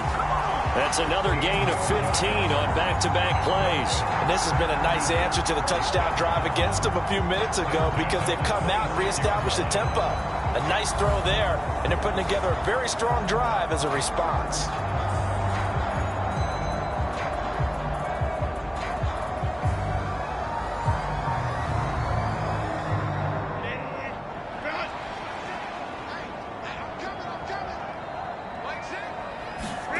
On 1st down, Justin Herbert. He finds his man complete. It's Reed. This will be stopped about 2 yards shy of the marker. 8-yard gain, 2nd and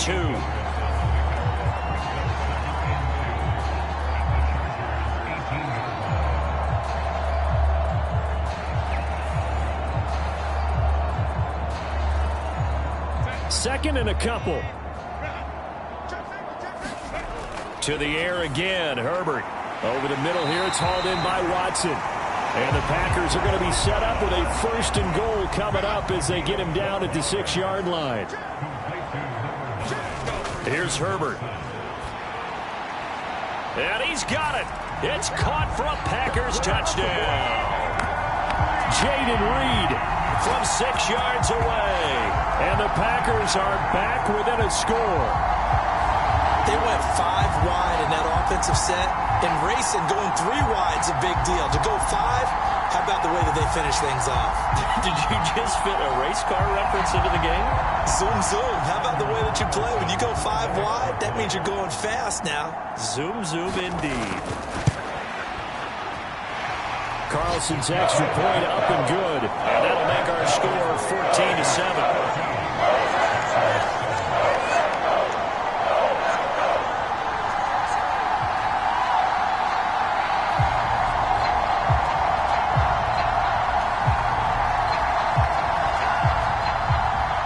So now Carlson, after the touchdown, called on to send this one away. And he won't return this one. He'll go down to a knee, and they'll start at the 25.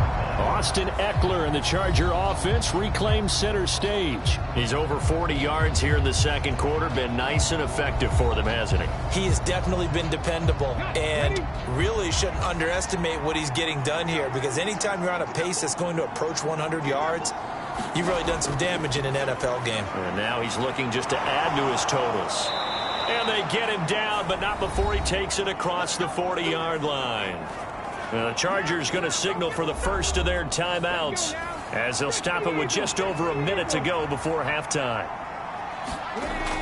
They'll look to throw here on first down. A little short pass. This is Everett. And he'll be corralled out across midfield down to the 45. Now the Chargers will use the second of their timeouts as the clock will stop with 55 seconds to go until halftime. Back to throw now on first down. That's into the hands of Eckler. And able to break one tackle, but then quickly brought down. But a nice little gain.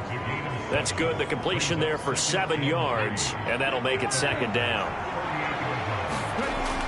Again, he'll drop to throw. And to the right side here, it's Allen. And he's going to have a first down, and they get into field goal range here at the 29. Back to throw again. And he'll go right back to Allen. That's complete. And offensively, they'll take the timeout with 6 seconds left in the second quarter. So even though it's first down, here's the field goal unit on now to try to get 3 before halftime. From the right hash here, should be an easy one. The kick by Fairbairn is good. And they will move up by 10 now, 17-7.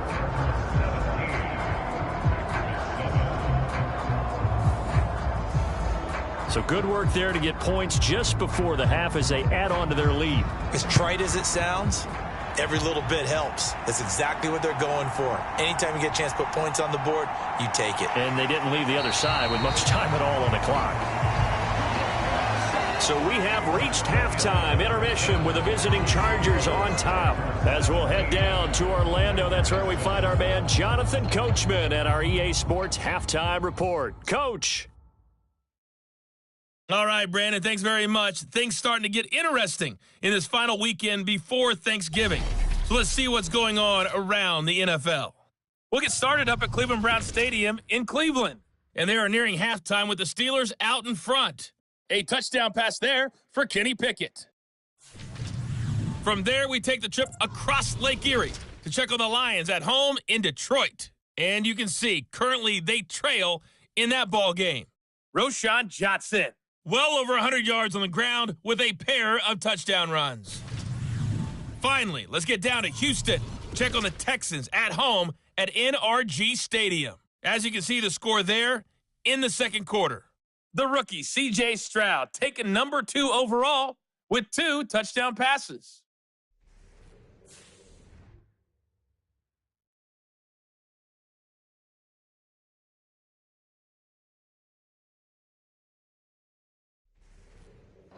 All right, Coach, thank you, and we welcome everyone back for quarter number 3.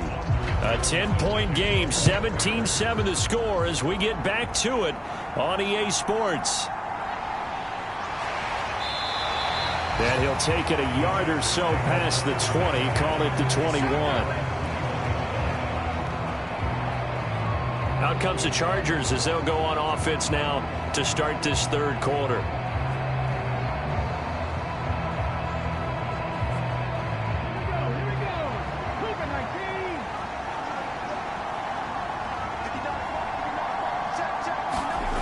They'll try and start this drive in the air. They'll find Everett there, complete.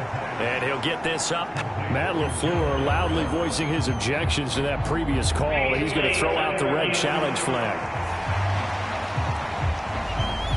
Did he keep those feet in bounds? That's the question they've got to decide. And I got to say, watching it in real time, it was awfully close. Yeah, it certainly looked like a heck of a catch because he didn't appear to bobble it, which could complicate things. But even with the benefit of replay, that's pretty tight. Well, here's the call. So the challenge there does not go their way. This will indeed remain a completed pass. On second down, Eckler. And he'll get it up to the 33-yard line. 6 yards the pickup, and that's a first down.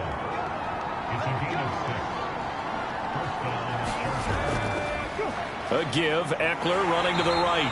And he will lose yardage here to the 31-yard line. Devondre Campbell, the one who fought his way in there to make the play. I like the strategy. Extra tight ends, extra beef. They want to run the football, but that means they probably want to run it inside. If you get strung out on the perimeter, you're in peril. Yeah, we saw the result, negative yardage.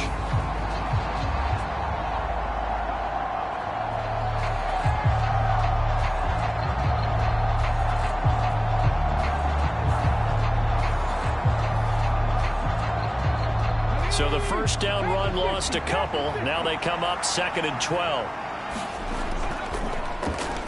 Here's a play fake as they set up to throw. Caught by Allen. That'll go for a gain of 7. And it brings up 3rd and 5 now.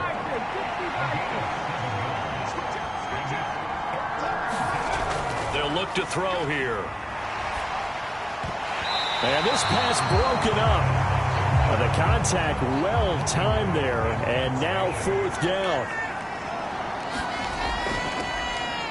The Cook now on to punt as he gets this one away. This will be fielded at the 17. 8 yards on the return following a punt of 41. And it'll be Packer football here. First down and 10. Now we take a glance at the offense as they work their way back out for their first possession of the second half. We have not seen much on offense here from either side these last few drives. We've hit a wall, so to speak. And have hit it hard, haven't we? Because the defenses right now, they seem to be a step ahead, don't they? Beating them to the point of attack, beating them to the punch. These offensive guys, they're tinkering like crazy. What's it going to take to get back on track? Yeah, both sides searching for adjustments. So following the incompletion, here's 2nd and 10 from the 25. An inside give to Jones. And a nice run past the 30-yard line there. They get 7 out of that, so they're left with a 3rd and 3. It's interesting going into this game. There was so much talk from both sides about who would control the line of scrimmage. I think we've seen who has it in this one so far. Well, they bottled him up. He's barely averaging over 3 yards a carry right now. This one swung out here to Jones. And he'll be tackled about 2 yards shy of the line to gain. A 1-yard pickup leads to 4th down.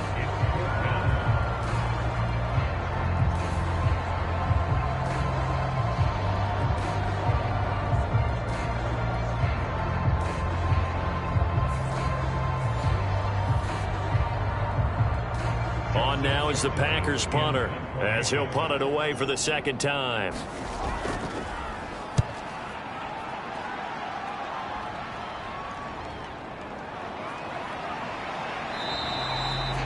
Call that a punt of 38 yards officially. And they will take over 1st and 10. So out come the Chargers. And both of these defenses have been stifling these last few drives offensively, just not able to get anything going. So what needs to change? I think a lot of the guys will go back and review, so to speak, because everyone has someone assigned to how did each play work. Okay, what did we use that kind of worked for us during this game? Try and get back to some of those plays, as well as the possibility of showing something you haven't shown already in this game and trying to change things up. We'll see if they take the advice of Mr. Davis. Here's a throw right side, taken in by his tight end. And he'll be taken down, but not before he gets into enemy territory.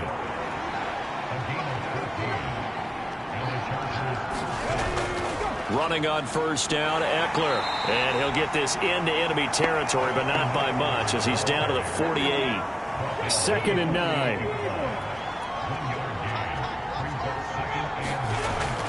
Back to throw. Got his man. It's Williams. Second catch for him today, and it'll wind up a first down.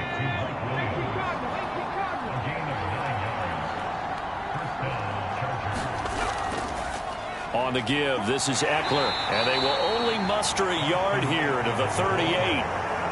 38-yard line, 2nd and 9. He'll drop to throw. Going to throw right side here, complete.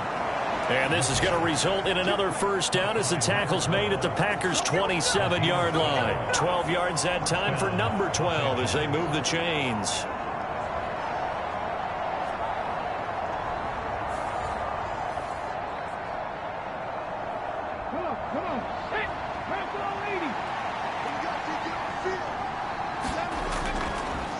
On 1st and 10 is Spiller. And he edges forward, but only gets a pair of yards out of it. And it's 2nd down.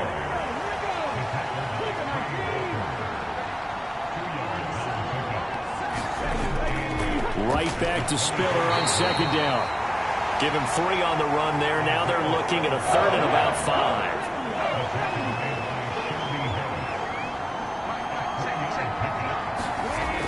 5. They'll set up a throw. Throw right side, complete to Williams. And he is going to have the Chargers first down as he'll be marked down a yard or 2 past the marker following a gain of 6. But give the defensive guys a little bit of credit. They didn't let the deep ball beat them on that play, did they? No, the drag, that guy could be your safety valve. We saw it right there. Yeah, and it picked up a first down for them, too. Line of scrimmage, the 15. It's 1st and 10. Back to throw here. That's complete to the tight end, Everett. Call it a gain of 6 on the play, and it's 2nd down.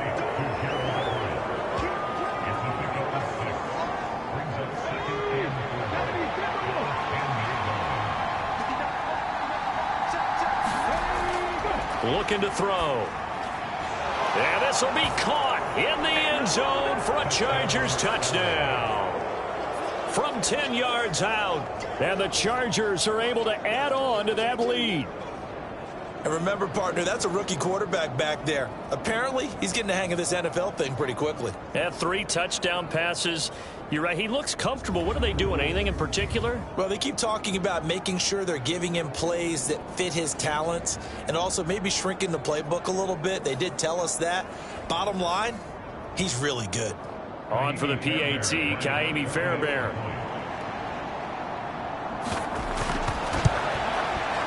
And that'll make this a 3-score game as the lead moves to 17. So that one a long 11-play drive. And it ends with the Chargers getting into the end zone. After the touchdown, Cook now to kick this one away. Nixon elects not to return it, and this comes out to the 25. The Green Bay offense now about ready to take possession here. I kind of feel like they've reached a do-or-die point in this game, Charles. If they're going to try to pull off an impressive comeback, it has to start right here, right now. Yeah, now they've got a final chance to get out of this situation, but they also understand they've got to move the ball and move it fast. In addition, they need to save as much time so they can get 2 more possessions. And not much to speak of. Call it a 1-yard gain up to the 26. A shotgun snap for Herbert. Pass caught. It's Romeo Doubs. And this will be a gain of 5 as he gets it to the 30. This offense in desperate need of a conversion as they come up on 3rd down. Now Herbert with it, looking to pass. Looking for Thomas, but that's intercepted. And he's able to get it back to right around the 27.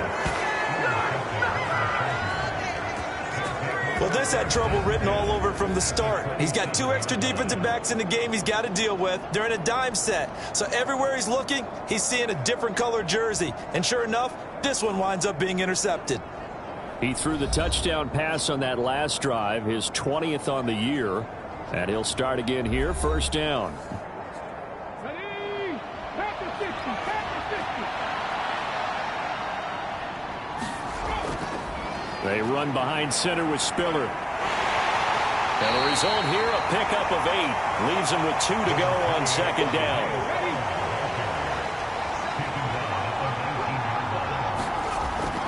They're going to look to throw.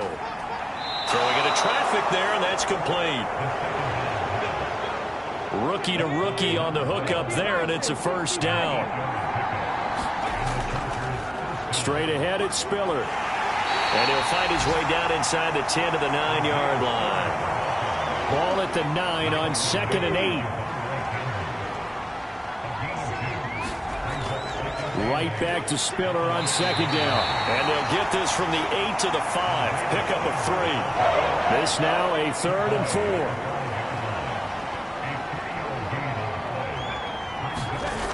They'll look to throw.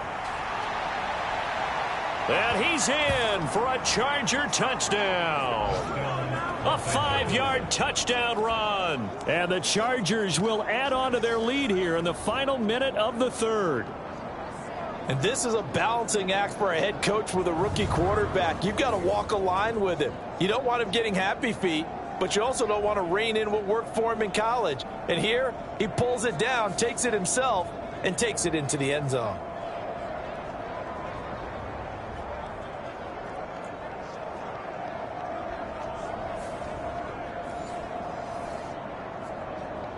Fairbairn now to add the extra point.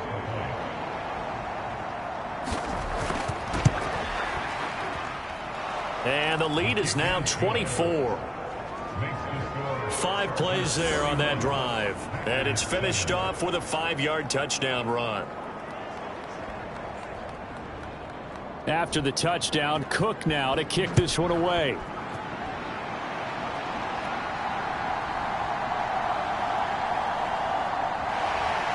And it's a pretty good return here as he'll get this up to the 29. The Green Bay offense ready to take over. So now, Charles, this drive maybe a touch more important, trying to erase the memory of that interception they had the last time out. Yeah, and everyone goes through this because even the best in the game, you're going to have games where it just doesn't go right for you, and interceptions result. So, and he coughed it up and picked up by the Chargers. And they will take over at the 29-yard line. Well, this jet sweep is so popular now in football, but Charles, here's the downside, a turnover. Yeah, because you want so badly to get the ball in the hands of your receivers, let him try and create something. I think that when he took the handoff, he was thinking something big.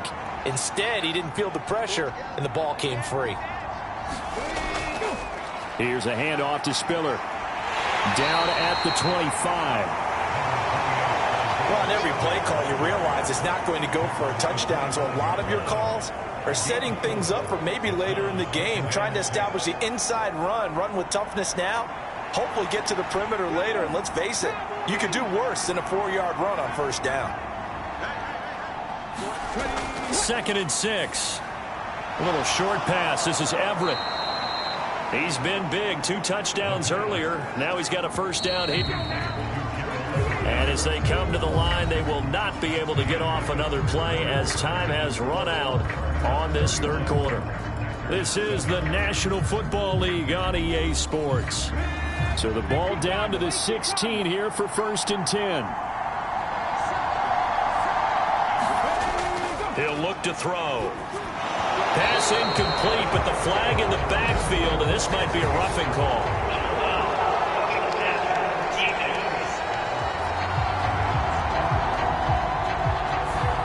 So roughing the passer, and this is a unit, Charles. They hold their breath every time they see their quarterback go down and get hit like that. Yeah, they understand how important these last couple of months are for this team. They can ill afford to have anything happen to him if they want to accomplish their goals. And the ball smack dab on the 5-yard line. Here's 2nd and goal. Setting up the screen, here's Spiller. And he's able to break out of one tackle, but then quickly brought down. Well, they'd really like to make the short field pay off. We'll see if they can, but this is 3rd and goal. They'll look to run with Spiller. Now he fights his way in for a Charger touchdown. Isaiah Spiller, his 2nd rushing touchdown on the year. And the Chargers add on to their 4th quarter lead, and they are on their way to improving to 8-2. When coaches come into a game preaching total team effort, CD, I think this is the type of ball game that they're dreaming of.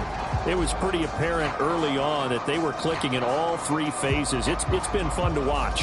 Yeah, sometimes in the NFL you end up with matchups like we've been watching here. And when you go back to the early drives, you can just see that one squad was on a different level in this game. Safe to say, we haven't been disappointed in watching their execution throughout this contest. Fairbairn good with the extra point. And this one was over a while ago as they just add on to that big lead. After the touchdown, Cook now to kick this one away.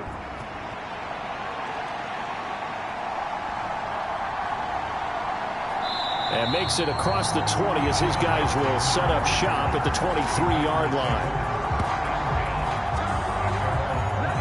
The Packers offense now heading back out onto the field. And they unfortunately are staring at a mini losing streak developing, trailing here in the 4th quarter. This would be their 3rd straight defeat. Herbert on 1st down now. Drops it to Jones in the flat. And they'll get him down after a pickup of 8, 2nd and 2. Herbert now. Rifles one, and that's going to be intercepted. Picked off by Asante Samuel Jr. And he brings this one back. It's a pick 6 and a Charger TD. Well, this one was already ugly, and now it's just kind of becoming a feast on the defensive side of the football. Yeah, partner, this is a unit that knows they've got this game in the bag with this huge lead, and it's going to drive their coaches crazy because they're telling them play it straight, do all the right things. But these guys are going to be freewheeling now. All of them are going to take chances, and that one pays off with an INT and a return for 6. On for the PAT, Kaimi Fairbairn. Now this one was over a while ago as they just add on to their big lead. A heck of a play there defensively, getting the interception, navigating his way into the end zone for the touchdown. So they throw the pick 6. They'll get another shot at it now as this one's in the air.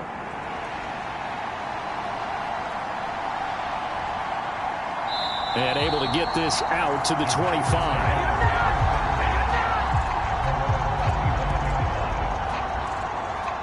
The Packer offense now ready to get back onto the field. Where we stand right now in the 4th quarter, this one pretty much out of reach. And, Charles, I know they're going to be disappointed about several things with this ball game, but the self-inflicted wounds, they've had several turnovers.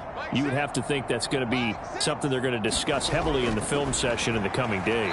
You're absolutely right about that, partner, because they're going to have to sit in that film room and watch every error that they made and figure out how to not do it in the future. And mentally, I think a lot of the guys are already starting to think about, okay, how do we put this behind us and get better for the next time out? This, they'll use as motivation for the rest of the time that they play to hopefully never be in this type of situation again. And he'll get it up near the 35, right at the 34 here. The Packers on 3rd down. They've converted 3 times in 8 chances. They're looking at 3rd and a few inches. Work in the middle of the field, and he's got a man complete. And he's going to have a Packers 1st down as they're able to get the 3rd down conversion. Well, I mean, look, obviously there's no 20 or 30-point play in that playbook, but they can try to end things here on a positive note despite trailing big, and that looks like what they're trying to do here by pushing the ball downfield. Well, let me go with the heavy cliche then, partner. Just control what you can control right now, and all they can control here is how their final plays develop. The throw over the middle taken in, and they'll work this down to the 40-yard line, tackled there. 15 more there, and they're on a roll. It's another first down. Had to put that ball in there with a little extra zip, but he put it right where it needed to be. Yeah, and that little extra pace that he had on the pass, that required a little extra concentration for him, didn't it? Ball can get on you pretty quick in that manner, and he handled it well and picked up the first down.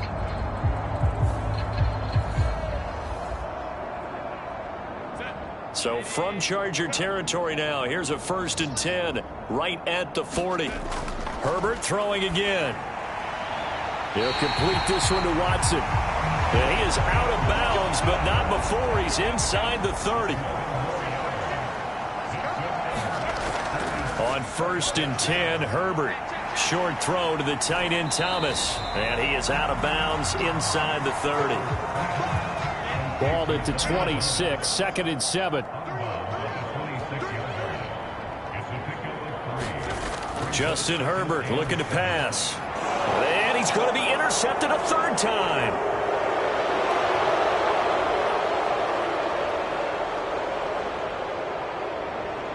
And he brings this one back. It's a pick 6 and a Charger TD. Now you start to feel sorry now for the young man throwing the football. This is really turning into a disaster. Listen, it's baptism. All right, this is almost a rite of passage. This young in the league, go back and find a Hall of Fame quarterback and check their records for their first 2 years, especially if they started the bulk of the games. I bet you'll find double-digit interceptions on just about every one of them. They have to learn as they go along. Extra point by Fairbairn, up and good. And this one was over a while ago as they just add on to that big lead.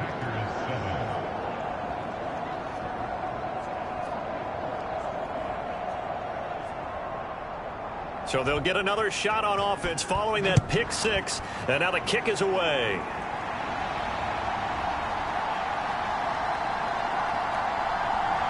And able to take it past the 25 and up to the 28-yard line. The Packers ready to take over offensively. And you can sort of sense their dejection. That last pick 6 put the icing on the cake, so to speak, in what has been a rough go for them.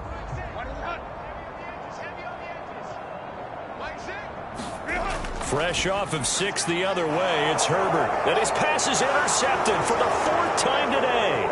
Picked off by the linebacker, Eric Kendricks. And he brings this one back. It's a pick 6 and a Charger TD. Well, what has been a fantastic game for this defense has been rough for this offense, and certainly a signal caller, Charles, that's thrown all these interceptions. Another one there, and this one taken all the way back for the score. Partner hoping they're holding a nice little spot in the post-game highlights to show this rip of interceptions and great plays this group has made. They've been on it from snap 1. Fairbairn now to add the extra point. Now this one was over a while ago as they just add on to their big lead. So the defense creating some points, not only getting the interception, but then returning it to the end zone for the pick 6. So they throw the pick 6. They'll get another shot at it now as this one's in the air.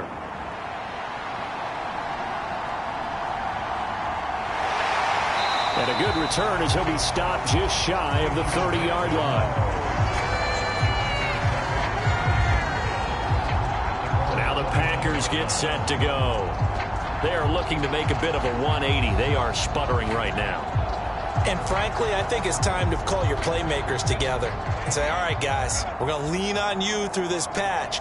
We need you to get us back on track and get us going in the right direction. So you're calling plays geared to them. Not necessarily what you look at your plays, oh, this hurts the defense. I want the ball in the hands of X, Y, and Z and see if we can move forward. So don't get too cute. Go to the playmakers. Herbert setting up to throw on 1st down. Setting up the screen here, Aaron Jones. Only 3 there on the screen at second down. In order for a screen pass to break big, a lot of things have to come together and be well executed, but all it takes is one small thing to go wrong and keep it from being a big game. He finds his man, complete. That's Reed. And he's able to get this one out closer to midfield across the 45. From the gun, Herbert on third down. Pass taken in by his big tight end. And he's going to have the Packers first down by about 3 yards or so as they wind up getting 7 there on 3rd and 4.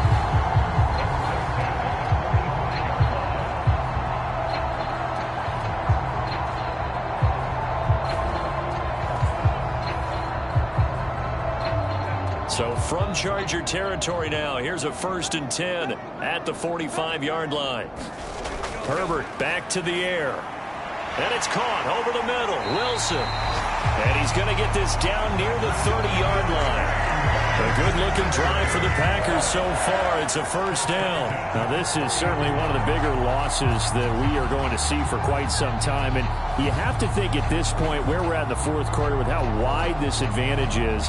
For this offense, they're just trying to end things with a positive drive and then get the heck out of here. Yeah, if this had been a concert, you would have heard plenty of sour notes in this one. But they certainly don't want to end it on one. They want to put together a few more throws like that and at least have a final drive to give them a little bit more hope as they move forward. A good gain again. That's now 31 yards combined on those last 2 plays. Well, a touchdown here on this drive, it wouldn't really put much of a dent in the score, the deficit right now. But as you mentioned in the past, CD, their coach is probably just hoping to see something executed correctly on this drive before we close out the ball game. Yeah, and I think that every guy who's on the field has to feel exactly the same way, because if not, they might be looking for replacements. Treat every drive as if it's your last and make it a successful one in some small way. To the left side, there's the tight end, Musgrave. Will go down as a gain of 6, and it'll be 2nd down.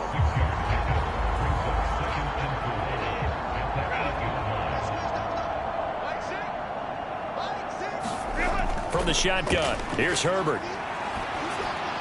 Looking end zone, but it's incomplete. Another throw there off the mark, and obviously he's battled all of the interceptions. Things just haven't been true to form for him. I don't know. What do you think's going on out there, CD? That's a great question, and my suspicion is he's been coached really well to not show that he's having a problem. You know, they always tell you no matter what, you keep throwing the football with confidence. Well, we're not seeing a confident thrower right now. He's off balance, the passing game's off balance, and the defense is taking advantage. And that is knocked away in the middle of the field and incomplete. At this point in the game, they've got to continue to try anything they can. They're still working at it, even though this one feels like a lost cause.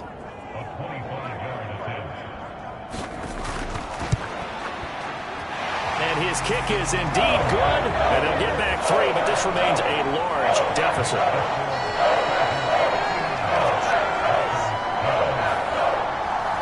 Well, in the grand scheme of things, those 3 points likely not going to matter much, but I guess they get a little closer, a little more respectability. Yeah, you're exactly right. They've been outplayed all game long, but like my mom used to tell me all the time before I went out, dress up a little bit, son. Make yourself respectable. And that's what they're doing here. They're just dressing up the final score. And this return will net positive as he gets past the 25 and up to the 27-yard line.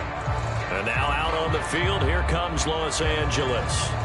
Well, they don't really need the points here, Charles, given what we're looking at on the scoreboard, but they've scored on 3 consecutive possessions, 3 consecutive drives, and I'm sure that they would like to keep that streak going here and continuing to pour it on.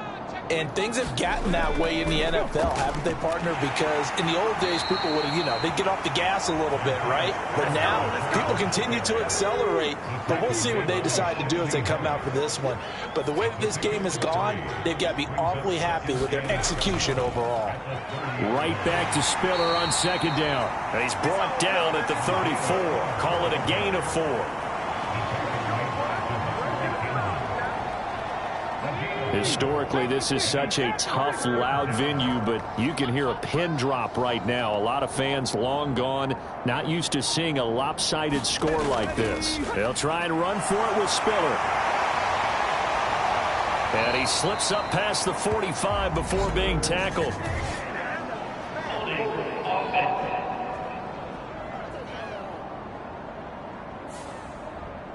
So following the holding call, what can they do here on 3rd and long? They'll set up to throw. That is caught. And he's got a first down as he's going to be taken down. But a very nice pickup there just in front of the 2-minute warning. A 3rd down gain of 19.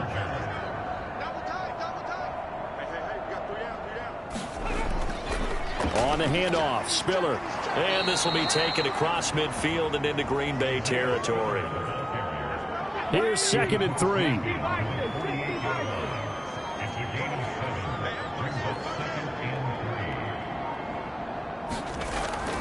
Right back to Spiller on 2nd down. And this time he's able to take it down to the 42. 6 yards the pickup, and that's a first down. I think we all suspected that they were going back to him after he found the end zone on his last carry, and they kept the positive momentum going there. Another nice run by him.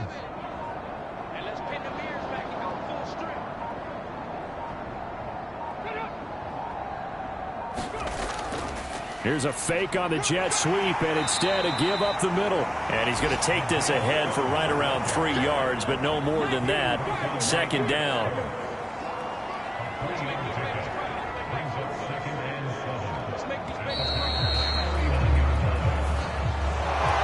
Well, fans usually love to see scoring, and there was no shortage of it today. What a dominant showing from an offense that was truly playing at an elite level in this contest. Partner, this game was over a long time ago, and you noticed they did not want to slow down anything. Absolutely a dream scenario for everyone on that offense, and they took advantage of every second. Guaranteed popcorn for everyone in their film session. So for Los Angeles, they continue to put themselves in position for a first-round bye as they move to 8-2, and they'll get another road date next week. Meanwhile, for Green Bay, it was a game they really needed as they drop back to 4-6. And they'll have a quick turnaround as they're back in action Thursday at noon Eastern for the traditional Thanksgiving Day game in Detroit. So for Charles Davis and our entire crew, I'm Brandon Gaudin. Next game, guess what? Charles and I will be here again. It's the NFL on EA Sports.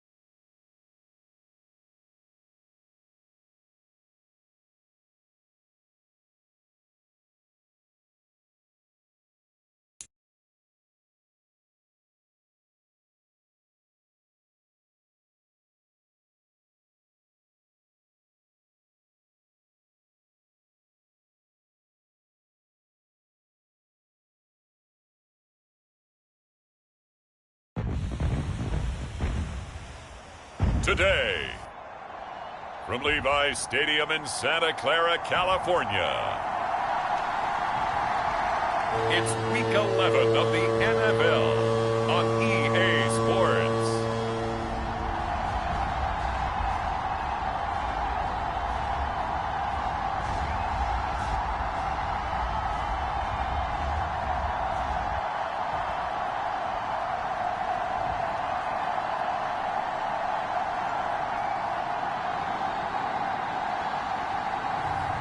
It's the San Francisco 49ers taking on the Tampa Bay Buccaneers. From the future site of Super Bowl 60 in a few years' time, there's a look inside Levi's Stadium here in Santa Clara. Today, we've got an interesting Week 11 matchup on tap, as it'll be the Tampa Bay Buccaneers taking on the San Francisco 49ers.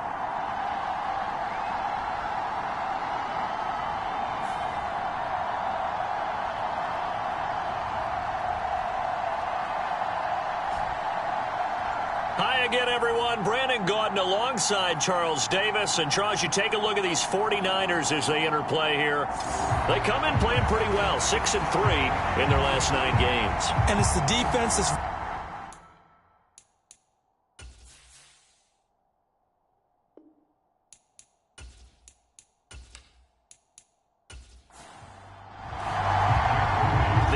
Season has hit high gear, and off we go in Week 11 on EA Sports. This taken in right around the goal line. And they'll get him down inside the 30 at the 27.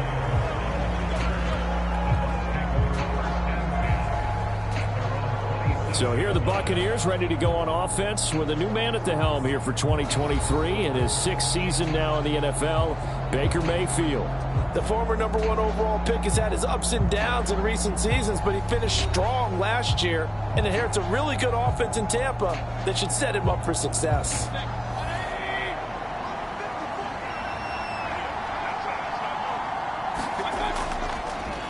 They begin the drive on the ground. It's White.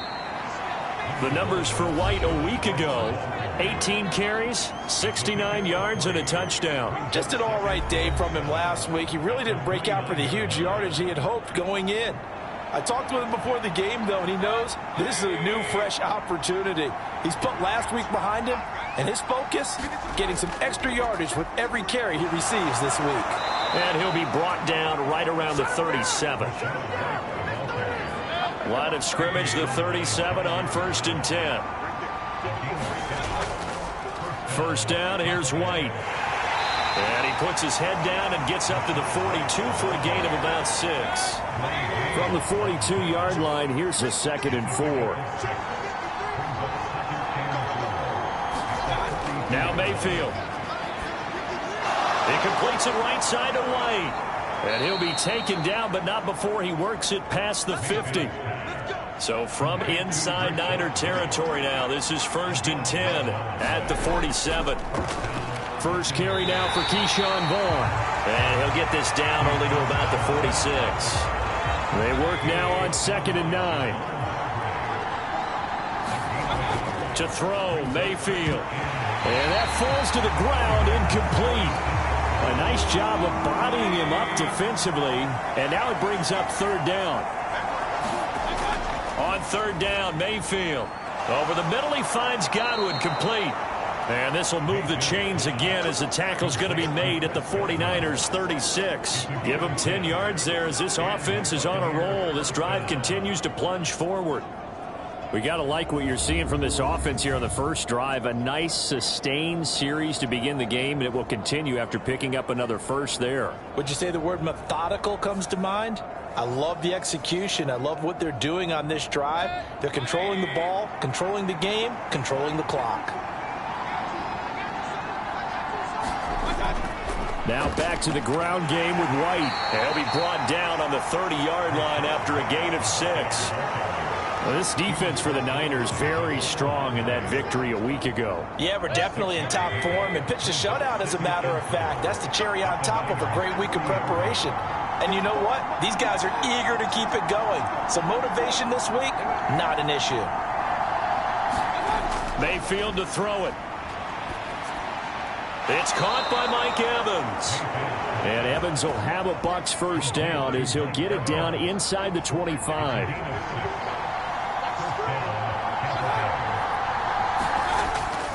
Now a give up the middle. This is White. And he's tackled a yard short of the marker. Good gain of 9 on first down. Just need a yard here. 2nd and 1.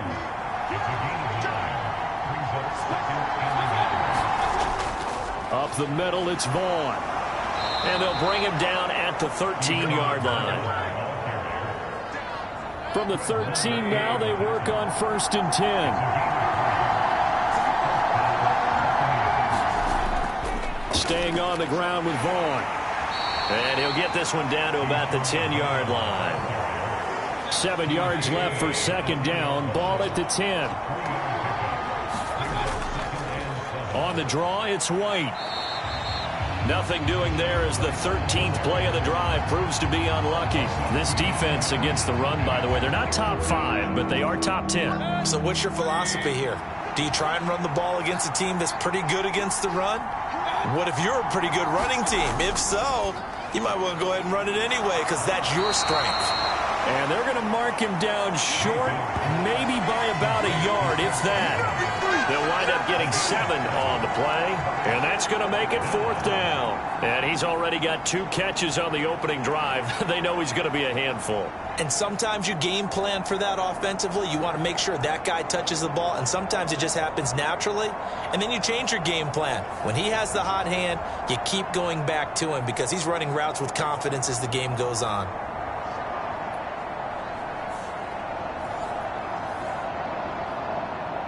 And on their first drive, the offense staying out there. They're going to go for it on 4th.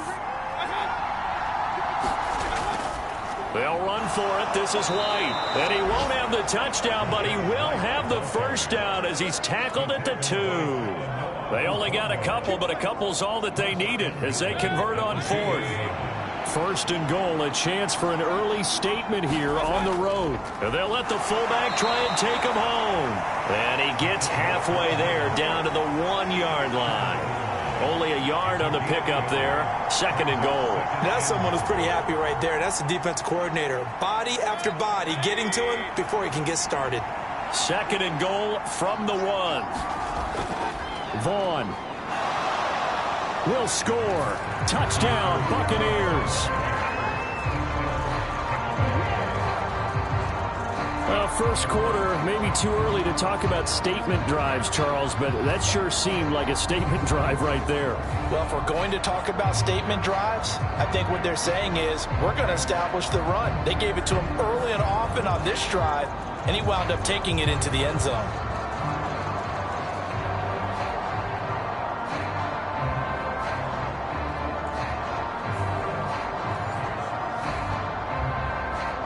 Chase McLaughlin on for the extra point.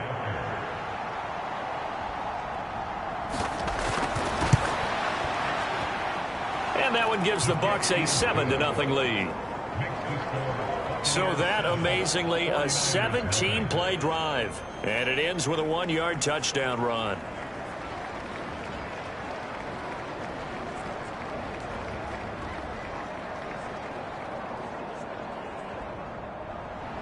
The kickoff unit is out on the field, and they will send this one away. This taken in at the goal line. And he'll take it up past the 25 to the 26-yard line.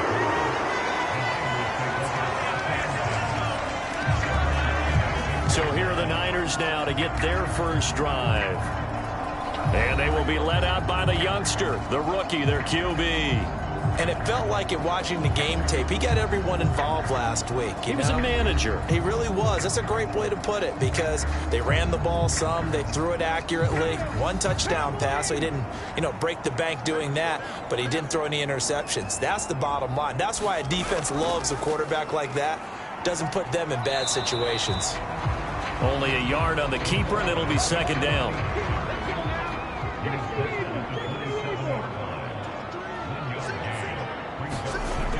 He'll look to throw. Oh, his first throw of the game going to be intercepted. Carlton Davis picks it, and he returns it into enemy territory down to the 45-yard line. So this is something we didn't see at all from this offense in the victory last week. That's a turnover. They didn't have any, but giving the ball away here in the opening quarter. I love the surprise in your voice because it's exactly what you stated. Didn't see it last week, but it was a key to their win. And it'll be a key to this game as well, protecting the football. Didn't get it done there. Tampa Bay, they're getting ready to set up shop here for their second drive. And they'll be looking to make this a 2-score advantage. Had the touchdown on their first drive, Charles. Hey, they can get up 2 scores here on the road. That's a heck of a start. And not only have they thought about it, I wonder if they visualized it. I remember playing, and they used to turn the lights out in our meeting room and run through a situation like this and say, just think about what it would be like to be up on the road and take the crowd out of it. Maybe they did some of that. Now a 2nd and 10. Mayfield down. Down he goes. The 49ers get there. Dre Greenlaw getting home on that one. And they're picking up right where they left off with the shutout that they pitched last week. A huge part of that, this pass rush. They know how to get after people. Offensively, good luck finding some answers right now.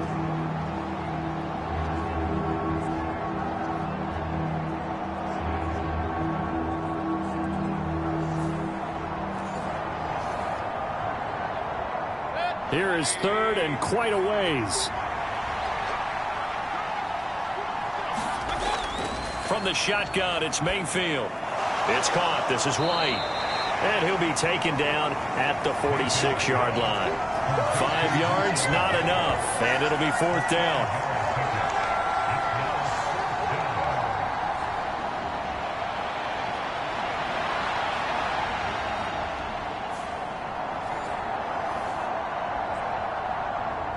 A 4th down. Here's Jake Camarda on to punt for the Bucs. This is away, but boy, headed straight for the sidelines. So out of bounds on the punt, and the spot will be, the side judge says, right at the 35-yard line here. Back out there comes the 49ers offense, ready for their second drive.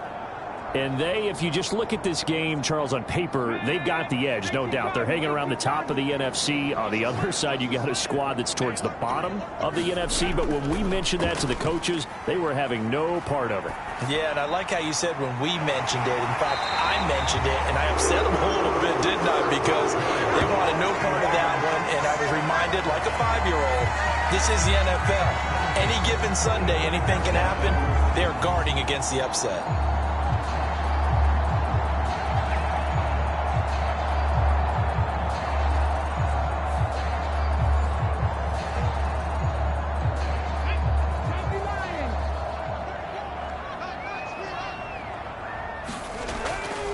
First carry for Christian McCaffrey. And he's corralled, but not before getting it inside the 35. A good gain again. That's now 31 yards combined on those last 2 plays. Although his reputation as a speedy runner precedes him, it's always fun to watch him work. It is eye-opening, isn't it? Because when you see him get the ball and just go, in addition to that speed, it helps out his blockers. They don't have to hold blocks for long because he's just going to speed right past them. Now on first down, he'll drop to throw it. That's over the middle and caught by Ayuk. And he's going to get this down near the 20-yard line.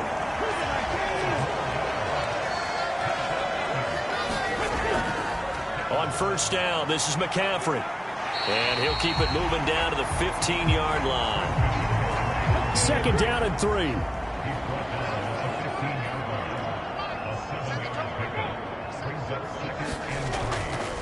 They stay on the ground. McCaffrey again. And once again, he'll get possibly back to the line of scrimmage, but no more than that.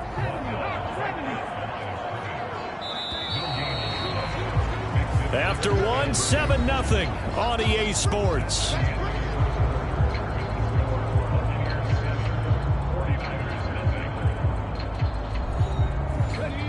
And the Bucs with an extra defender in the secondary now on 3rd down. Now Samuel. And all the way down inside the 5 to the 4. They're able to convert on 3rd down, and That sets up the 1st and goal.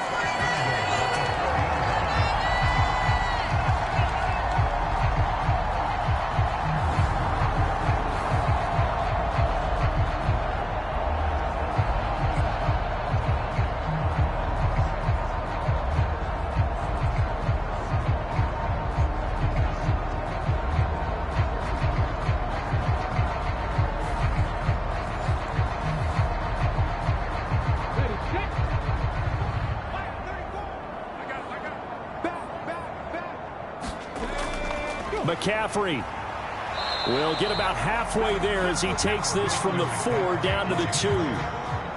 From the 2 now, 2nd and goal. Again, McCaffrey. And good work there defensively as they're able to keep him out of the end zone. This Tampa Bay defense, they held strong on the first 2 plays. Now 3rd and goal. On the ground, McCaffrey. Only a yard that time, so now a decision to be made here on 4th and goal. Defense didn't budge on 3rd down. Now what are we going to see on 4th? We are soon to find out, but does this feel like old school football or what, right? Yeah. This is an old-fashioned goal line stand. I know what I would call on offense. I would go for it. And I want some type of a play where my quarterback has a chance to run it or throw it. I don't just want one static play.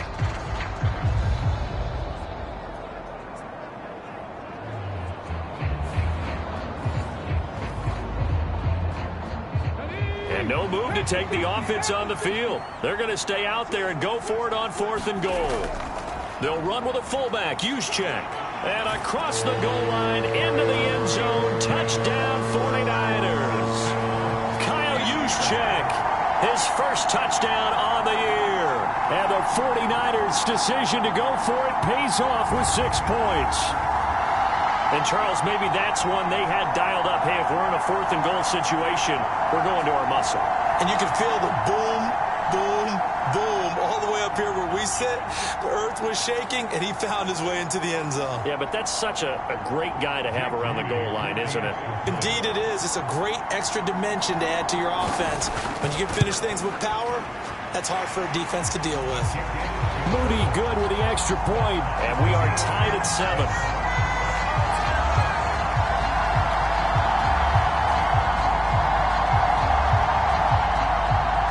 So all even at 7 now as they kick it away.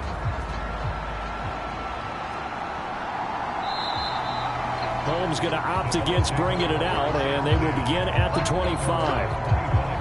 Now the Buccaneers offense gets ready to head back onto the field.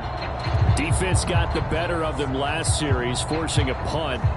See if they make a few changes in the game plan here and try to get points out of this drive. 1st and 10. Mayfield on 1st down. And there's a short one taken in by Otten. And he'll get this up past the 25 before he's out of bounds. Call it a gain of 3 on the play. I like the thought process. I like the design, but I think he may have waited a little too long to spot his man, because if you're going to run that drag route, you've got to put it on him and let him turn upfield. Instead, he waits until his receiver's too close to the sideline, and they don't get the yards after the catch. And they get him down, but not before he takes it across the 40-yard line. 50 catches for him now on the year, and he's got a 1st down.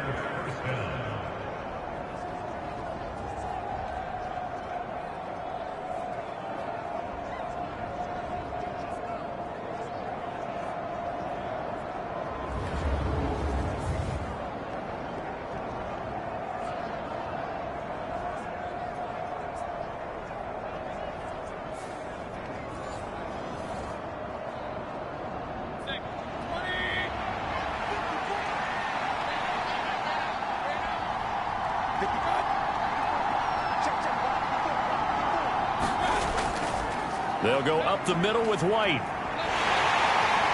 And he'll be taken down just shy of midfield. 2nd down and 4.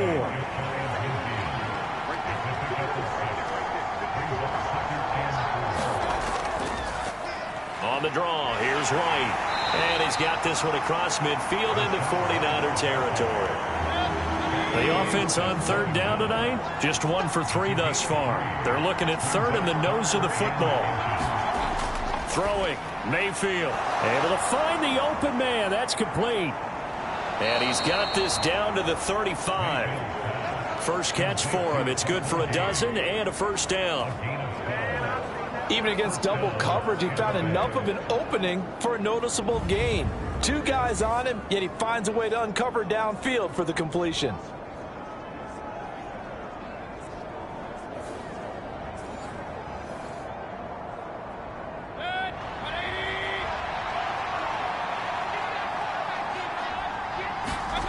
Mayfield now looking to throw on first down. And this will be incomplete.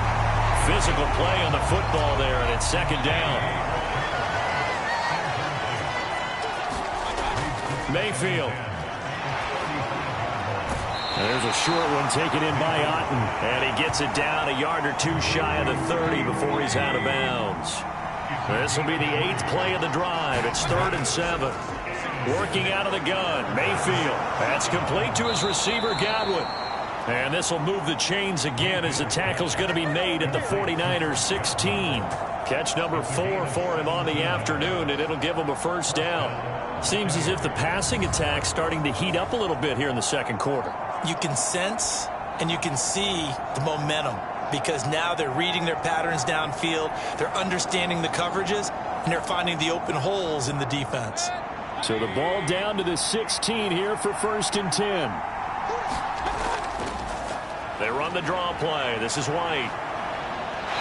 And he's able to get this inside the 10 now to the 9.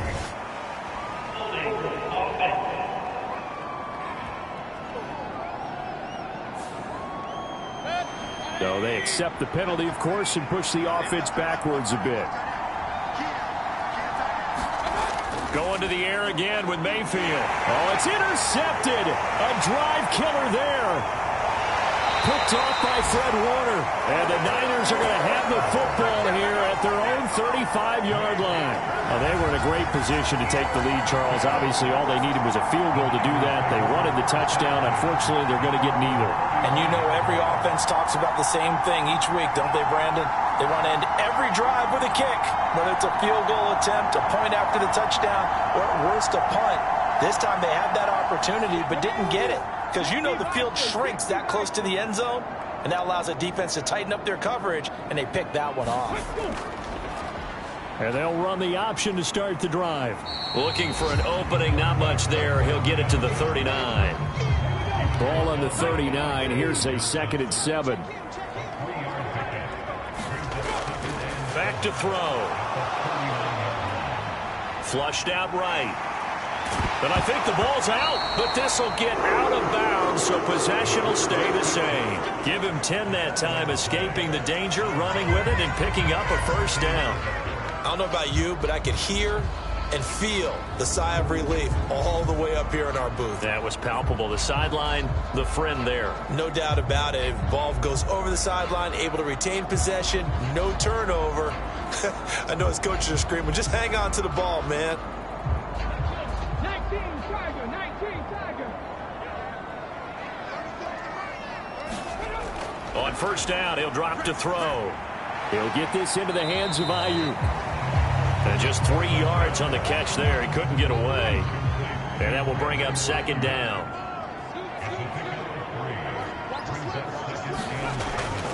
Up the gut, McCaffrey. And he'll be brought down, it looks like right at the 40. That one, a first down pickup of 8. And that's a nice pickup of a first down on that second down run. And at that yardage gained, they can run that play on any down.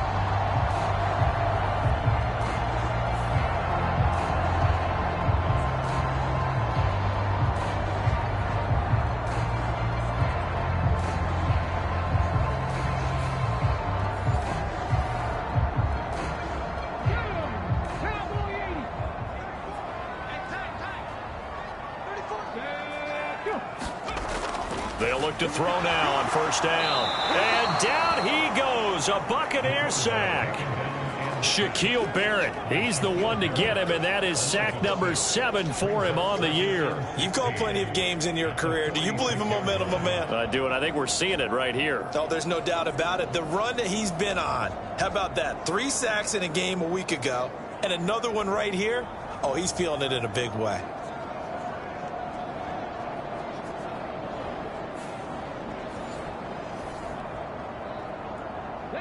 Work to be done here on 2nd and 16 after the sack. McCaffrey running up the middle. And a 5-yard gain gets him to the 42. 7th play of this drive coming up, but a long way to go on 3rd down. They'll set up a throw. Open man is Juwan Jennings. And he's not going to get the first down. He had to get to the 30, but he's a yard or two short. They'll get 10 there, but it leaves him just short for 4th down. Well, don't tell any defensive coordinator I played for, but that might be considered a win for both teams because defensively they stopped them short and forced the 4th down. But offensively, they picked up enough yards to give their kicker a better shot if that's what they want to do.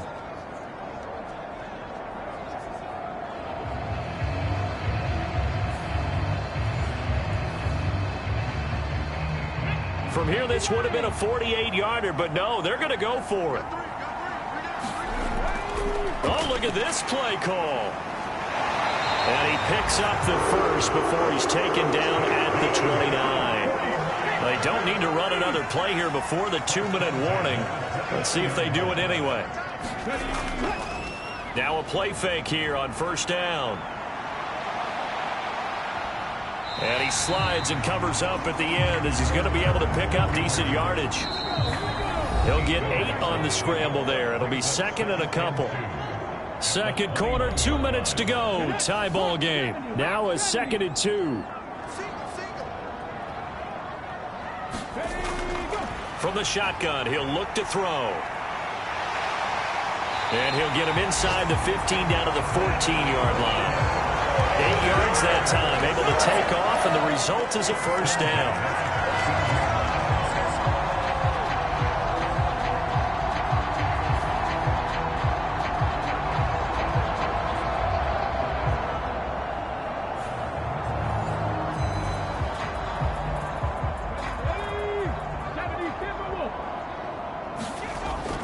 Now they'll switch it up here and look to throw. To the end zone, but it's incomplete. 2nd and 10.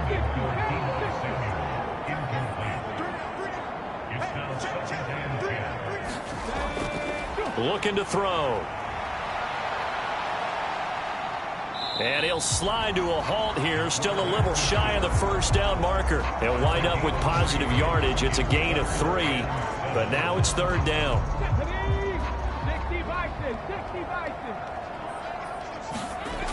He'll look to throw. And he will not be able to hang on through the contact. It's incomplete. The coverage strong, and now it's 4th down. So on is the rookie Jake Moody for the Niners field goal. This a 27-yard attempt here. And this one is right through. And they take the lead here now at 10-7.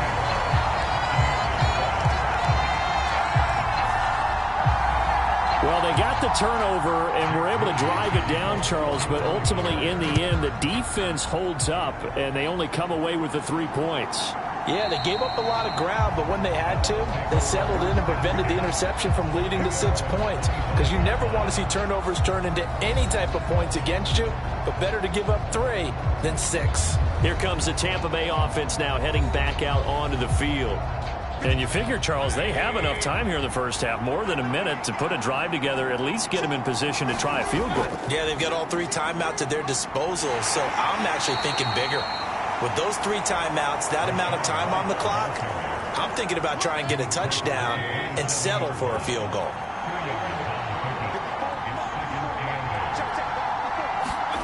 Mayfield now on 2nd down. And an incomplete pass. That'll stop the clock here with just under a minute to play in half number 1. Here's Mayfield. And the Niners get there and bring him down. The 49ers now going to use the first of their timeouts as they get the stoppage with a little over 50 seconds to go in the first half. 4th down, so Jake Camarda is out there. Brown with his stick skills. A 40-yard punt, 1 yard on the return. And the Niners will go on offense, 1st and 10. Well, the Niners going back on offense now late in this first half. And with great starting field position and a couple of timeouts at their disposal, they'll certainly have the green light here. So good starting field position for them here as they come up 1st and 10 at their own 37. Open man is Samuel, complete. And that'll be good for 8 yards to the 45.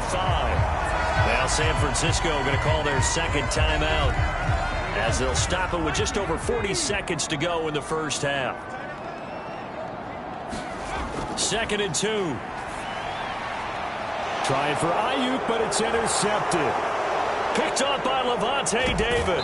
And a great return as he gets this all the way down close to the 30-yard line. A tough adjustment to the NFL throughout his rookie season, and his problem with turnovers is only exacerbated by his early showing today. That's a couple for him here in this first half, and he's cleared the double-digit mark for the entire season. Well, the Bucs going to take over now late in this first half. And now following that turnover, they've got an opportunity here to try to cash in with good field position before intermission. From the 32 now, here's 1st and 10. Following the interception, Mayfield to Evans on the slant. The Bucs going to go ahead and use the second of their timeouts as the clock will stop with just under 30 seconds to go in the first half. On 1st and 10, Mayfield. Looking middle, and it's incomplete. Here's 2nd and 10.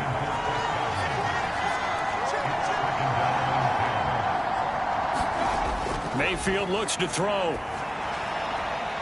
And that one to the right side and incomplete. Had the right idea there, trying to throw it to the sideline, but he led him just a little bit too much, trying to get it out to his receiver. Ends up falling to the ground, incomplete. And again, it's Mayfield. He's got Otten on the out route. The Bucs forced to use their 3rd and final timeout. And with halftime on the horizon, they'll be out of timeouts from here forward.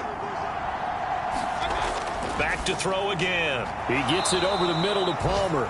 Oh, he's brought down. And remember here, no timeouts left. They got to get to the line quick. And he's going to go down. So they pass up the field goal attempt to go for 6, but as a result, they leave points on the field, and that's going to do it for this first half. So we've hit halftime, just a field goal separating these two teams at the break. As we'll send you back over to Orlando with our EA Sports Halftime Report, here's Jonathan Coachman. All right, Brandon, thanks very much. Things starting to get interesting in this final weekend before Thanksgiving. So let's see what's going on around the NFL. We start in the NFC West. Seattle heading down the coast to take on L.A. And it's the Seahawks who have the lead as those two teams approach halftime. Geno Smith throwing the football well. He has 3 touchdown passes. From there, we head east to the land to check on the Brownies at home at Cleveland Browns Stadium. And they were losers in that one to the visiting Pittsburgh Steelers. Kenny Pickett, excellent in the victory, as it's one that pushes his guys 2 games above 500. Finally, let's get down to Houston. Check on the Texans at home at NRG Stadium. And they were winners in that one over the visiting Arizona Cardinals. C.J. Stroud leading the way in the victory with 3 touchdown passes.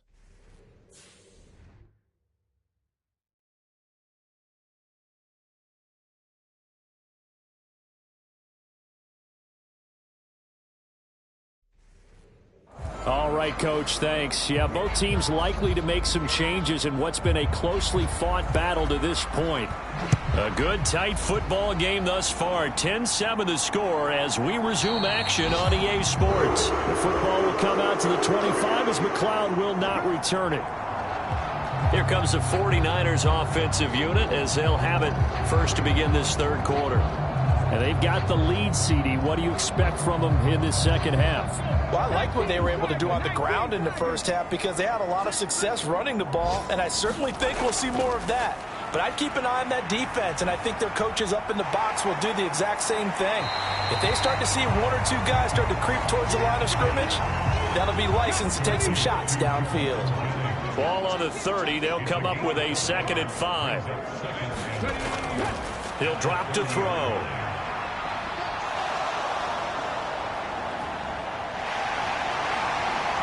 And he will slide to a stop. He does have the first down. It's a pickup of 16 there, and it'll lead to a new set of downs. The defense did its job of taking away a quick throw, but that's only half the battle because they've got to get to him before he can make a run for it. A little bit late containing him there, so he makes a nice gain out of a play that looked like it was in trouble.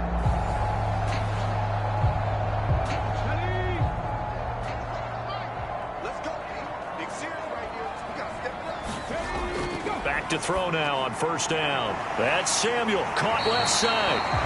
This will be stopped about 2 yards shy of the marker. 8-yard gain, 2nd and 2. Now back to throw. Got his man complete over the middle. That's Jennings. 9 yards to pick up there, and it's a first down. They'll drop to throw. Got a man. That's Ayuk.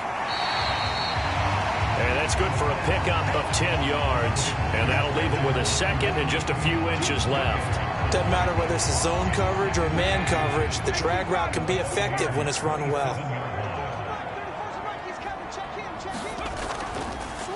They run the option on 2nd down.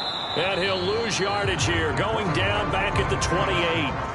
That backs him up 1 yard and brings up 3rd down. And on this play, the read for the quarterback was the defensive end, and he was totally focused on the quarterback. He should have given it off inside to the running back. Instead, he kept it and ended up taking a loss on the play.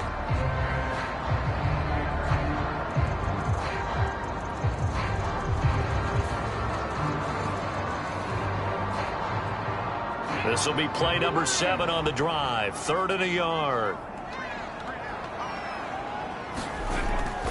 They'll try and pick it up with McCaffrey. And boy, he is very close to a first down, but from where they're spotting that football, he's going to be a foot or so short. They tried their best to pick up that 3rd and 1, but their surge wasn't enough to counteract what came back at them from the defensive side, was it? Offensive line, especially in the middle, looked like they were on skates a little bit when that one started. So now we bring up 4th and inches. This will be a critical call.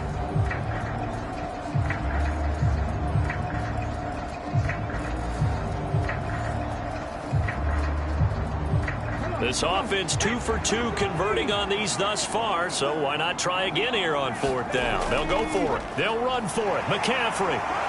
And he's able to get the first here as he's taken down at the 25. They'll look to throw. He'll get this to Jennings over the middle. And down inside the 15, shy of the 10. Now a 1st and 10 at the 11.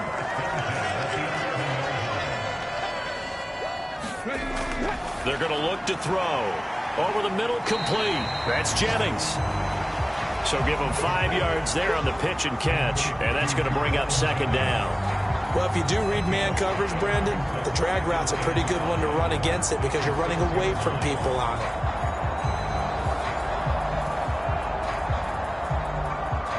Now 2nd and 5. Snap will come from the 6.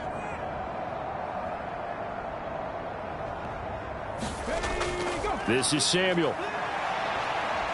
And he's able to get it down to the 2-yard line. After a gain of 5, they'll wind up being about a length of the football short here on 3rd down. And they'll run it here. Just a yard, but that's all they needed. And by the slimmest of margins, it'll be 1st and goal.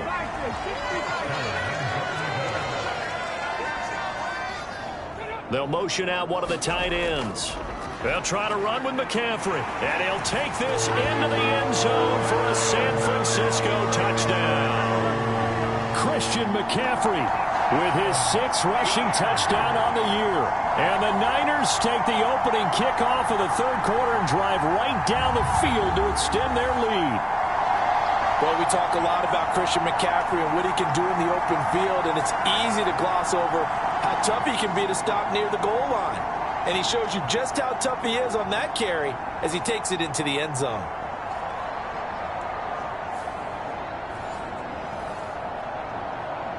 Now Moody for the PAT.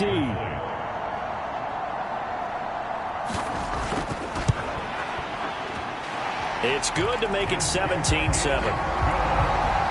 So that drive spans 13 plays. And the last play on the drive, the touchdown run from Christian McCaffrey.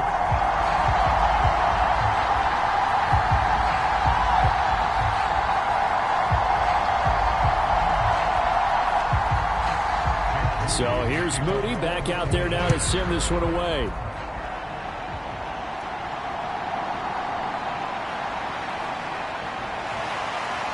And a decent return out to the 27-yard line.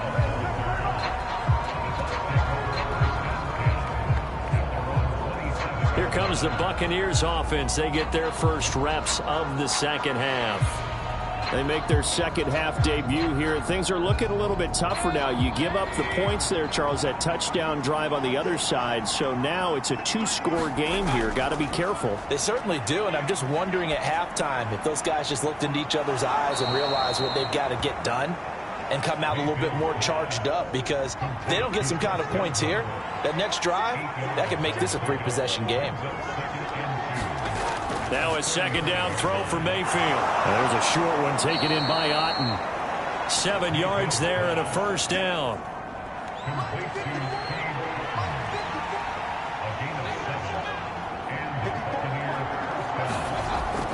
Play fake. Mayfield. That is caught. It's Chris Godwin. And he's brought down. The Bucs passing game looking good on this drive. It's a first down. That catch now puts him on the doorstep of 500. It's his 499th reception.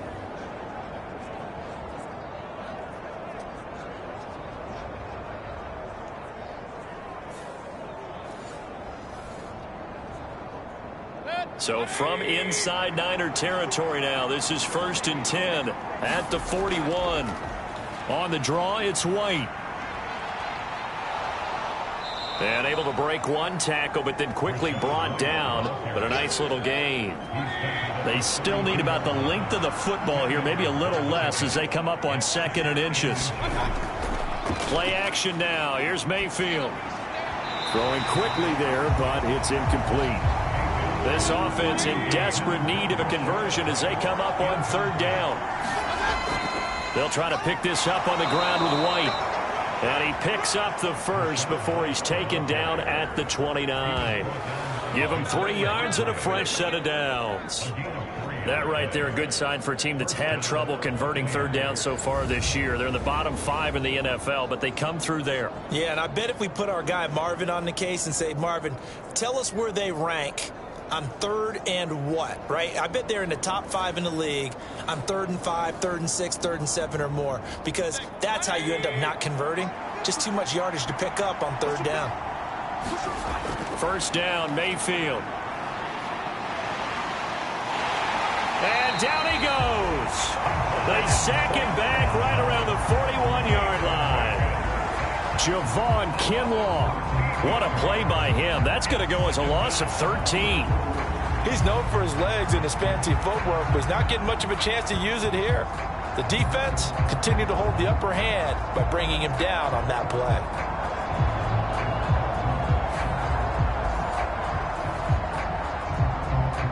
Now then, after the sack, it'll be interesting to see what they have planned for 2nd and 23. Now Mayfield. This one taken in by Otten. 9th play of the drive coming up, and certainly not an easy one on 3rd and long. To throw, Mayfield. Work in the middle of the field, and he's got a man complete. And he gets it all the way down inside the 10 and mark him at the 5. They're able to convert on 3rd down, and that sets up a 1st and goal. And I'll tell you what, this offense is playing a little bit of keep away right now. They've come out here in the 3rd quarter, possessed the ball for quite a while, and they keep on converting. Nice pitch and catch there to set up the 1st and goal. 1st and goal, and they got to be thinking a chance to get right back into this football game. Mayfield off the play fake. And he hauls it in for the Buccaneer touchdown. It's the fullback. His 2nd touchdown on the season. And the Buccaneers have cut it back within a score. So a strong drive here to lead off this 3rd quarter and gets them right back in this football game. And I think we can safely call that a statement drive because they had to be saying, we have put our best foot forward in the 1st half, but we certainly mean business now. Maybe a better term, a prove-it drive. They proved it to themselves that they were ready to go. McLaughlin for the extra point.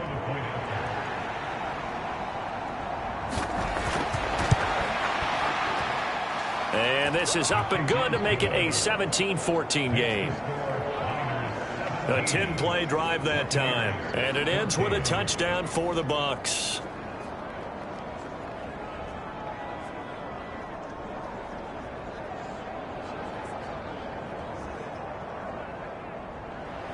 Out is the kickoff unit as they run up and send this one away.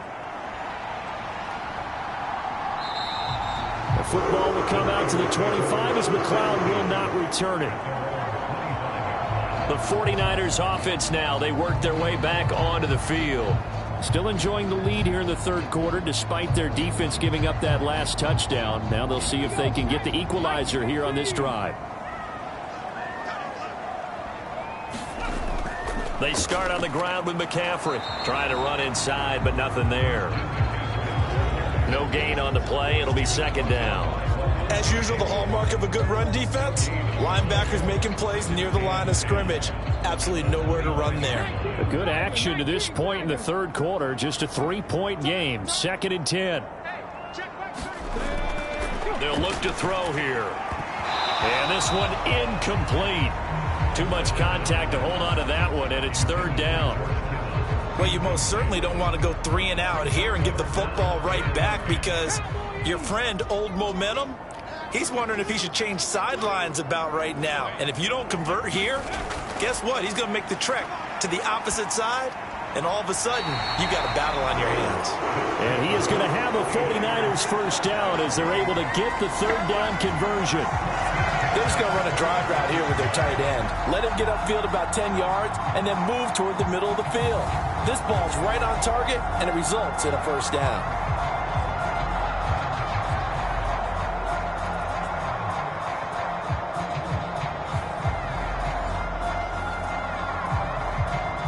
So from the 36 now, 1st and 10.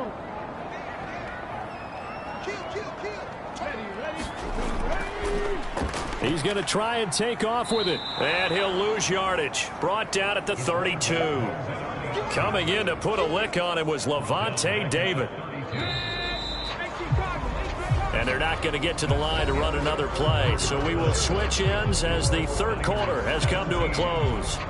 You're watching the NFL on EA Sports. Okay, ready?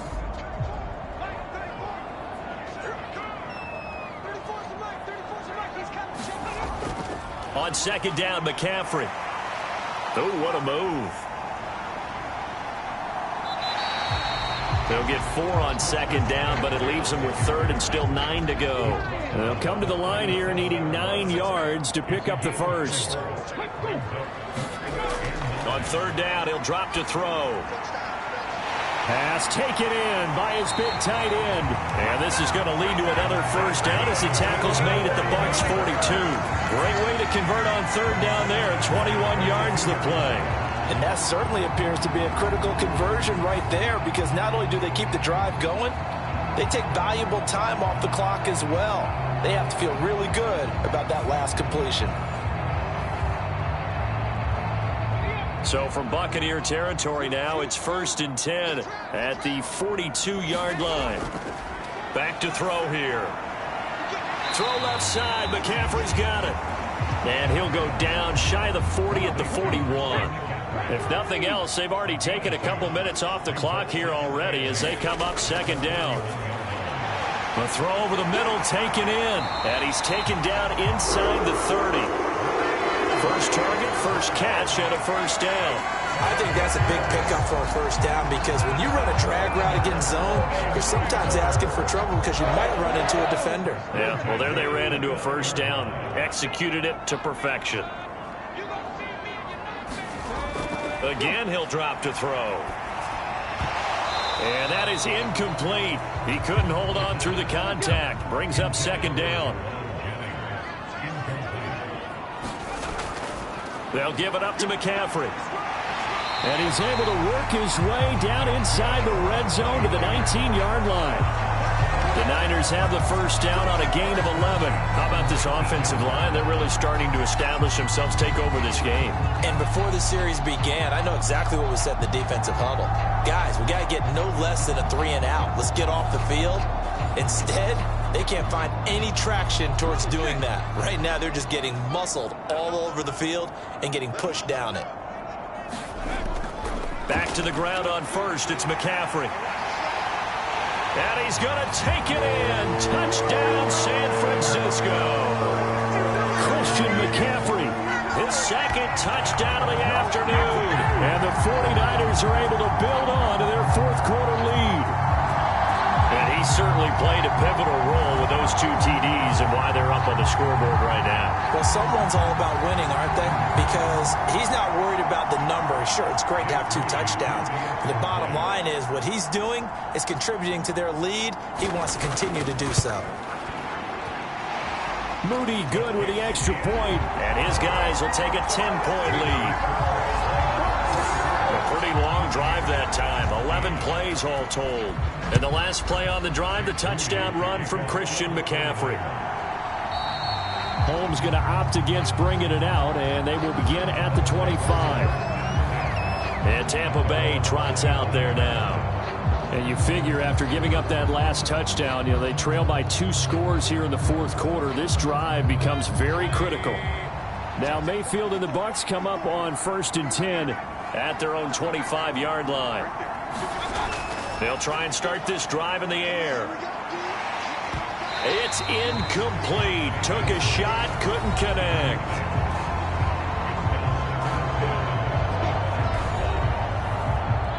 An incomplete pass leads to 2nd and 10 from the 25. Mayfield. Over the middle, he finds Godwin, complete. He's going to be dropped following a pickup of 7 past the 30 to the 32. 3rd and short yardage. Mayfield. Yeah, this pass broken up. Excellent coverage there on 3rd down, as that was not an easy one to hold on to. When you run into slant, timing is everything, and against that man coverage, there was no space available, and incompletion as a result. Here comes the Buccaneers punter now, as he's on to kick it away. And he takes us beyond the 35 before going out of bounds. So a good punt there, but a nice return of 11 yards. And out will come the offense as they take over. The 49ers ready to set up shop again offensively. They've got a chance now to put this game away following that last defensive stop and punt. Good starting field position for the 49ers as they have it 1st and 10 at their 38. They go over the middle, and it's complete to start the drive. So 5 yards here, 5 on the play, and it'll be 2nd down. A handoff, McCaffrey running right. And he'll be brought down just shy of midfield at the 49-yard line. 79 yards now for McCaffrey. It's a 1st down.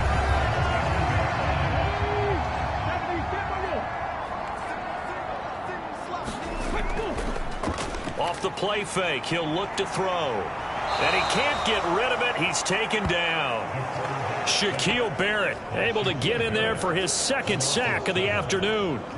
Chalk that one up to bad acting, I guess, because they certainly failed to sell the handoff, and the pressure stayed keyed in on the quarterback. No Oscar awards for this offense, just a loss of yardage. Don't need it all back at once, but you figure they're going to need something here. 17 yards to go on 2nd down. A give running left, it's McCaffrey. And this one not going anywhere. They get him at the 44 for a gain of just a yard. The offense on third down, they're at 50%, 4 for 8. This will be 3rd and 15. They'll set up a throw. Oh, the Buccaneer pressure too much. Down he goes. Joe Tryon coming in to drop him for a loss of 8, and it also brings up 4th. Well, this is what happens when you get behind the chains, as people like to say. When you have obvious passing situations, hard to vary it up and fool a defense. And you hate those situations if you're an O-lineman, right? Oh, without a doubt, because you just know they're coming, and you never know exactly how. They can be exotic in their blitzes, or their athletic ability just takes over. Here comes the 49ers punter now, as he's on to punt for the first time this afternoon. He was called on 3 times in the win last week as his first one here's away. Fights him off. 43 yards on the punt, 7-yard return, and the Bucs will get ready to go on offense. The Tampa Bay offense set to go again. Their defense was able to force the punt. That's the good news, but this is still a 2-score game, and they need points on this drive and in a relatively quick manner.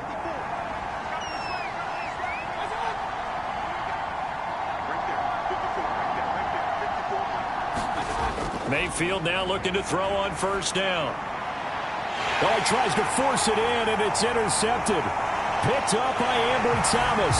And into the end zone. A pick 6 for the 49er D as they score the touchdown. So a 4th quarter pick 6 here, and that one might put this game out of reach, CD. I certainly agree with that, partner, and I know one thing, though. That team that just got the pick 6, they're going to keep playing until this one's over. Better be careful. They're looking to get another one.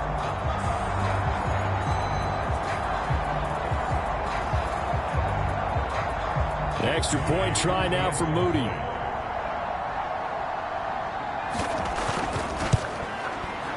And that'll make this a 3-score game as the lead moves to 17. A heck of a play there defensively, getting the interception, navigating his way into the end zone for the touchdown. So they'll get another shot on offense following that pick 6, and now the kick is away. Holmes going to opt against bringing it out, and they will begin at the 25. The Bucs ready to take over once again. We certainly had a sense coming in here that these guys were in for a tough one on the road. That has been how this ball game is played out. They trail big as we continue on now here in this 4th quarter.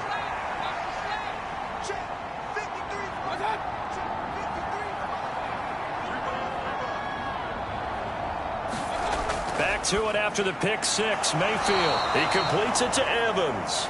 And he's going to be dropped following a pickup of 7 past the 30 to the 32.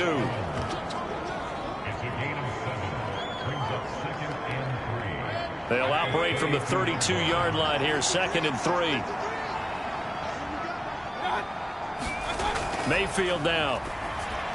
Here's White. They set up the screen. And he'll get it out near the 40 to the 39. So from the 39 now, they'll come up on a 1st and 10. Mayfield to throw it. He's going to have the hook up to Gage. And he'll be taken down, but not before he gets into enemy territory. So from inside Niner territory now, this is 1st and 10 at the 49-yard line. Now this one over the middle into the hands of his tight end, complete. So the completion good for 7 there, and it'll be 2nd down.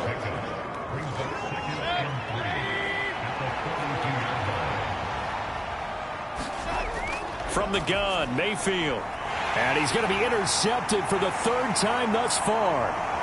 It's Jair Brown who's got it. Down the right sideline. And into the end zone. A pick 6 for the 49er D as they score the touchdown. Making back-to-back weeks now with a pick 6 for him. He had one a week ago. Talk about being in the groove, and what are the odds of what we're seeing right here? You don't see it happen very often. Listen, if you get a pick 6 in a season, It's been a big year, let alone back-to-back weeks. Tell you this, I wouldn't play cards against this guy in the locker room. Moody good with the extra point, and the lead is now 24. So the defense creating some points, not only getting the interception, but then returning it to the end zone for the pick six. So they throw the pick six. They'll get another shot at it now as this one's in the air. Holmes going to opt against bringing it out, and they will begin at the 25. And Tampa Bay trots out there now. Their mini two-game win streak appears it might be going by the wayside unless they can pull a rabbit out of their hat.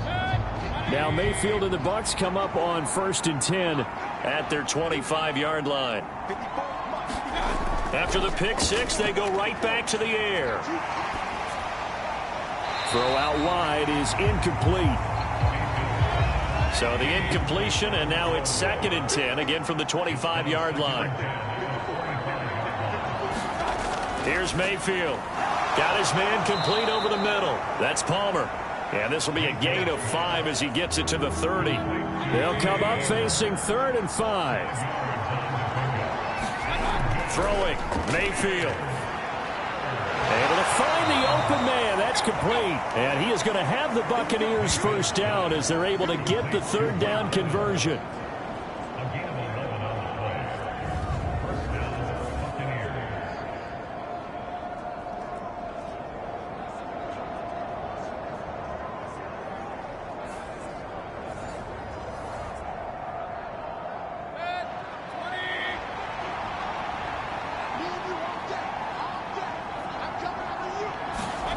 Mayfield on 1st down. On the left side, a catch by White. Will be a gain of 5. And it's 2nd down. Just 2 minutes remaining here in the 4th quarter of what has been a one-sided affair.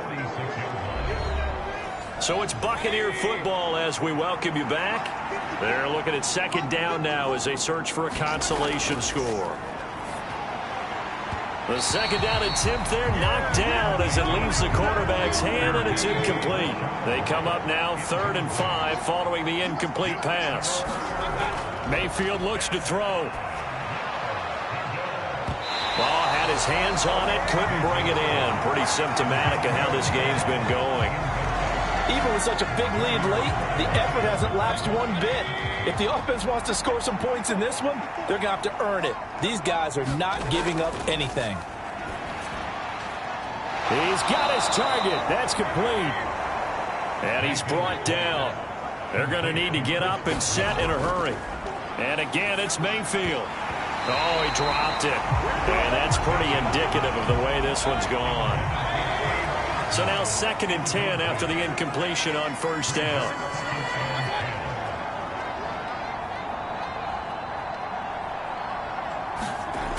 Back to throw again. And this one taken in on the right sideline, but not in the field of play. They say it's incomplete. The throw led him a little too far. It brings up 3rd down. On 3rd down, Mayfield. And his pass is intercepted for the 4th time today. Picked up by Denzel Ward. And the 49ers are going to get it back here just past the 35. And here in the 4th quarter, defensively, you know that you're just going to blanket the field with defensive backs and say, okay, take your best shot. And that time, it's intercepted. And we've often seen teams go into the prevent early, way too early, and sometimes they get too soft in their coverages, but not in this case. They understood the situation and played it with the proper aggression. Good starting field position for them as they come up 1st and 10 at their 36-yard line. And they'll go with a ground attack here. And just no chance of turning the corner. He can only get back to the line of scrimmage. 2nd and 10 coming up.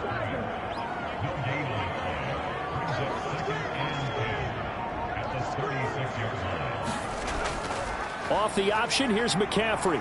And very little room to maneuver. He'll get this down to about the 39. Here's 3rd and 7.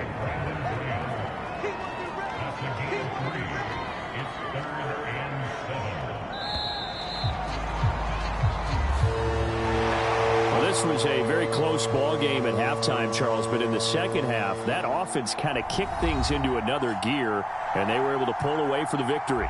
And, Brandon, I think they're the type of team that just looked in the mirror and said, hey, ton of pressure on, but we're the type of team that can flat out handle it.